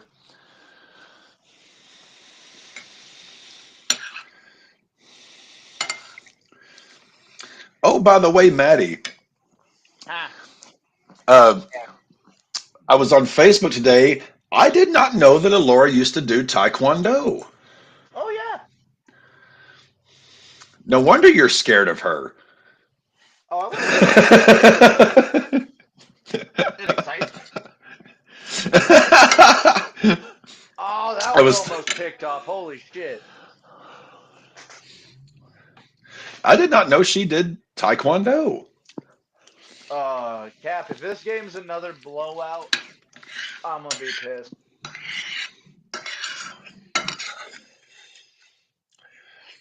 The Ginger Hammer has issued his marching orders.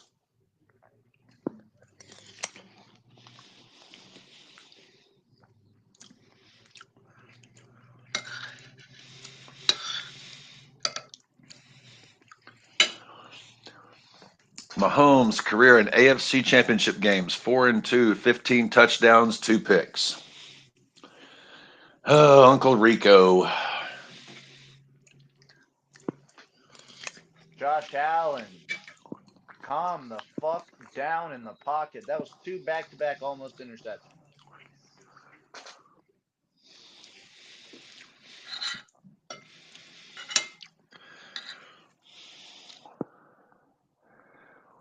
Chiefs start from their own 8, 9 yard line. Mahomes complete first down to the 22.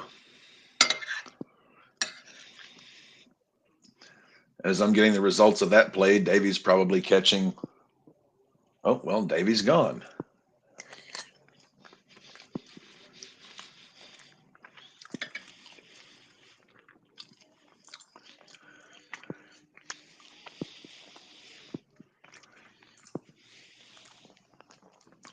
Mahomes in the gun, takes the snap, throws, complete.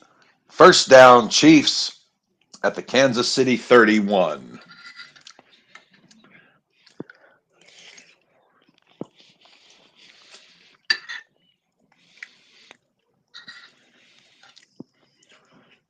His last eight playoff games, he's 14 touchdowns to one interception.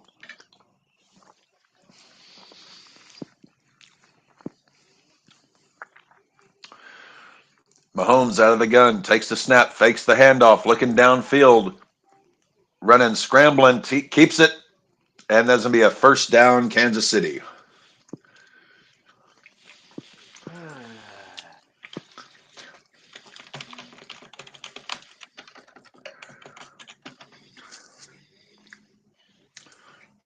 John's like, why are our dogs acting so fucking weird today? I was like, well, Magamo's retarded, and Minnie is an entitled little bitch.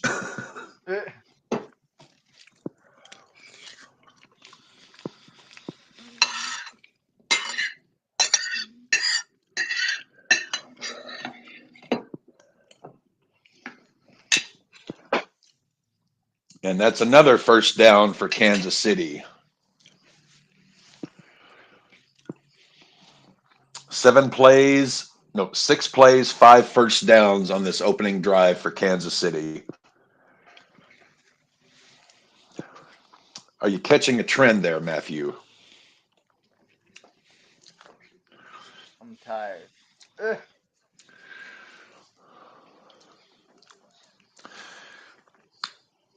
Look, What the fuck kind of if somebody's formation going to is? get a roughing the passer penalty on Mahomes today, make sure it's worth it.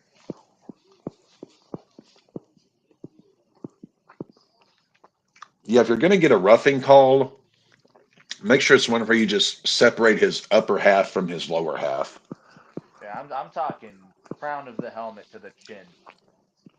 Well, I was thinking more like, walk hard machete. Yeah, but we can't have murder. No, he wasn't murdered. He was just cut in half real bad. Real bad. And that is a huge first down. Juju Smith-Schuster down to the Buffalo 18-yard line.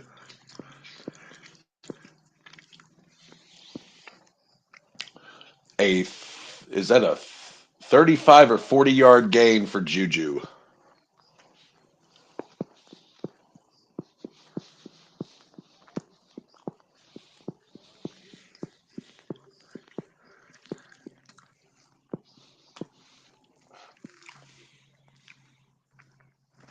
First and 10, Kansas City, actually the Buffalo 22-yard line.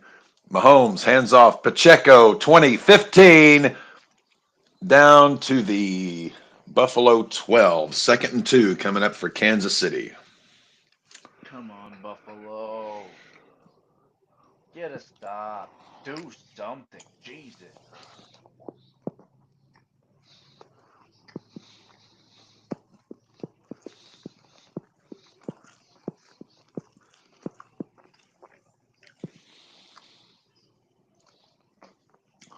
Mahomes in the gun, three wide, sends a man in motion, hands off. That is Kareem Hunt for the first down at the Buffalo 11.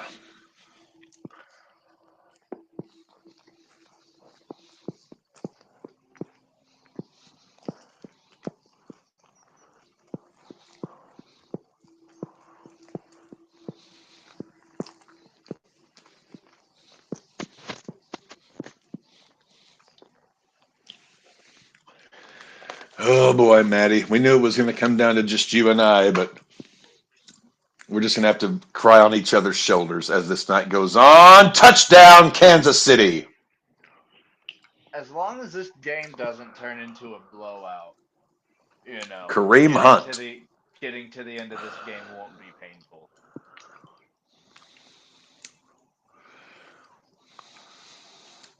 So we are not even 6 minutes into this game, and Kansas City's already up 7-0.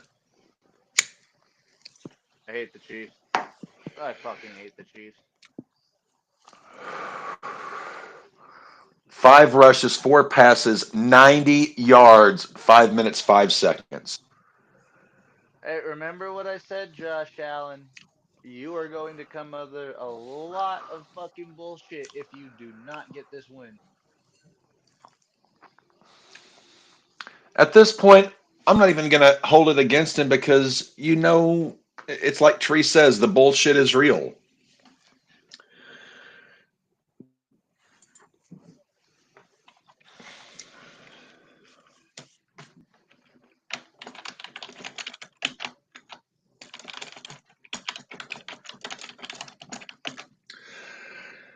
Maddie, I kind of thought about this all day today.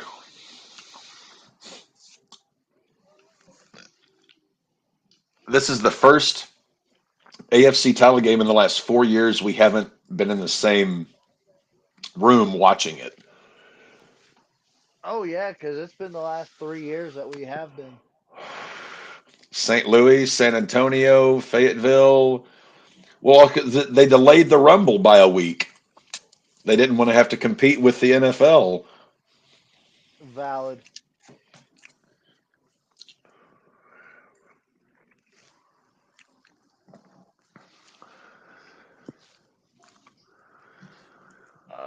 Son of a bitch. Oh, this could be a very, very long game if the Bills don't get their heads out of their hindquarters, and I mean pronto. If the Chiefs blow out the Bills, you want to call it a night? I mean, let's see what it looks like at halftime because at this rate, they just went 90 yards in 9 plays in 5 minutes. We're needing the Bills to wake the fuck up, get their heads out of their asses, and Why can you and I never have happy, Maddie? Why can't we have happy in our lives? It's just always misery. Why can't we get some happy? it's always anger, always grump. My teams suck. Your teams, 2 out of 3 are actually pretty good. Uh, Dev, one of his actually, well, 2 of his teams are pretty good. Well, actually, no, wait, no, Dev's a Cardinal guy, not an Oriole guy. That's what it. I Yeah, mean, he's a fan of both teams. American League, National League. Like I'm a Rockies and Sox fan.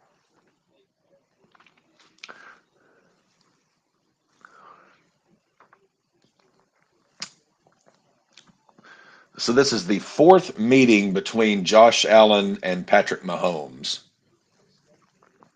In the playoffs or all around? All around, I believe. Have they really only had like one game against each other in the regular season? Yeah, the one this year, I believe. And that was won by fucking the Bills. Well, yeah, I mean, regular season doesn't count with the Chiefs. Please, for the love of God, The pull Chiefs your have heads out 8 your ass, Buffalo. straight postseason victories, third most all time. Looking to become the first team to win 3 straight Super Bowls.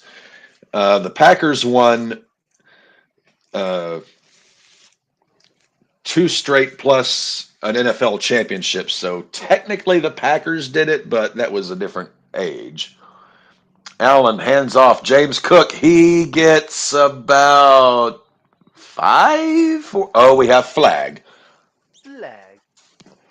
Trying to get forward progress on the Bills.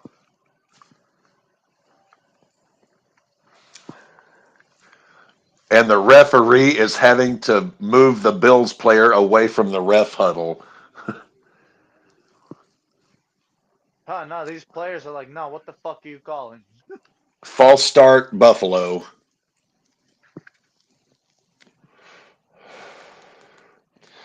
God, the refs are going to hand this to fucking Kansas City, and it's not even going to be even remotely. It's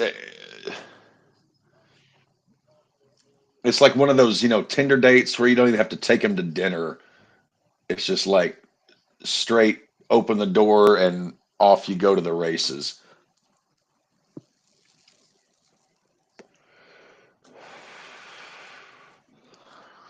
So 1st and 15 for Buffalo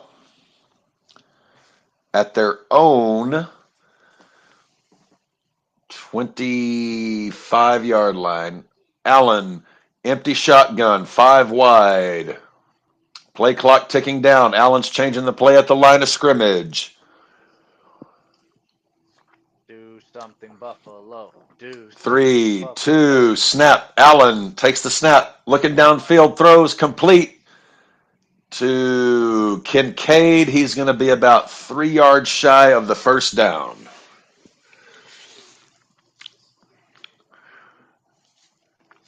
Bills going no huddle, 4 wide. Allen hands off, and they are going to lose yardage on that. It's going to be 3rd and about 6 for the Bills. Oh my God.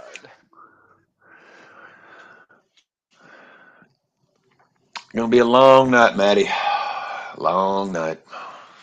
And we said it last week. All Buffalo had to do was play like they did all season.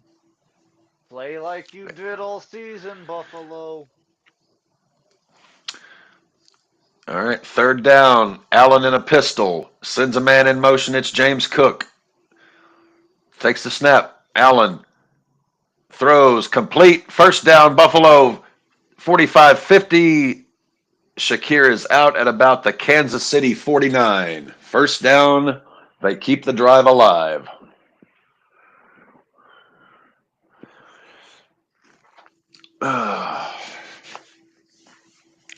To those of you joining us, to those of you watching along, thank you, one and all. We had the Davy. We lost the Davy. Oh, wait. We are Oh, here there's still. Jimmy. Hey, Hello, Jimmy. Jimmy.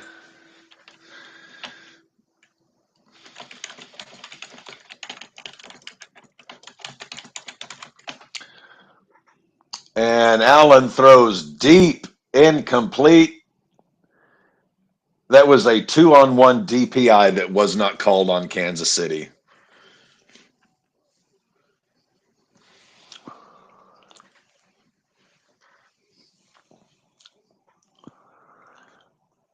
Good God, why was there no flag on Allen?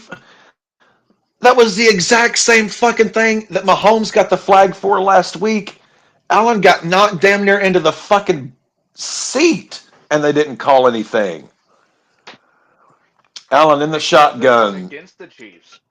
3 wide. Allen throws complete, and it's going to be third. That was complete to Cooper. Going to be 3rd and 1 for Buffalo, just past midfield.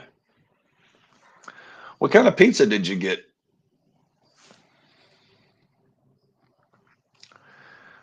Quarterback sneak. Allen. I think he got it. I think he got it. Jimmy, they beat him before. They can do it again. Heading to the house to watch my son learn a valuable lesson in being a Buffalo Bills fan. Yes. Yeah. I said it a Mahomes year and a Allen half was already ago. out of bounds when he got hit, or he was already out of bounds when he got hit on that play. What the fuck was that no call?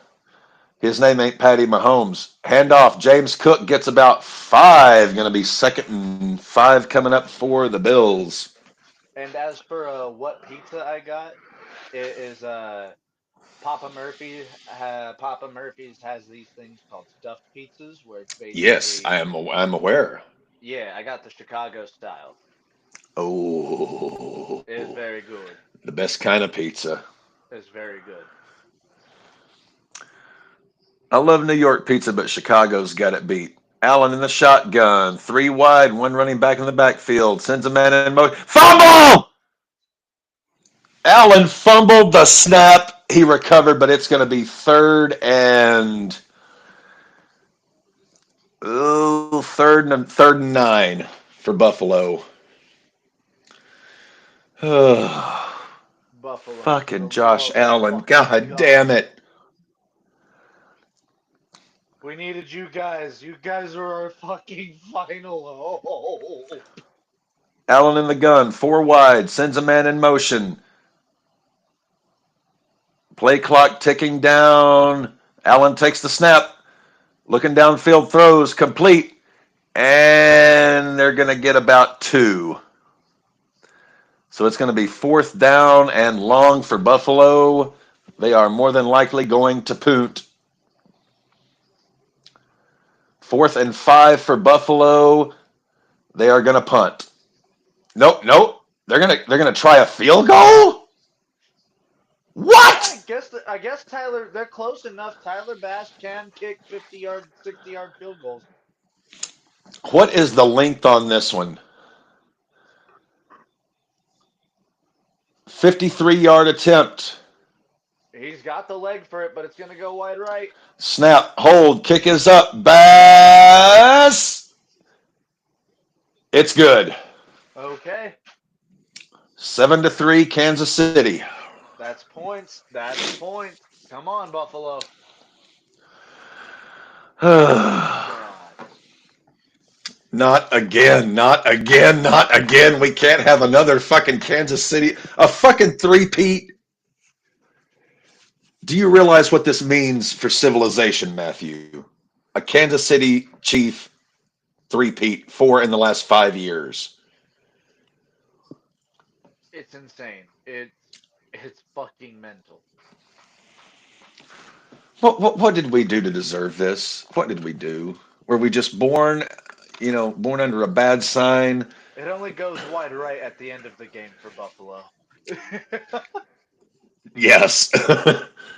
It goes right down the pipes during the game, but when it's that clincher, pew, Wide right. pew.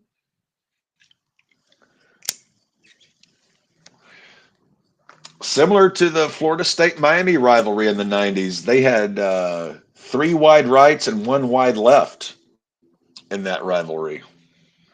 And the whole rivalry? I was in about a 10-year span. There was 3 wide rights and 1 wide left.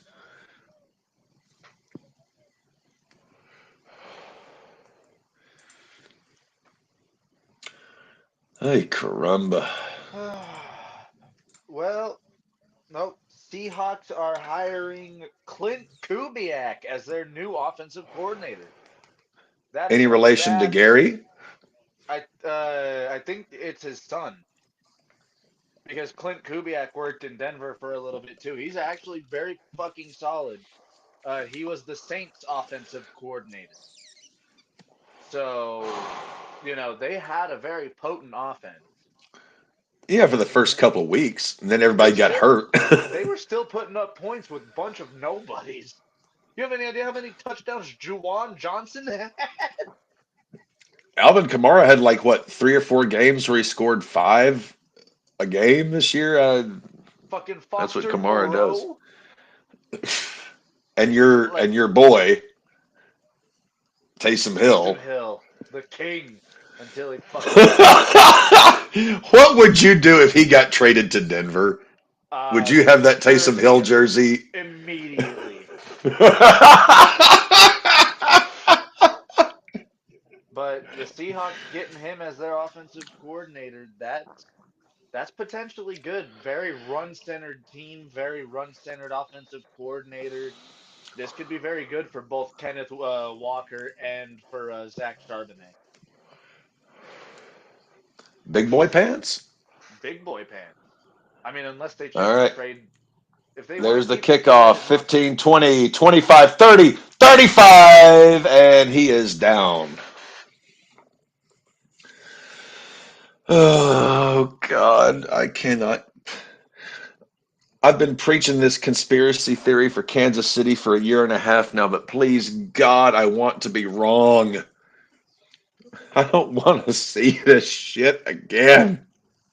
I don't want to see Uncle Rico. Uncle Rico versus the prettiest quarterback in the land. No doubt in my mind. No doubt in my mind. Mahomes throws deep, incomplete, no flag. No flag. Not yet. Wow. I mean, as you look at the plate, the wide receiver was going for the ball. The Buffalo Bills player got in between he and the ball. Normally, that's DPI. If you get between a Kansas City receiver and the football, no contact required. Just that's DPI. Mahomes in the gun, 2nd and 10, two to his left, two to his right, running back in the backfield, takes the snap. Mahomes scrambling, 30, 35, 40, 40. Oh, Mahomes gets a first down and a lot more. Those cute little Uncle Rico ankle bones. Maddie, if your ankles were as weak as Patrick Mahomes, I don't think you would be able to walk. No. Devin's ankles are more stable than Patrick Mahomes. And that's saying something.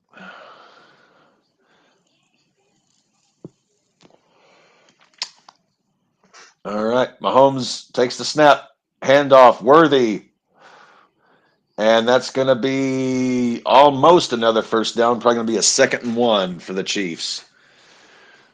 Are we going to get 14-3 before the first quarter's even out?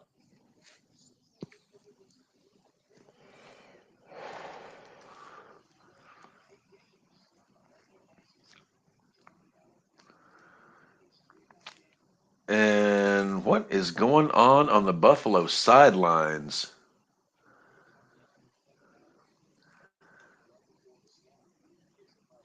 Ooh, okay, that was. Well, now last week when two Houston players collided, they penalized Houston. The same thing just happened there. Two Buffalo players collided and they didn't flag Buffalo for unnecessary roughness.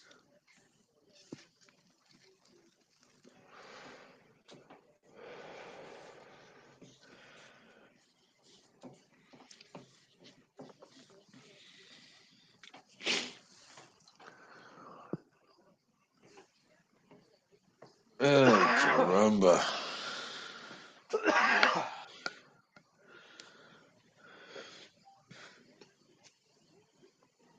Look, I'm all for the Super Bowl. I'm all for all of our sports.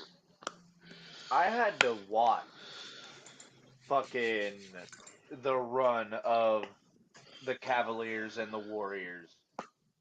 I don't want to see the Chiefs be the Warriors and face all of them teams. The NFL, it's slowly becoming the NBA because you got about a half dozen teams at the top, a very thin middle, and then just a bunch of dog shit. You couldn't you can't even really say half a dozen teams are at the top. Like it's like four teams at the top. What, Kansas City, Baltimore, Buffalo, Philly. Um, so there's four. Detroit, there's five. Yeah, I mean, I feel like Detroit's window closed this year. Well, yeah. Unless they can retain the team, I think that window closed. Well,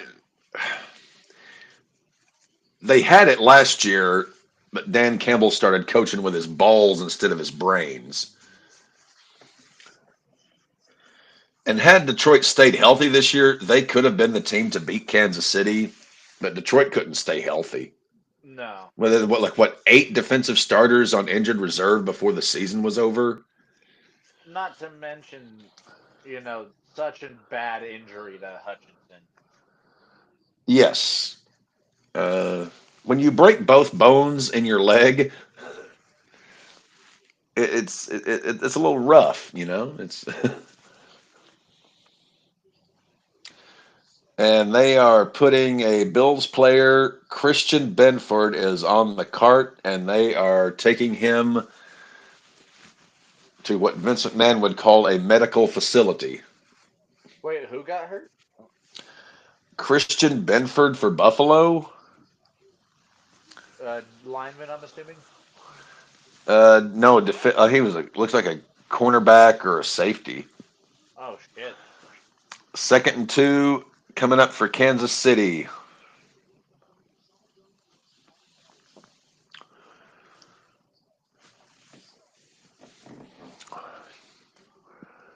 Yeah, he got his fucking bell rung.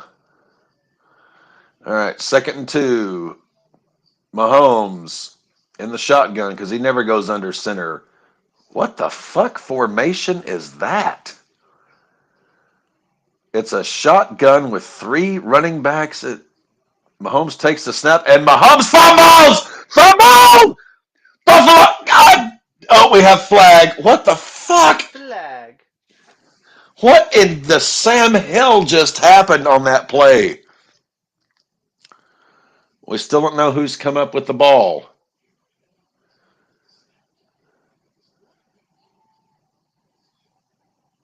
Buffalo recovered. Let's go. Come on. Fucking do Oh, something, oh, oh, Buffalo. wait, but we have flag. We have flag.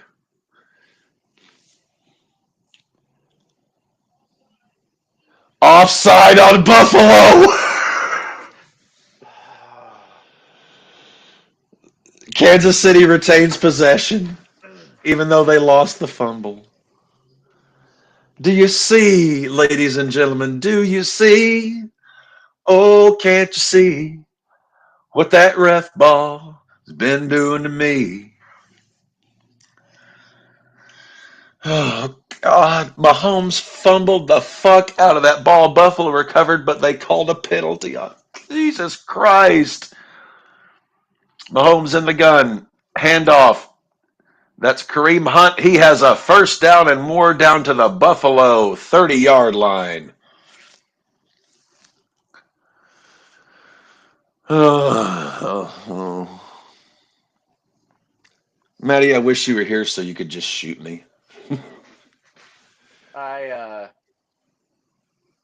Please, for the love of God, let's have Buffalo do something because Well, they just did something, but ref ball. this is going to be so painful. Mahomes in the gun. Takes the snap. Throws behind him. That's Worthy. He has got a first down. It is going to be 1st and 10 at the Buffalo 17.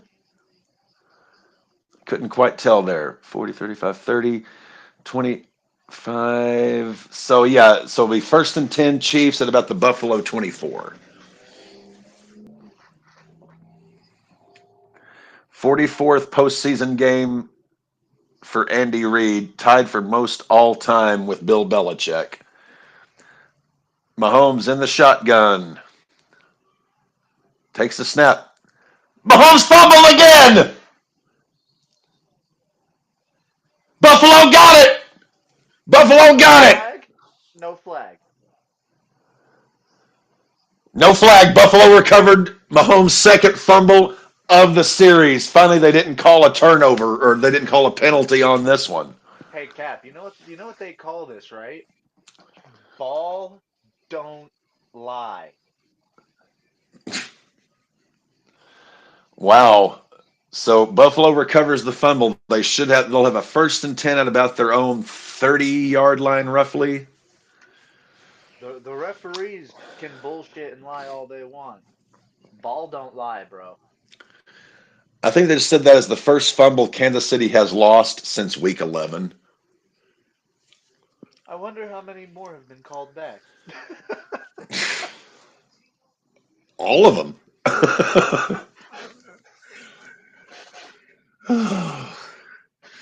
Well, let's see how the Bills are going to fuck this up.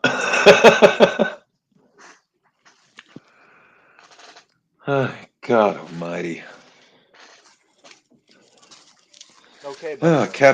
Cap's going to check his blood pressure. Let's see how things are looking I was at after my. a I was at Cap, I have a suggestion. Don't take your blood pressure for about an hour after you eat because your body is going to be pumping blood faster to digest food. So it's going to be a lot higher than it should be.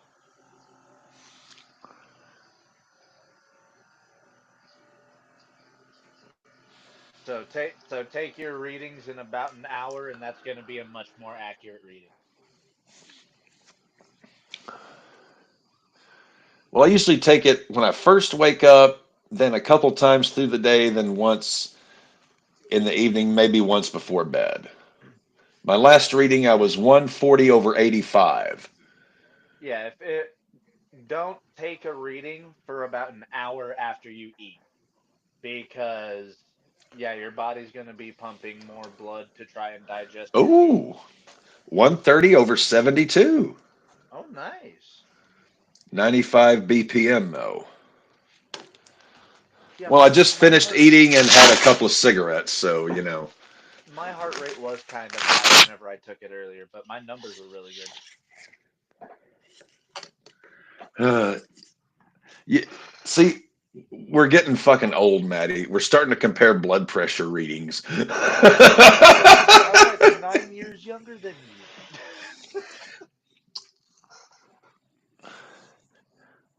And Hey, about, what, to three anybody fourths my watching, size? that's what a mass amount of energy drinks will do to you. It'll turn you And into a time bomb for a heart. hand off James Cook. That's going to be a first down, about an 11-yard gain. I never did the energy drink thing. I mean, I've had a few here and there, but yeah, Good. That's a good thing, Cap. but I also, drink and smoke quite heavily, and being a Southern boy, have a penchant for the fried food and the nanner puddings and you know, the tasties. So most of March Madness is going to be on Paramount. Cap, we might be able to catch some March Madness games this year. Might. Yes.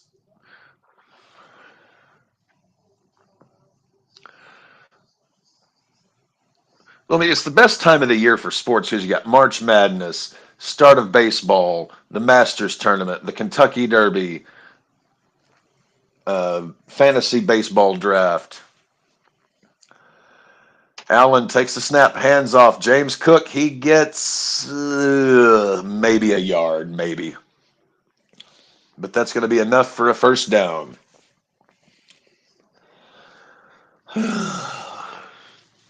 Brandon Perna 8 minutes ago. Get it together, Buffalo. And that is going to be the end of the first quarter.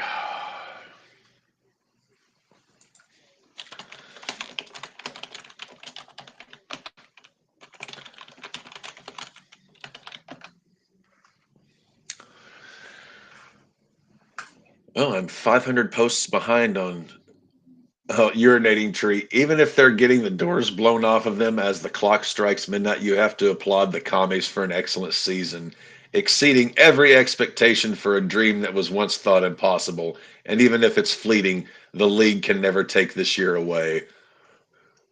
Jaden Daniels is special. Cherish him down there. And the best part is that Dan Snyder can't enjoy a second of it.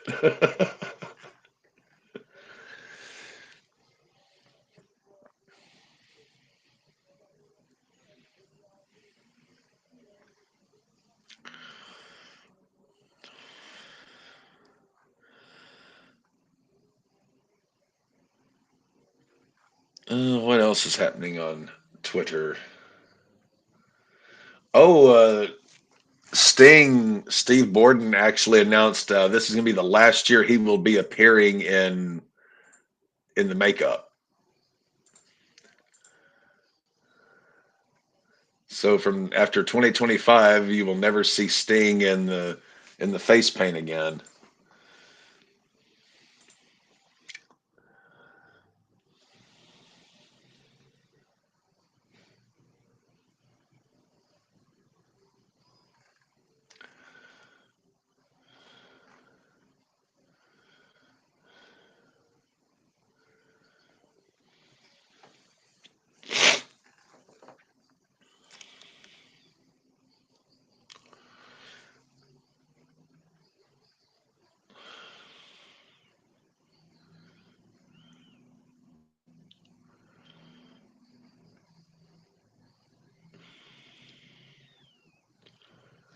What Come in on, the get on the world? commercials. Oh, they're gonna have plenty of commercials. Oh, this I guess what you'd call on Twitter, I guess I don't know, a whore, a slut. Every quarter that Kansas City is up, she loses a piece of clothing.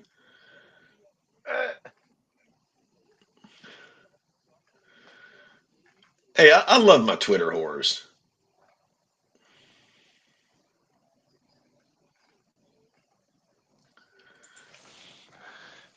Hey, without whores, Cap would have had a very lackluster sex life. Josh Allen takes the snap, throws complete. James Cook 40, 45, 50, 45, 4. Oh, James Cook got about 20 on that one. Big first down for the Bills.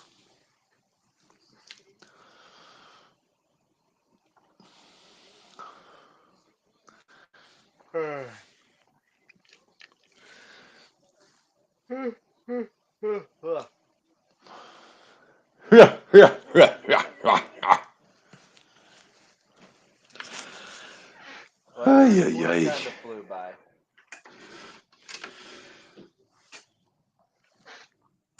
Allen out of the shotgun, takes the snap, directing traffic. Allen stumbles, regains his footing, throws deep down the field. Oh God, that should have. He threw into triple coverage, and it. Oh, we have flag. He threw into triple coverage and didn't get picked. What's lay flag?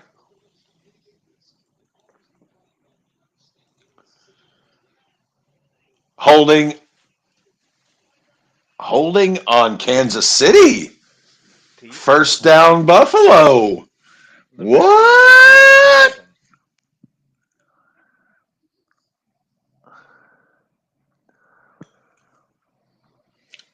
Don't see that every day. Especially not against Kansas City. Especially not against Kansas City. All right, Allen going under center, sends a man in motion, three to his no, two to his right, one to his left, takes the snap, handoff, and that's going to be Davis getting about 4. So 2nd and 6 coming up for the Bills.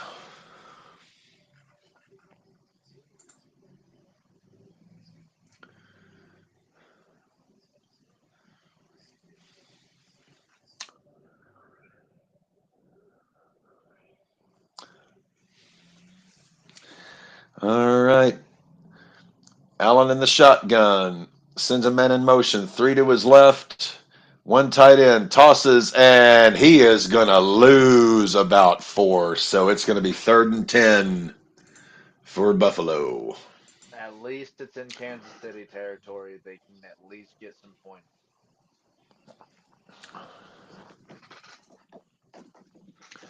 Well, I don't know. They lose any more, they may be out of Bass's range. If they lose any more, then yeah. But if they can at least gain like 3 more yards on a run, then they should be able to be in his range. Allen in the gun. Two to his right, one to his left. Throws complete. First down, Buffalo. That also helps. Yes, first downs go a long way. That also helps. Well, that and the Waterboy getting 20 sacks a game. That's true.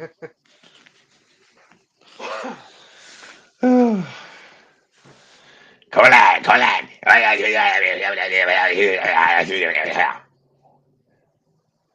Okay, just have the defense run sprints. Special teams.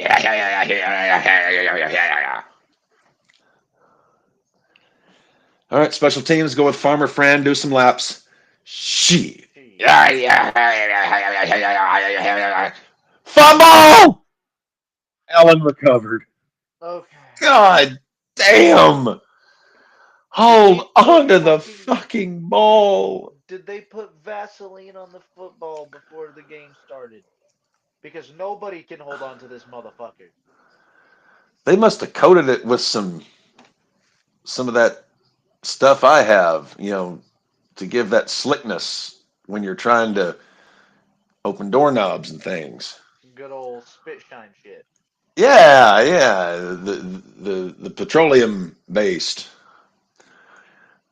Anyway, Allen in the gun, four wide, takes a snap, throws complete.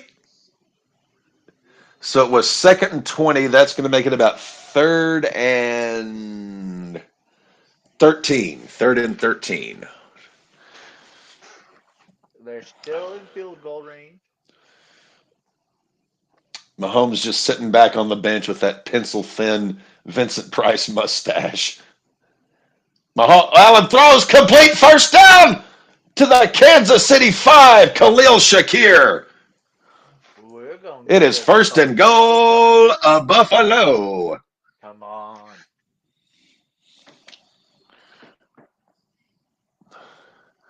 All right, no huddle. Three to his right, one to his left. Allen takes a snap, hands off. James Cook. James Cook.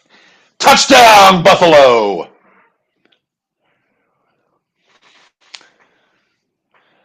As the as Jim Ross would say, business done picked up. It is 10-7, pending the point after touchdown for Buffalo. That is James Cook's 18th rushing touchdown this season. 18th as in 1 plus 17.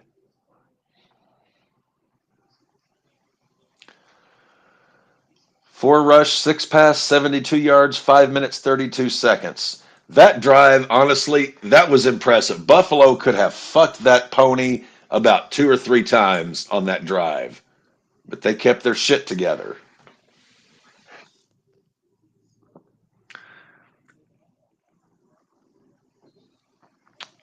So James Cook has now tied Josh Allen for most rushing touchdowns in a season with the Bills for 18.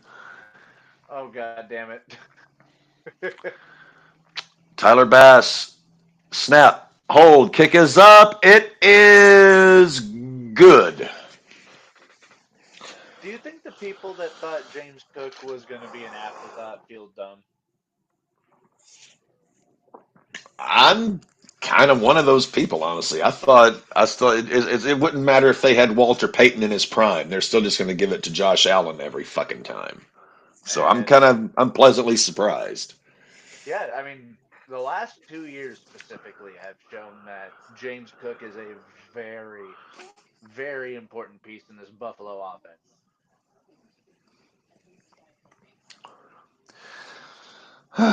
Well, like we He's said also last he's year, also it got a was thing for beating up on Kansas City. which we love even more. We do love that. We love that very much. Well, last year it was Baltimore's shot. They choked. This year it's or last year it was Baltimore's shot. They choked. This year it's Buffalo's shot. Well, they choke. Well, the year before Baltimore was it who was it the year Uh, before? AFC It wasn't Cincinnati, wasn't it? Yeah, it was Cincy, I believe. I think it was Cincy. Yeah, they met in the AFC title game 2 years in a No, row. yeah, no, because that was your favorite goddamn moment, Taylortown, my ass, or Yeah, Burrow had my Burrowhead, ass. my ass. So meme worthy. Favorite wrestling promo of all time that didn't take place in Allentown. Allentown, my ass. Dude, did you hear that Hogan said that he believes what happened on the Netflix debut was a one-off? I heard something about, but then again, if I hear it come out of Hogan's mouth, it's like I put so little, bearing onto it.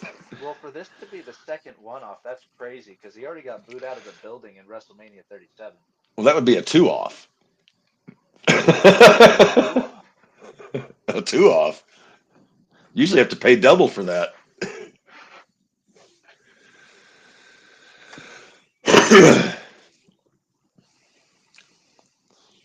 I think old Terry Bollea just can't quite grasp the fact that basically every wrestling fan with two neurons rubbing together knows how full of shit he is, and they're just not buying it anymore.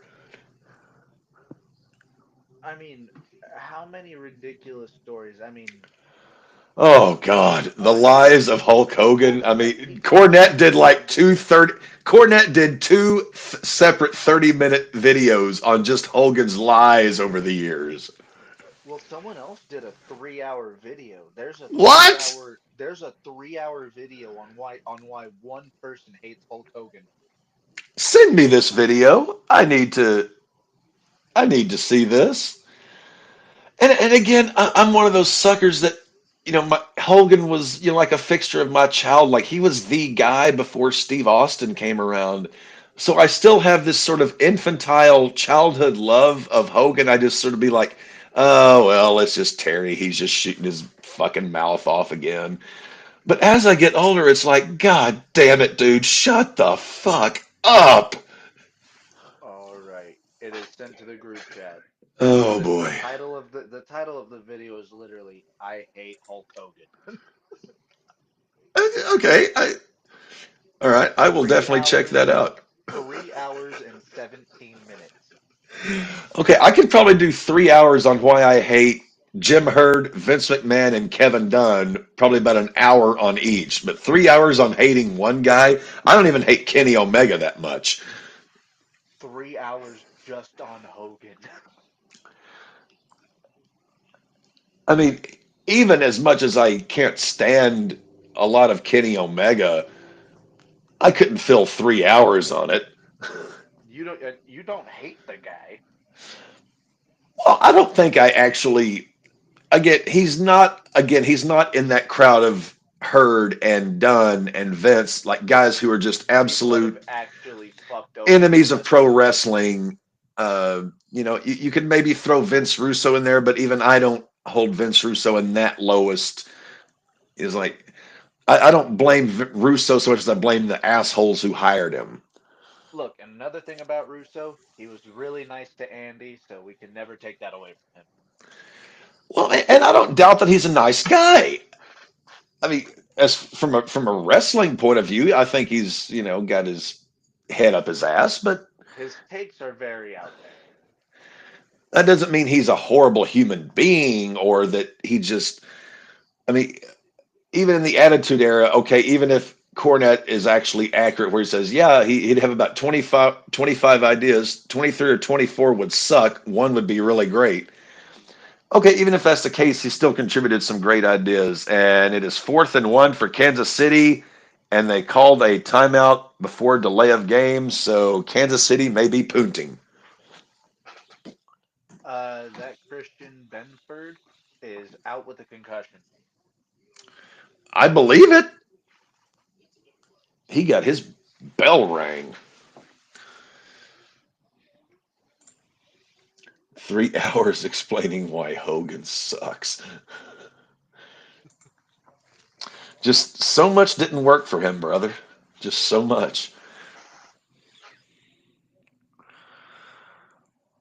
All right. They are sending Mahomes back on the field. They are going for it on fourth down.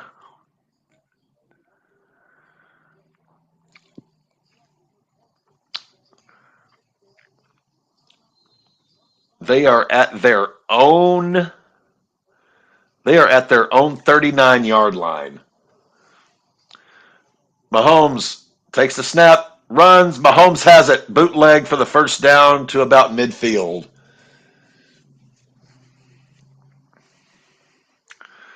That was a bit ballsy.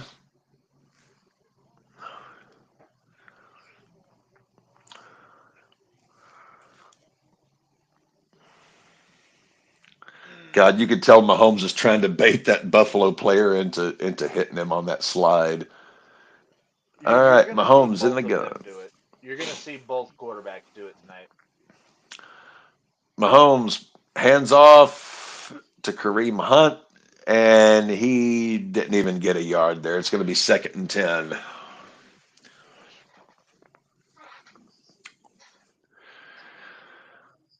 Oh, Kareem Hunt helped me win a fantasy championship about 8 years ago. Since then, has done essentially sweet fuck all. All That's what right. it was. Hulk Hogan on someone's YouTube like shorts or something did a little clip where he was talking about beer and he said some shit like Andre drank like 112 beers in an hour. Well, he drank 106 in a sitting once.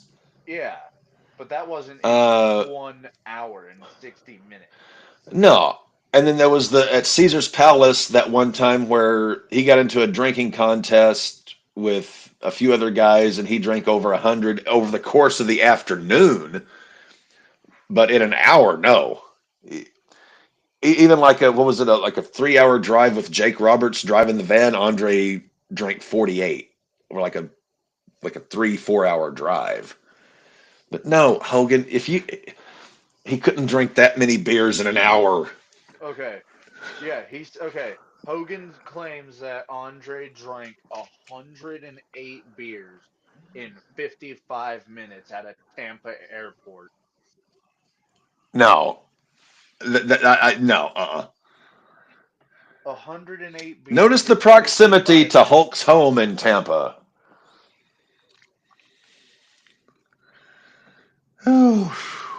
And that one came out 10 days ago, Cap.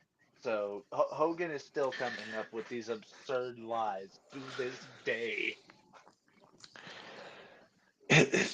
Now I know why he and Trump have such an affinity for each other. They are just both so full of shit.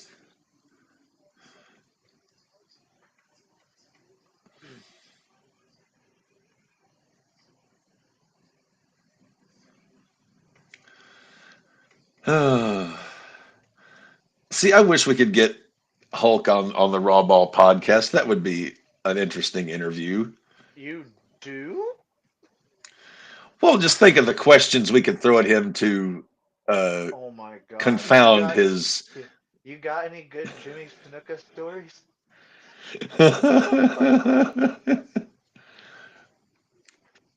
Well, I'll tell you something, brother. Jimmy Snuka. I was at Madison Square Garden, and they had the cage set up, and I actually climbed up there myself that afternoon. And I thought, well, the fans will never buy this, 6'8", 300, Hulk Hogan. But I said, Jimmy, you should climb the top of the cage and do that splash. It would never And work he because did you it wouldn't that climb night, off the brother, top, brother. and the roof popped off the place. It's like, God damn it, Hogan, you fucking. It's like, okay, the Chuck Norris legends, those we know are bullshit, but they're funny bullshit. Yeah, we all know Hulk those are tries to jokes. How tether you his telling me that bullshit you're to some kind of reality, but it's like the house in Up, like there's so much helium in that goddamn balloon. It's floating so far from reality. Oh God. The one that I mean, God, there's so many of them. The one where he said he was wrestling in Japan and Tatsumi Fujinami decided to shoot on him in a match, but Hogan put him down. I was like, God damn it, Fujinami would have tied you into more knots than a Boy Scout could undo, and he wouldn't have broken a sweat to do it. If Fujinami tried to shoot on anybody, it would be manslaughter. It's like, God damn it, Hulk, you fucking asshole. Fujinami is a well-known tough guy in the wrestling business. If he wanted to shoot on you, he could, and you wouldn't stand much of a chance, Terry. Don't give me that shit. And we have flag. Face There, mask there's on a list Buffalo. of. Oh dear God. 15 yards. There's a list of wrestlers in each continent that you just don't fuck with, and Fujinami was on the Japanese list. Yes. Or, oh God, the time he said Harley Race showed up to a show, set the ring on fire, and then thanked Hulk for all he had done for the business and asked him for a job. God damn it. Harley Race wouldn't ask you for the fucking time of day, you bald bastard. Harley Race is one of the most respected, well, I say respected in some Touchdown, aspects. Kansas City. Of course. I say some aspects because Well, Harley he was kind of like the last of the old school NWA champion, tough guys. Like sort of, he wasn't an accomplished amateur wrestler, but Harley was just a tough son of a bitch. Like he was, built like a brick shit house. I mean, he was going to do business, but if he wanted to beat the hell out of you, he could, but he never did that to anybody that I'm aware of. But the idea of Harley Race, the first 7-time NWA champion, legend of the business, going up to Hulk Hogan in the late 80s, asking him for a asking job and for a thanking him for all job he had done. It's like, fucking hell, Hulk.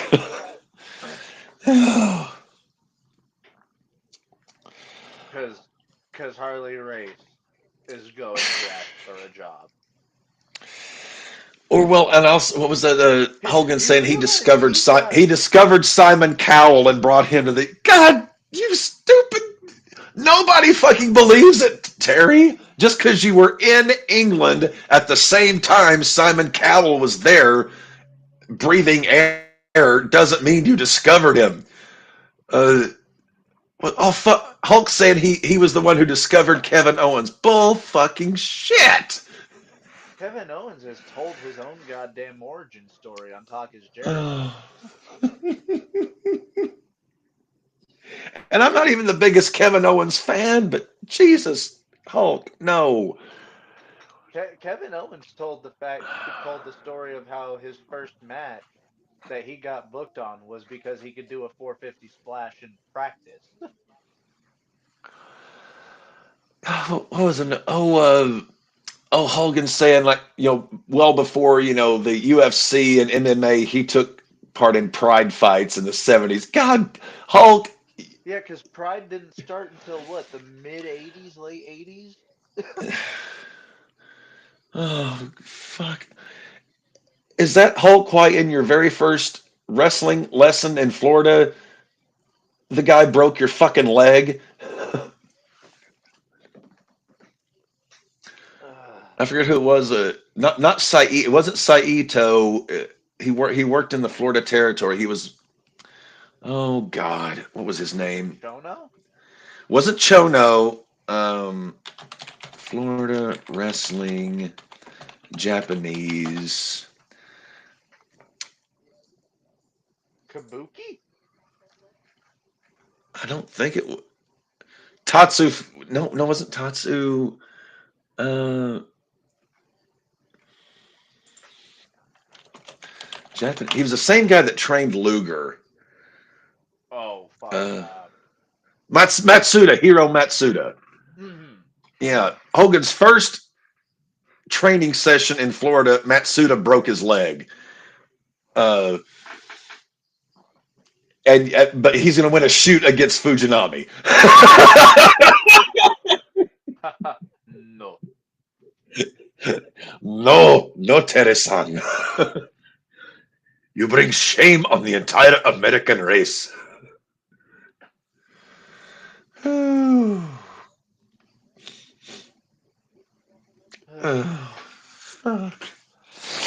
Well, in between a retelling of Terry's tall tales and uh, trials and tribulations, Kansas City's back up 14-10.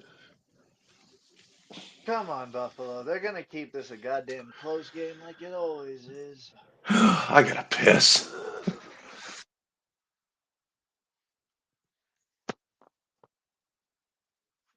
Ugh. And we are coming back, getting ready to kick off.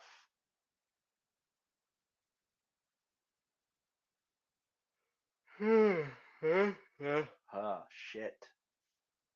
So tired.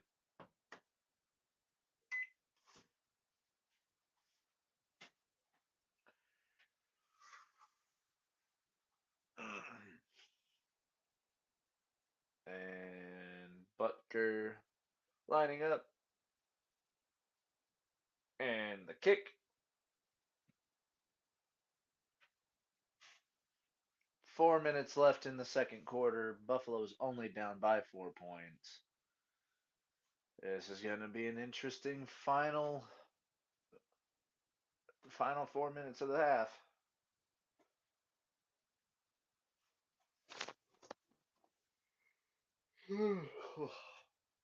I apologize. Keep yawning. Shit.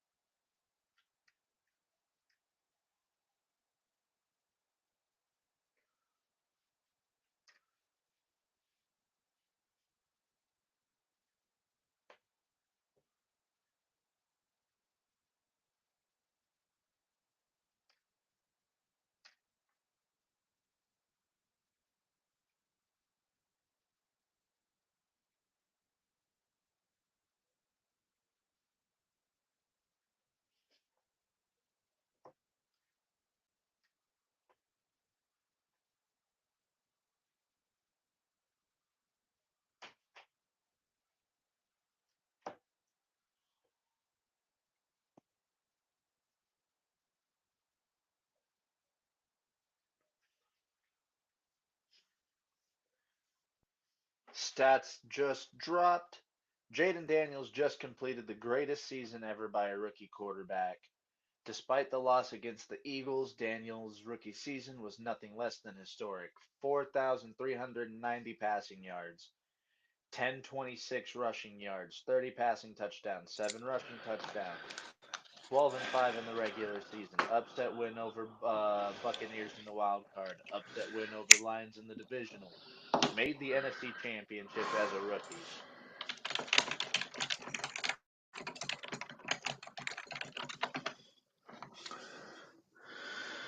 Quite impressive. And Buffalo is punting. God, that was a three and out while I was refilling my water and emptying my bladder. That was a three and out while I was explaining a fucking Oh, shit. Oh, fuck. Kansas City returned the punt down to the Buffalo 31.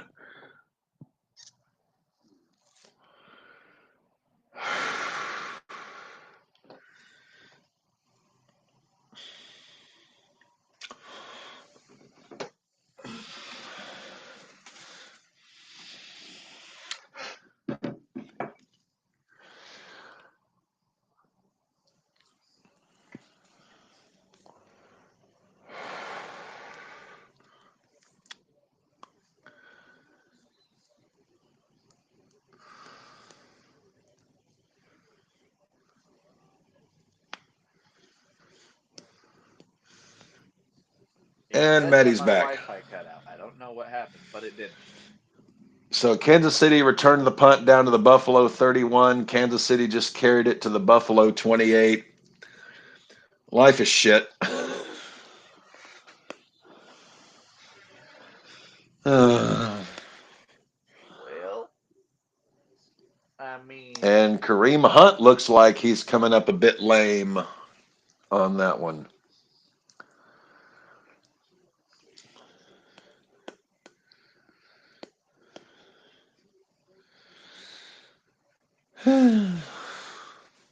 Three minutes and okay. 27 seconds remaining in the first half.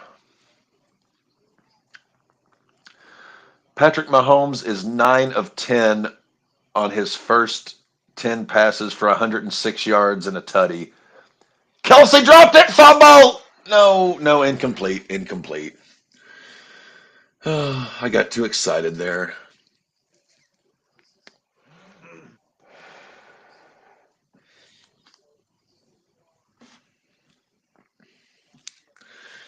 We will never have nice things, and it's all the fault of the Chiefs.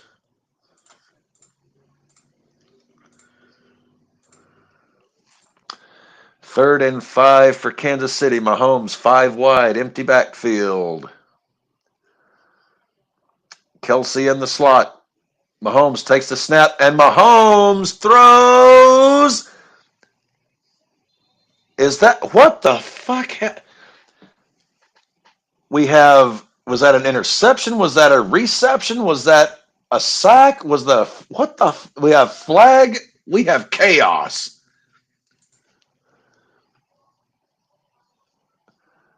So it looks like Worthy caught it down at the Buffalo goal line. We have a flag. Holding on Buffalo, of course, judging the fail safe. So it's first and goal, Kansas City at the Buffalo 2 yard line. And it was DeMar Hamlin who got flagged for the hold.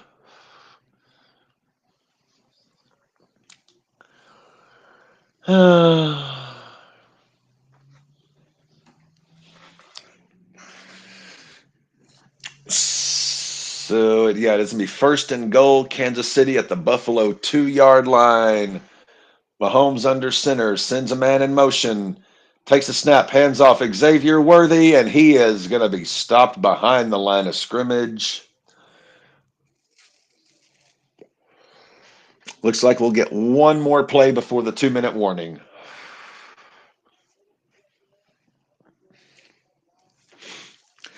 Maddie, can you imagine if a year from now it's your Broncos against Uncle Rico's Chiefs in an AFC title game? We would need to Uh, connect you to a blood pressure meter the entire game to monitor your health. I think I would probably have a stroke. Yeah. Buffalo is challenging the prior play with respect to the possession of the ball by the defense prior to being what the Sam fuck? So they ran another play, but they got the challenge. So they're challenging whether it was a catch or not. Oh God.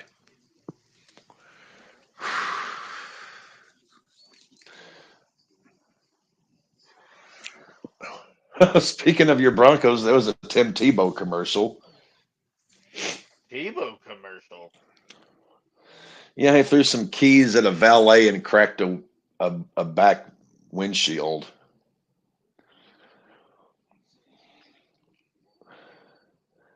I didn't think Tebow had that kind of arm.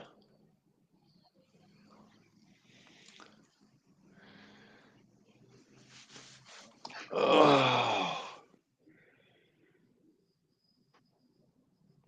Yeah, it's probably better that Dev was working tonight because if he had to witness this, he'd have probably wished he was at work.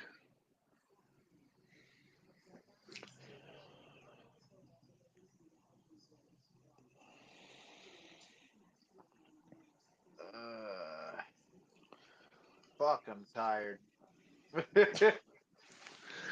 You have a long night last night, or just No, it's just early morning. Huh, early morning. I'm surprised the Longmont branch is even open on Sundays. You're telling me.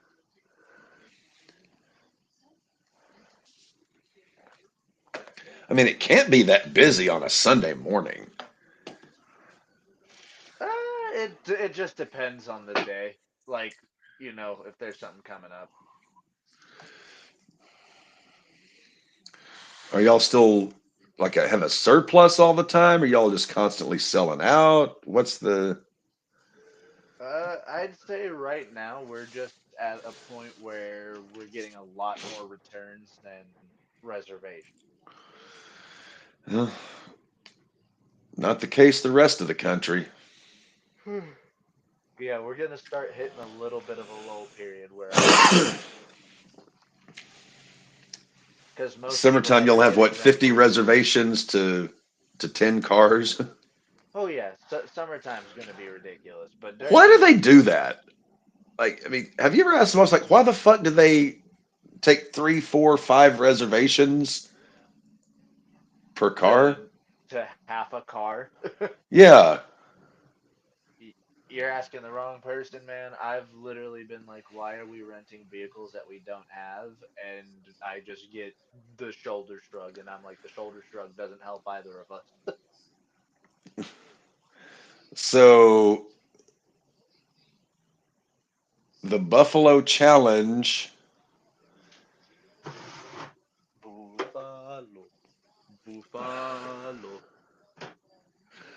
So yeah, they're saying yeah. So that was a completely wasted challenge and time out there. Mahomes in the shotgun, four wide, three to his left, one to his right, sends another man in motion, throws, incomplete. Second and goal coming up for Kansas City.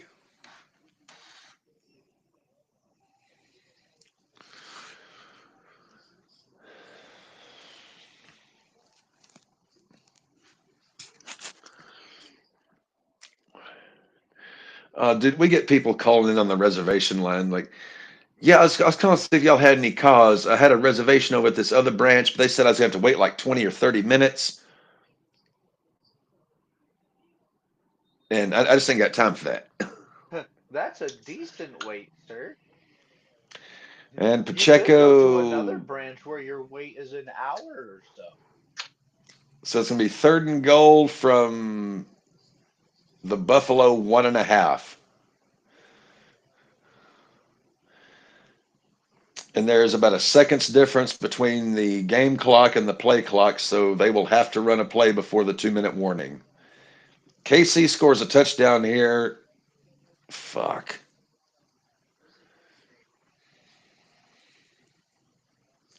We might, depending on how it goes, we might go off early on the fourth quarter.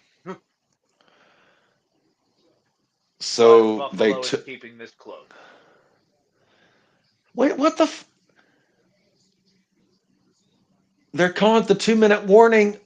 The play clock was a second. It should be a delay of game. Jesus fuck. How many ways, means, and methods are we going to hand this shit? That's ridiculous.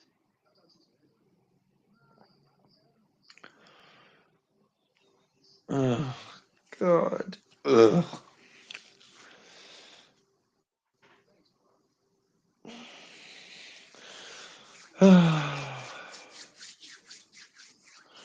Or you get the ones kind of like specifically, yeah, I need a black Chevy Suburban, black interior, black tinted windows.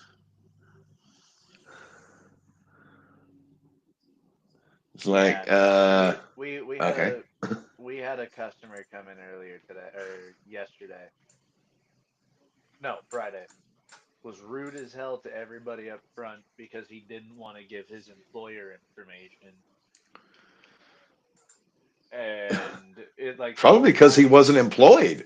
the whole time he's like, do you want me to show you guys my bank account? I've got $40,000 in credit. And we're like, sir, that's not at all the issue. We're just, you know, need your employer just in case we need to get a hold of you if you're not responding.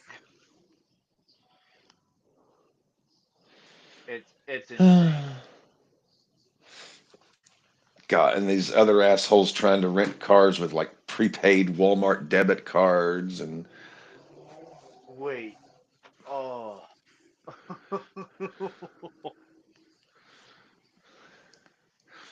Oh, people are ridiculous. People are so fucking ridiculous.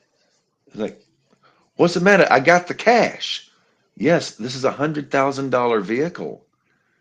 Would you trust a vehicle that expensive to someone who just walked in off the street with With a $100 gift bills? card? No. This Oh, that hurts my upcoming Chiefs soul. touchdown brought to you by Taco Bell and Bounty Paper Towel. Because after this game, you're going to want that Taco Bell and you're going to need that Bounty Paper Towel. I'm gonna need that paper towel to clean up your tears. All right. Goal line set. Mahomes under center. Sends a man in motion. Bootleg. Mahomes looking, and it is touchdown, Kansas City. Mahomes runs it in himself.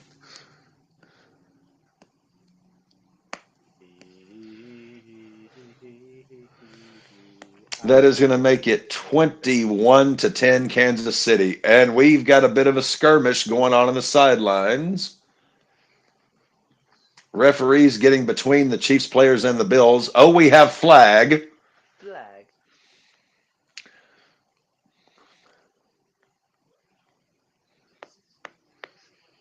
This is probably going to be unsportsmanlike conduct. They're going to eject the entire first string of the Buffalo defense.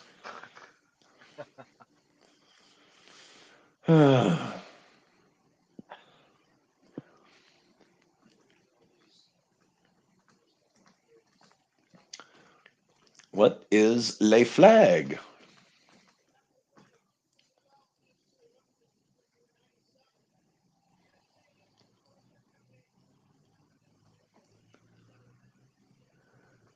And they have ejected number 97 of Buffalo. I told you. 97. That's Phillips. Yep. He has been ejected. He got in Travis Kelsey's face. Kelsey did a flop.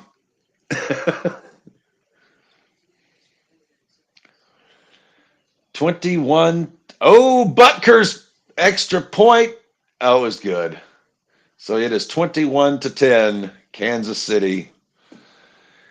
We've seen this movie before, haven't we, Maddie? I don't want to watch it again. It's like no matter how many times you watch Titanic, you know the fucking boat's gonna sink. I'll never let go, Jack. Oh, for crying out loud. Jordan Phillips. That's a big fucking loss on that D line because he's such a big run stopper. Oh, they were already letting Kansas City run all over them anyway.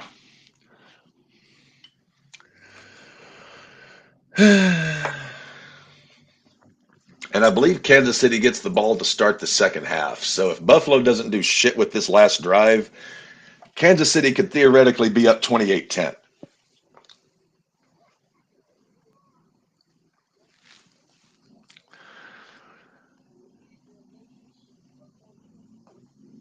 We will stick with this game as long as we can, folks. Until one of us just starts puking up our toenails out of pure just misery.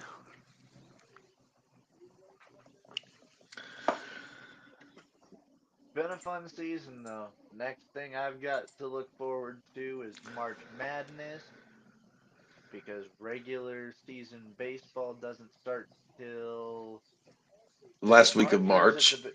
I was about to say, is it the Last last week of week of March or is March. it first week of April this year? Last week of March. Hulk Hogan reveals which three wrestlers disliked him the most in real life. There's only three? I was about to say. uh,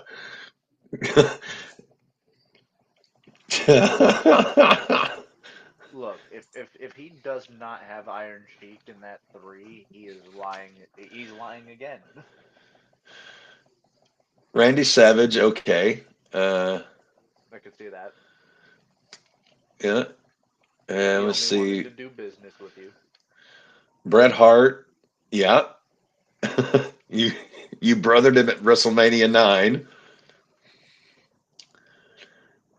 And Scott Steiner, Didn't Scott Steiner say he was gonna fucking kill Hulk Hogan one time? which if Like, Scott wanted to, he fucking could have. Roid that was Rage, late 90s, early 2000s, Scott Steiner. was that WCW or was that the year the That was NWO came back? WCW, yeah. Yeah, because I just remember hearing that Scott Steiner once told Hulk Hogan he was going to fucking, what was it, rip his throat out or something like that. Hell, if I wish he would have, then Hogan couldn't have told so many more lies. Scott would be in Scott jail, but Scott Steiner's a psychopath. well, he's with the roids, being out of his system, he's tempered down, a good amount. Roids? What roids? What are you talking about? I thought that was completely natural. Yeah, yeah.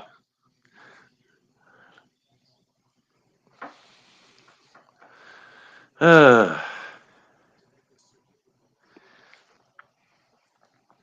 I remember like 1998, 99 issue of WCW magazine.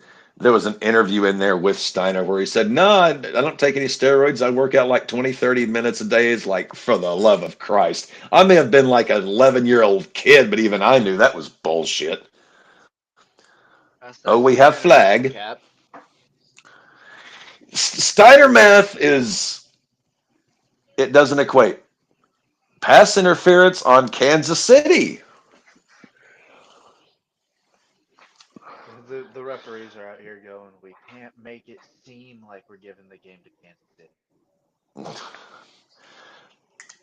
What if you had to like put Steiner math into like words where you would see in like a dictionary, like an actual definition of Steiner math? How would you word it? Erratic. Incomplete? Spontaneous. Unaerodynamic?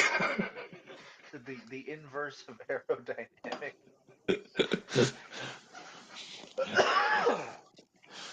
Not fucking comprehensible by even the greatest of mathematicians. Illegible. Illegible. Verbally illegible.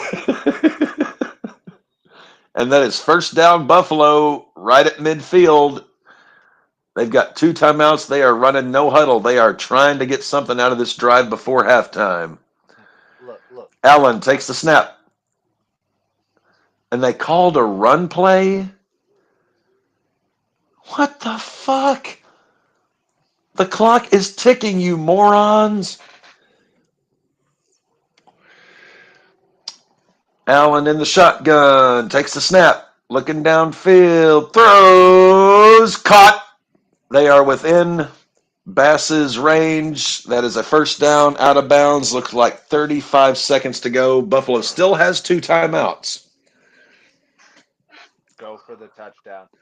Go for one deep shot real quick.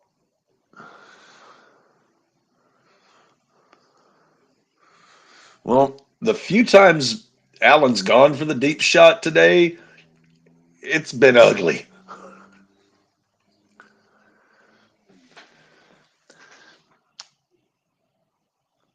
And what is going on? I think it's timeout Kansas City.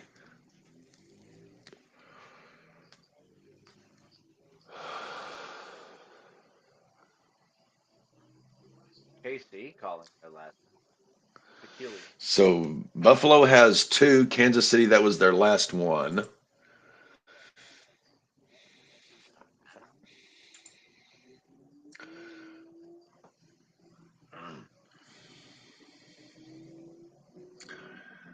Greg Cherry, more flags against the Bills. They're not even hiding it. All right, we are out of the timeout. Allen aligning everyone. He is in the shotgun. 3 to his left, Kincaid to his right, and sends the running back. So it is an empty backfield out of the shotgun. 5 wide. Allen scrambling, running for his life, throws downfield, incomplete. 29 seconds left. Buffalo has 2 timeouts. They're close enough. They can score here. They're close enough. They have a chance. And Josh Allen does have that breakaway speed. If he gets a lane, he can take off himself.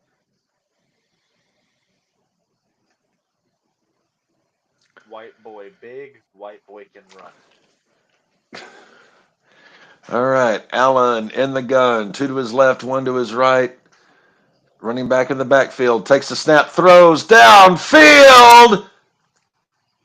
Touchdown, Buffalo. Oh, flag. We have flag. It's going to be offensive PI.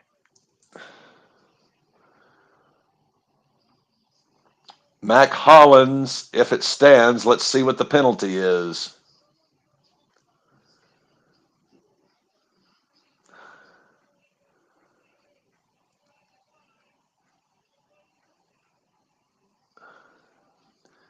DPI declined. Touchdown, Buffalo. That's how you end the half.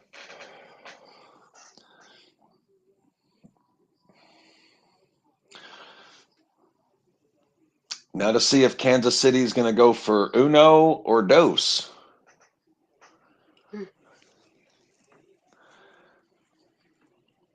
They could. Oh, they're just going for 1. They could go for 2 and make it a 3-point game, but they are settling for the 1. Bass, his kick is up. It is good. 23 seconds remain in the first half. It is. Oh, we have flag. The mad scientist, Mac Hollins. What a fucking catch.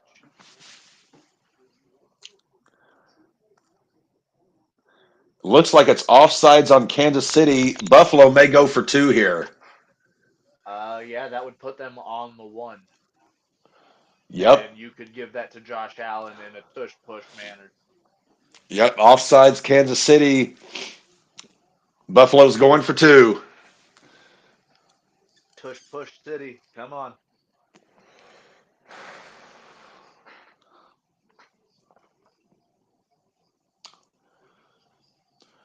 Mac Hollins pulled that in one-handed.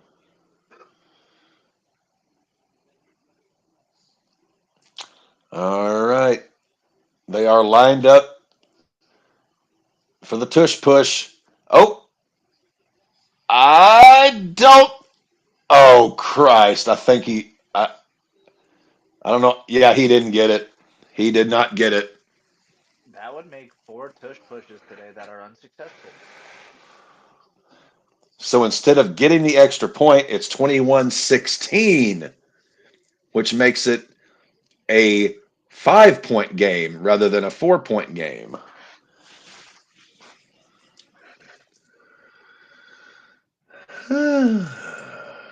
Well, then, giddy up.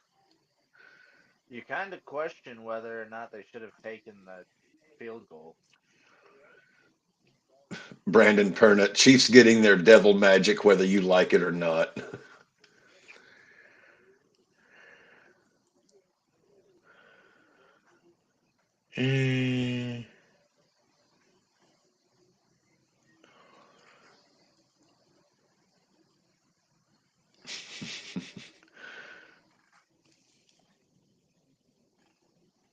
Matthew Stafford, possible. Shug just tweeted the Steiners versus math. God, I love Shuggy. The Steiners versus Math. A battle as long as history.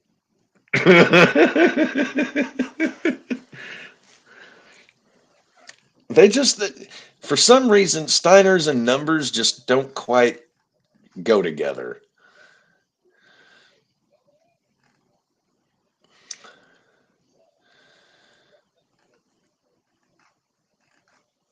What else is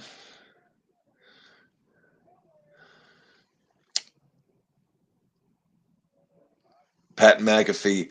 Maybe he isn't some big dumb dipshit. Two Super Bowl appearances in the first 4 years. Talking about Sirianni. Mayhaps, man.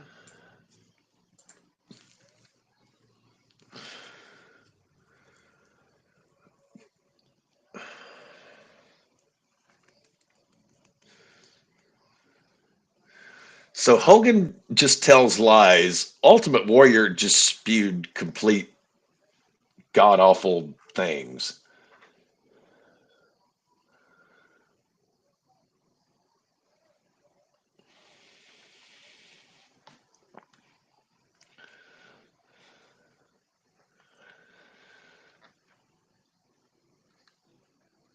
God, just hearing those, I still I can never get Halloween Havoc '98 out of my mind.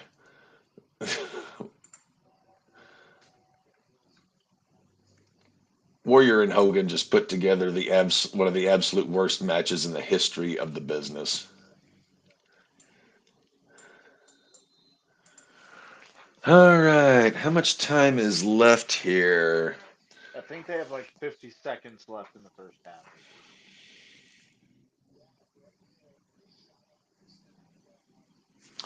23 seconds actually. And Kansas Let's City is go. going to bring the kickoff out 10, 15, 20, 25. Oh, no, that's the 20. So first and 10, Kansas City at about the 23-yard line.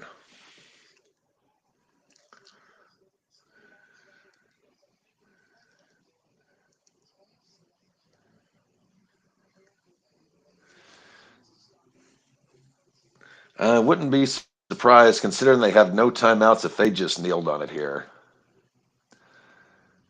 Yeah, they're just going to kneel on it. That is halftime. Well, Kansas City's up 21-16. They will get the ball to start the second half.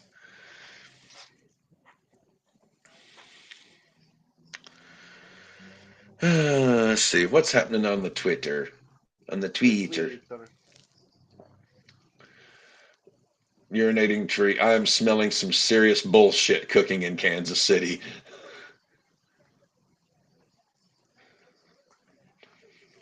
I gotta use the restroom real quick. Maddie got to go make a patty.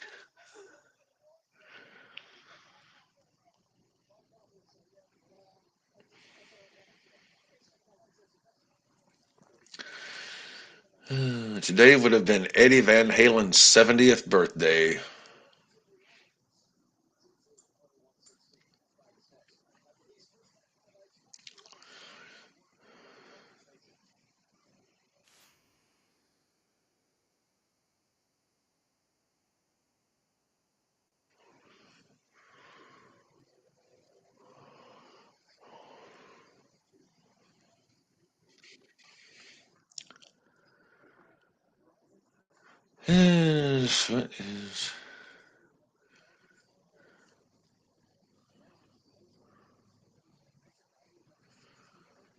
What the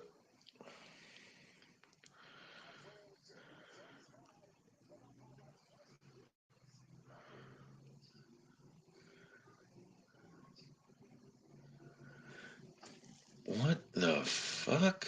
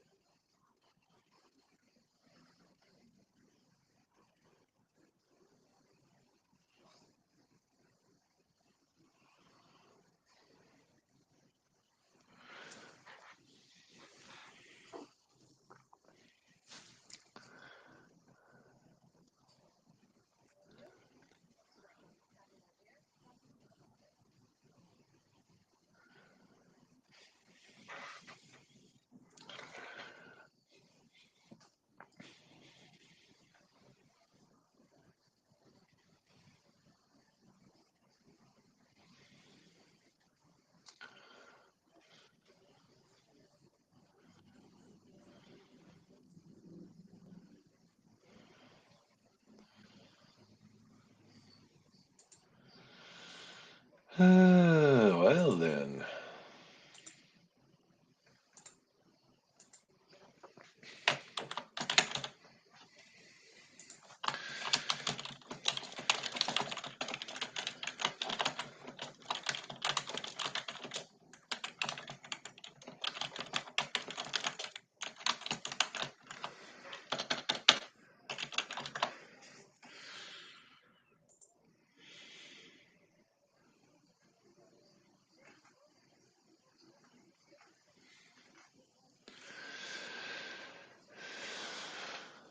Oh boy.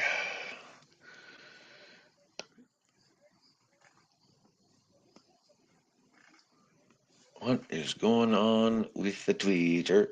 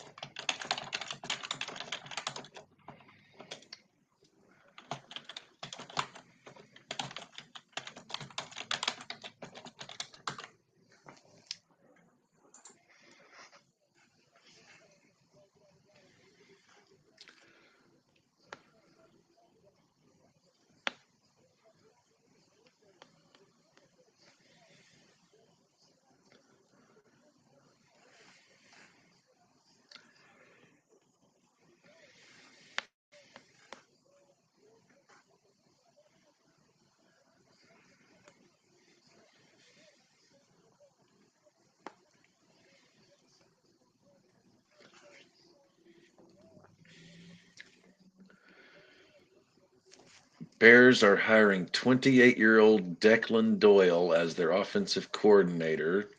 Most recently, tight ends coach in Denver. Doyle has been a valued assistant for Sean Payton. Now he has Chicago as Ben Johnson's OC.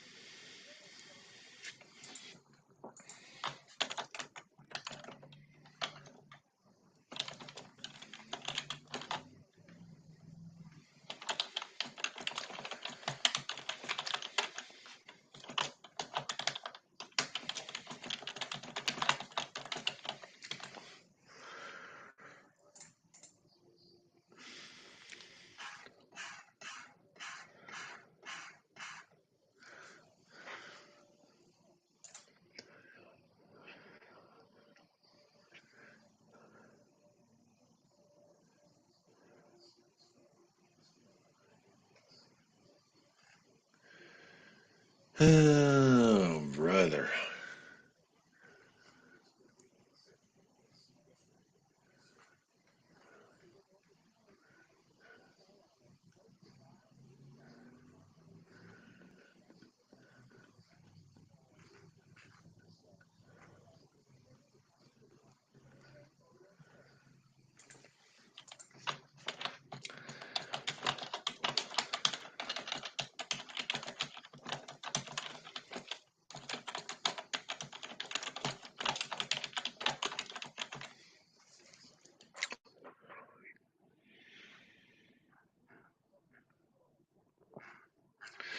Oh, the chief Twitter sluts are out in full force tonight.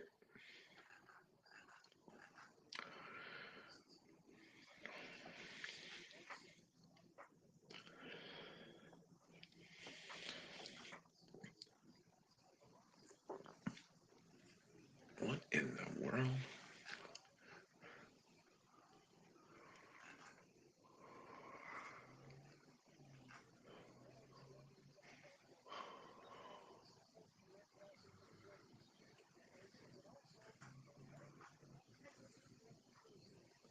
Hmm. Interesting.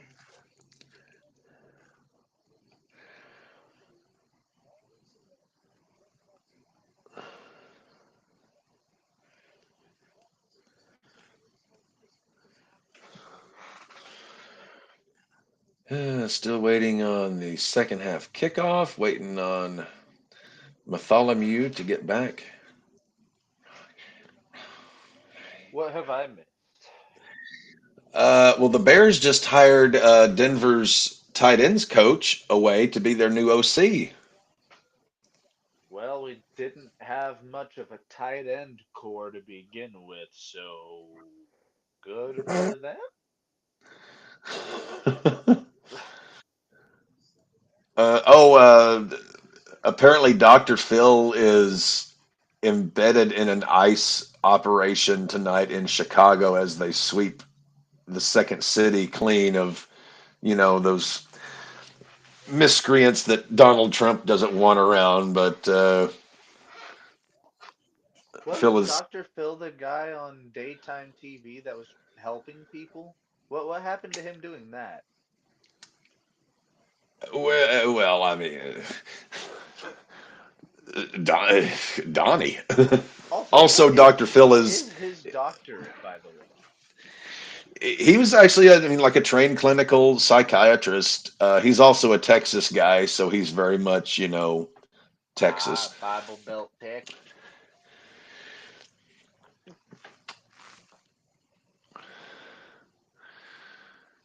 Eh, what are all these raving psychotics doing in ICE? Why aren't they with the Postal Service where they belong? And still waiting on the second half to start. Maddie is down a tight end coach. I mean, once again, we didn't really have tight ends to begin with, so good for them. Yeah, Sean Payton's not big on tight ends. No, he's really He's big not on big on tight ends. running Do you not backs. remember Jimmy Graham? Yeah, Jimmy Graham was a wide receiver. That was a big fucking wide receiver. Peyton likes his quarterbacks, his wide receivers. That's what Sean Payton likes. Yeah, I was about to say running backs. If you really do look back at like Saints running backs, it's Reggie Bush I and mean, it's Alvin Kamara. yeah. Peyton's one of those two in the pink, three in the stink kind of guys. I mean, He likes to they double had dip. Ricky. It was Ricky Williams that they had, right? That was before Peyton got there. Oh, okay. That was they drafted him when Ditka was still the coach. Mike Ditka basically traded the Saints' entire draft one year to get Ricky Williams. He did trade the entire what, first, second, third, and fourth round. No, he traded that entire year's draft plus the next year's like one and something else for Ricky Williams. And didn't he end up hurt? Ricky Williams wound up a lot of things. He had a good Hurt was couple one of years in them. Miami. Hurt, insane, uh, off his fucking rocker on whatever. I think he was smoking a lot more than weed. I've known dudes who smoked a lot of weed and they didn't wind up half-ass as crazy as Ricky Williams did there towards the end. He did have those like I think two good seasons in Miami.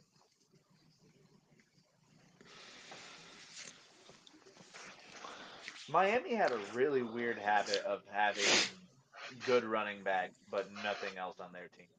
Ronnie Yeah, Brown, Ricky Williams, Jay Ajayi. and that was even a one-year wonder. Devin Ashane and Raheem Mostert, literally the last two seasons. Well, you think for 20 years it was Dan Marino and 52 other piles of shit. Then they flipped the script in the 21st century. It's like, well, we're going to have a good running back and then 52 other piles of shit. They're getting close to a complete team. Now, if Tua would wear a goddamn Guardian cap, Tua, he just, whew. oh, Tua needs to cap. take care of Speaking himself. speaking of the Guardian cap, have you seen the new helmet? I mean, I'm familiar with the Guardian cap, but the new helmet. They made a new Guardian cap helmet. It's the Guardian Cap 2.0. Look it up on Twitter Okay, because it actually looks a lot better. Guardian Cap 2.0. And we are about to have the kickoff of the second half. Okay, that looks a little bit more reasonable.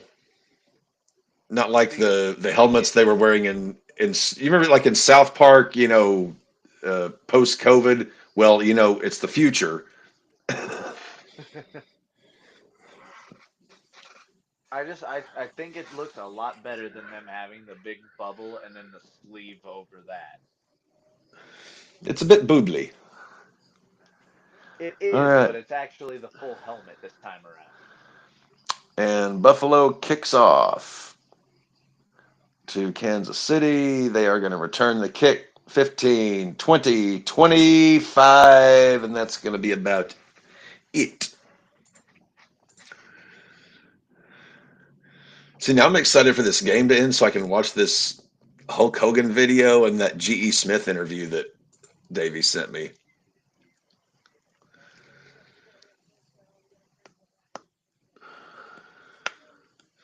Yep, Kubiak to the Seahawks.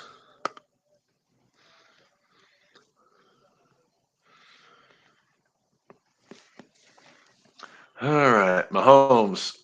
First and 10, takes the snap. Mahomes runs, and Mahomes gets about 13 on that scramble.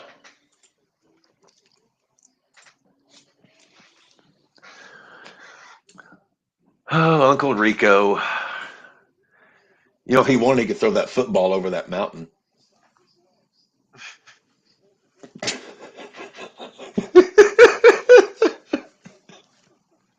Come on, Buffalo. We need one big stop. Take lead. Don't look back.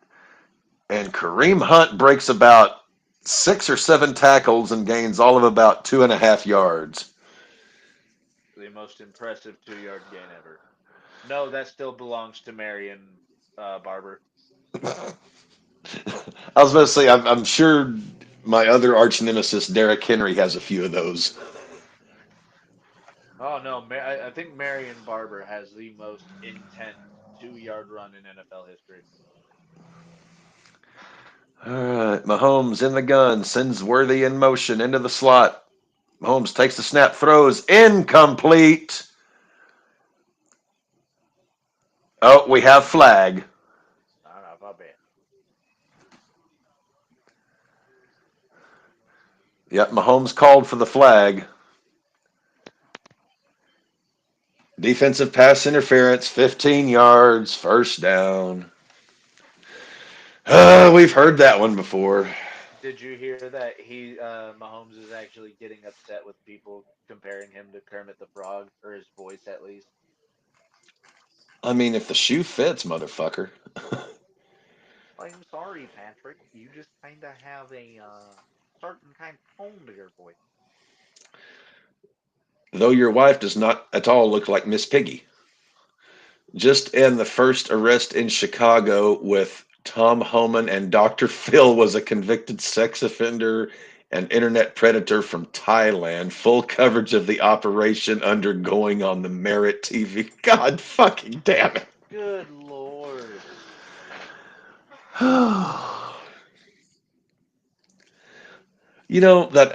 That ancient Chinese curse, Maddie. May you live in interesting times.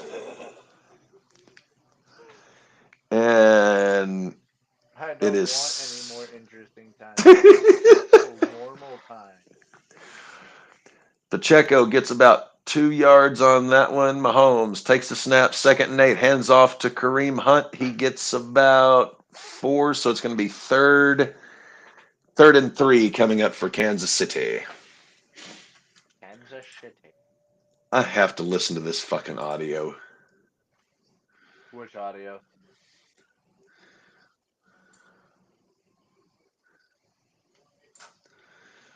What the Dr. Phil, what the fuck are you gonna do? Give them psychological treatment while they're getting her? Jesus fuck.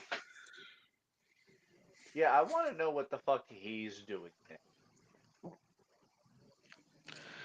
The guy they just arrested looks like Marshawn Lynch's little brother.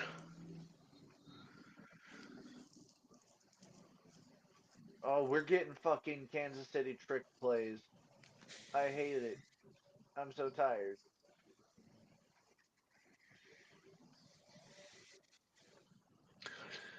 If not for the fact that I actually respect the Raw Ball audience, I would suggest they go watch this shit.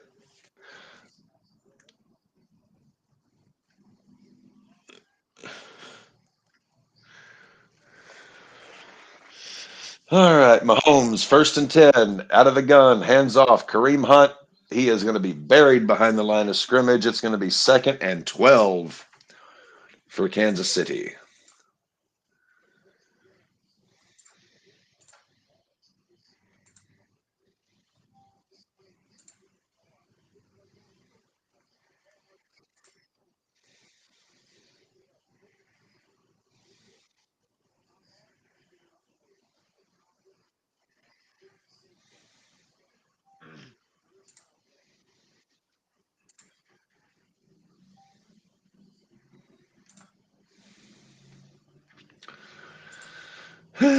Anyway, third and 11 coming up for Kansas City. Stop them, Buffalo. Hey, Kansas City is only ever a DPI and a roughing the passer away from winning the game. Now that should have been OPI. Good Christ. Third and 11. Mahomes out of the gun, takes the snap. Mahomes moves around in the pocket, looking downfield. Mahomes is sacked. Shoestring sack, but a sack nonetheless. Is that And flag? Kansas City will have to punt.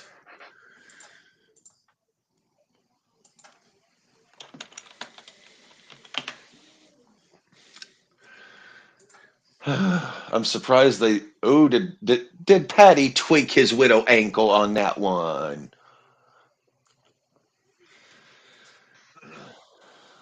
Matty, you remember like Thanksgiving, Christmas as a kid? You know, the wishbone that would come out of the turkey or the chicken, whatever. Yeah. Just how the high pitched snap that the wishbone made. I think that's what Patrick Mahomes' ankles are made of. They have about the They're made of strength of wishbones. a wishbone. And that is going to be a touchback. Buffalo will bring it out at their own 20. Kansas City ate up 5 minutes on that drive. Yeah, Buffalo needs to get their shit going because every bit they delay, it is not going to work out too well.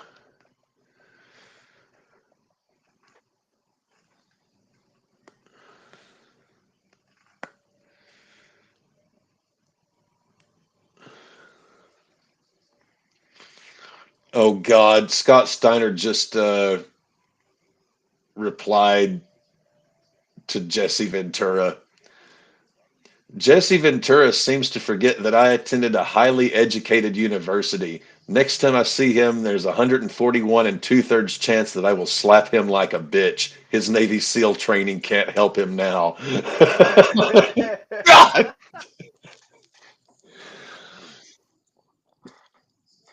For those who don't know, not only was Jesse Ventura a Navy SEAL, he was also a member of the underwater demolition team, which is sort of the elite level, one of those elite units of the SEALs, which is already an elite fucking unit. Jesse Ventura is a fucking badass. At the age of 60, he's still qualified as an expert with rifle and pistol as governor of Minnesota. Don't let the gray hair fool you. Jesse's was and still probably could be an ass kicker if he wanted to. Sorry, Papa Pump.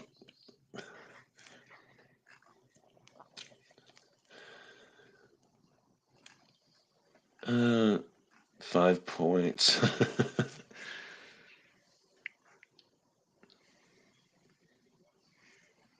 What the fuck is this?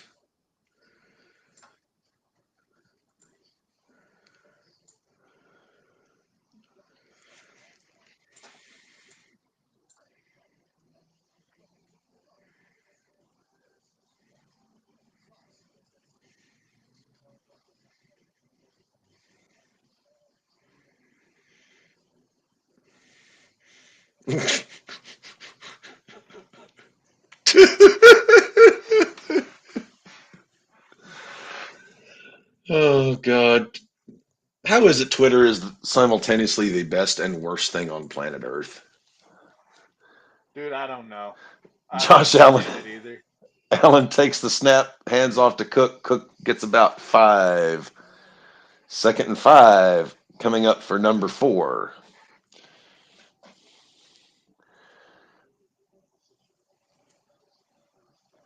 Josh Allen only has 6 yards on the ground tonight. 6 When he usually gets about 60. in the first quarter. Allen under center takes the snap, handoff. Cook. He's got a first down and more. 35, 40, 45, 50, 45, and down to the Kansas City 40-yard line is James Cook. Well, there you go, Buffalo. Uh, oh, I hate these kind of quizzes. Best breakfast cereals. Don't torture me like this.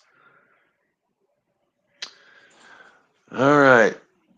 That was a 33-yard run by James Cook. Allen breaks the huddle. First and 10 at the Kansas City 40-yard line. Allen under center, directing traffic, takes the snap, handoff. Cook. Cook gets back to the, he gets a little bit more. Going to be second and 4 coming up for the Bills after that one.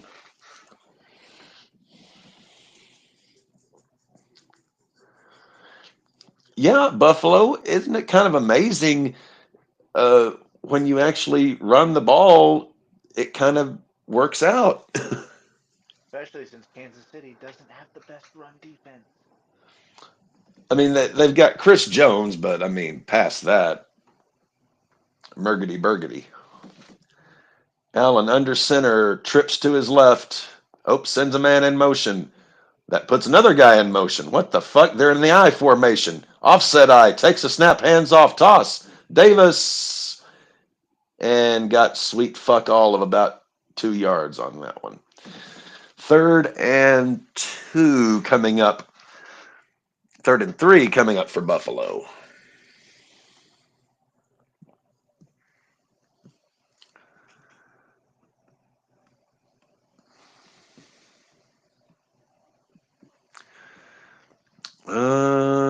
James Cook is on the sidelines for this play. 3rd and 3.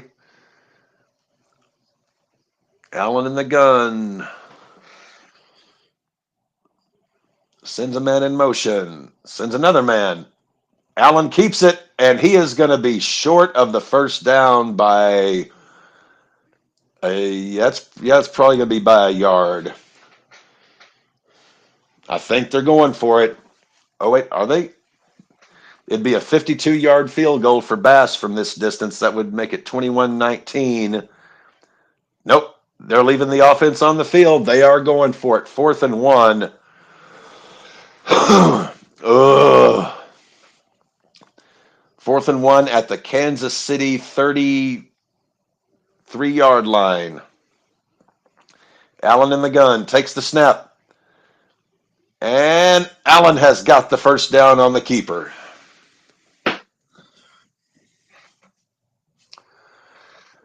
Oy.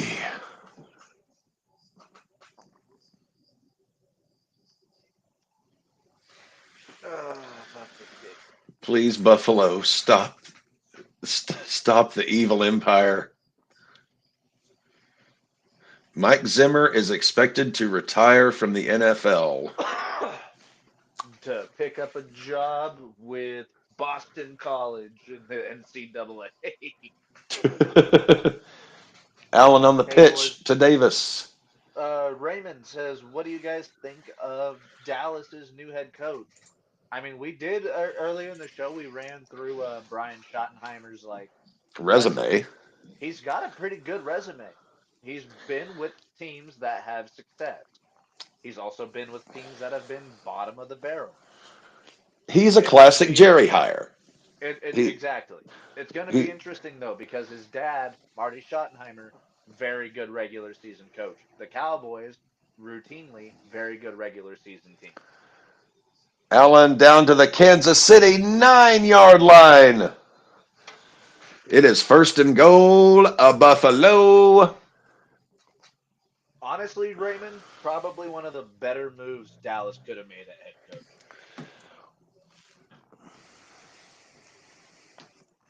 Jerry's just going Because to hire a series of yes men like Monty Burns. he is, but the thing is Schottenheimer, this is his chance to show us what he's got, and he might actually have something. It is going to be Knox is out at the 1, second and goal from the Kansas City 1 for Buffalo. That was their first pass of this drive. The first 7 plays were all runs. And that's how they build up fucking steam. Jason Witten, I've heard him becoming the offensive coordinator. Uh, I've also heard that, rectal exams can be enjoyable, but, I'm not sure exactly which way I'm going to lean there. Allen under center. Handoff. Cook. He is going to be just shy of the goal line. Third and goal. I mean, we're talking third and goal inches.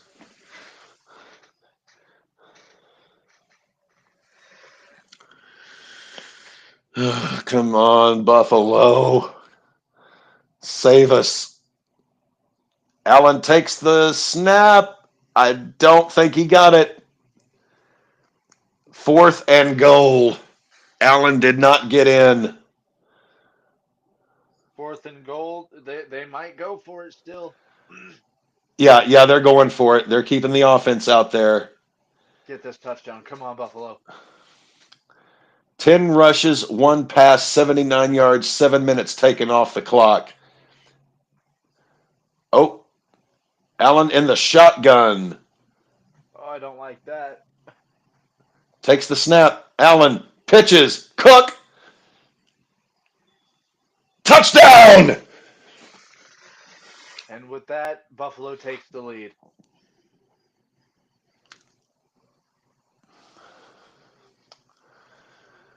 Oh, boy. If they go for 2 here, that make it a 3-point game. They may be going for deuce. They're reviewing it. They are reviewing the previous play.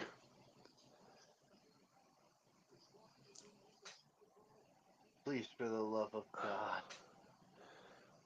Touchdown stands. Buffalo's going for 2. Josh Allen, empty backfield, 5 wide. Sends a man in motion. Allen takes the snap. Drops back. He's looking. Allen moving. Allen. Fumble! Recovered by Buffalo. Doesn't matter. It's the 2 point conversion. Well, Buffalo is up by uno. And by uno, I mean 1.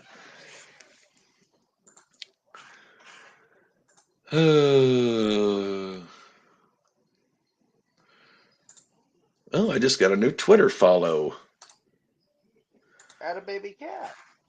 He responded to my comment on which pitcher had the all-time best season. I said 68 Bob Gibson. Close behind him would be 67 Koufax. 65 or 67 Koufax. Both were phenomenal years. And both of those are incredibly factual. Yeah, Bob Gibson 68, There's nobody that touches it. Nobody. 1.69 ERA. Nobody fucking. It was a 20-win season too, wasn't it?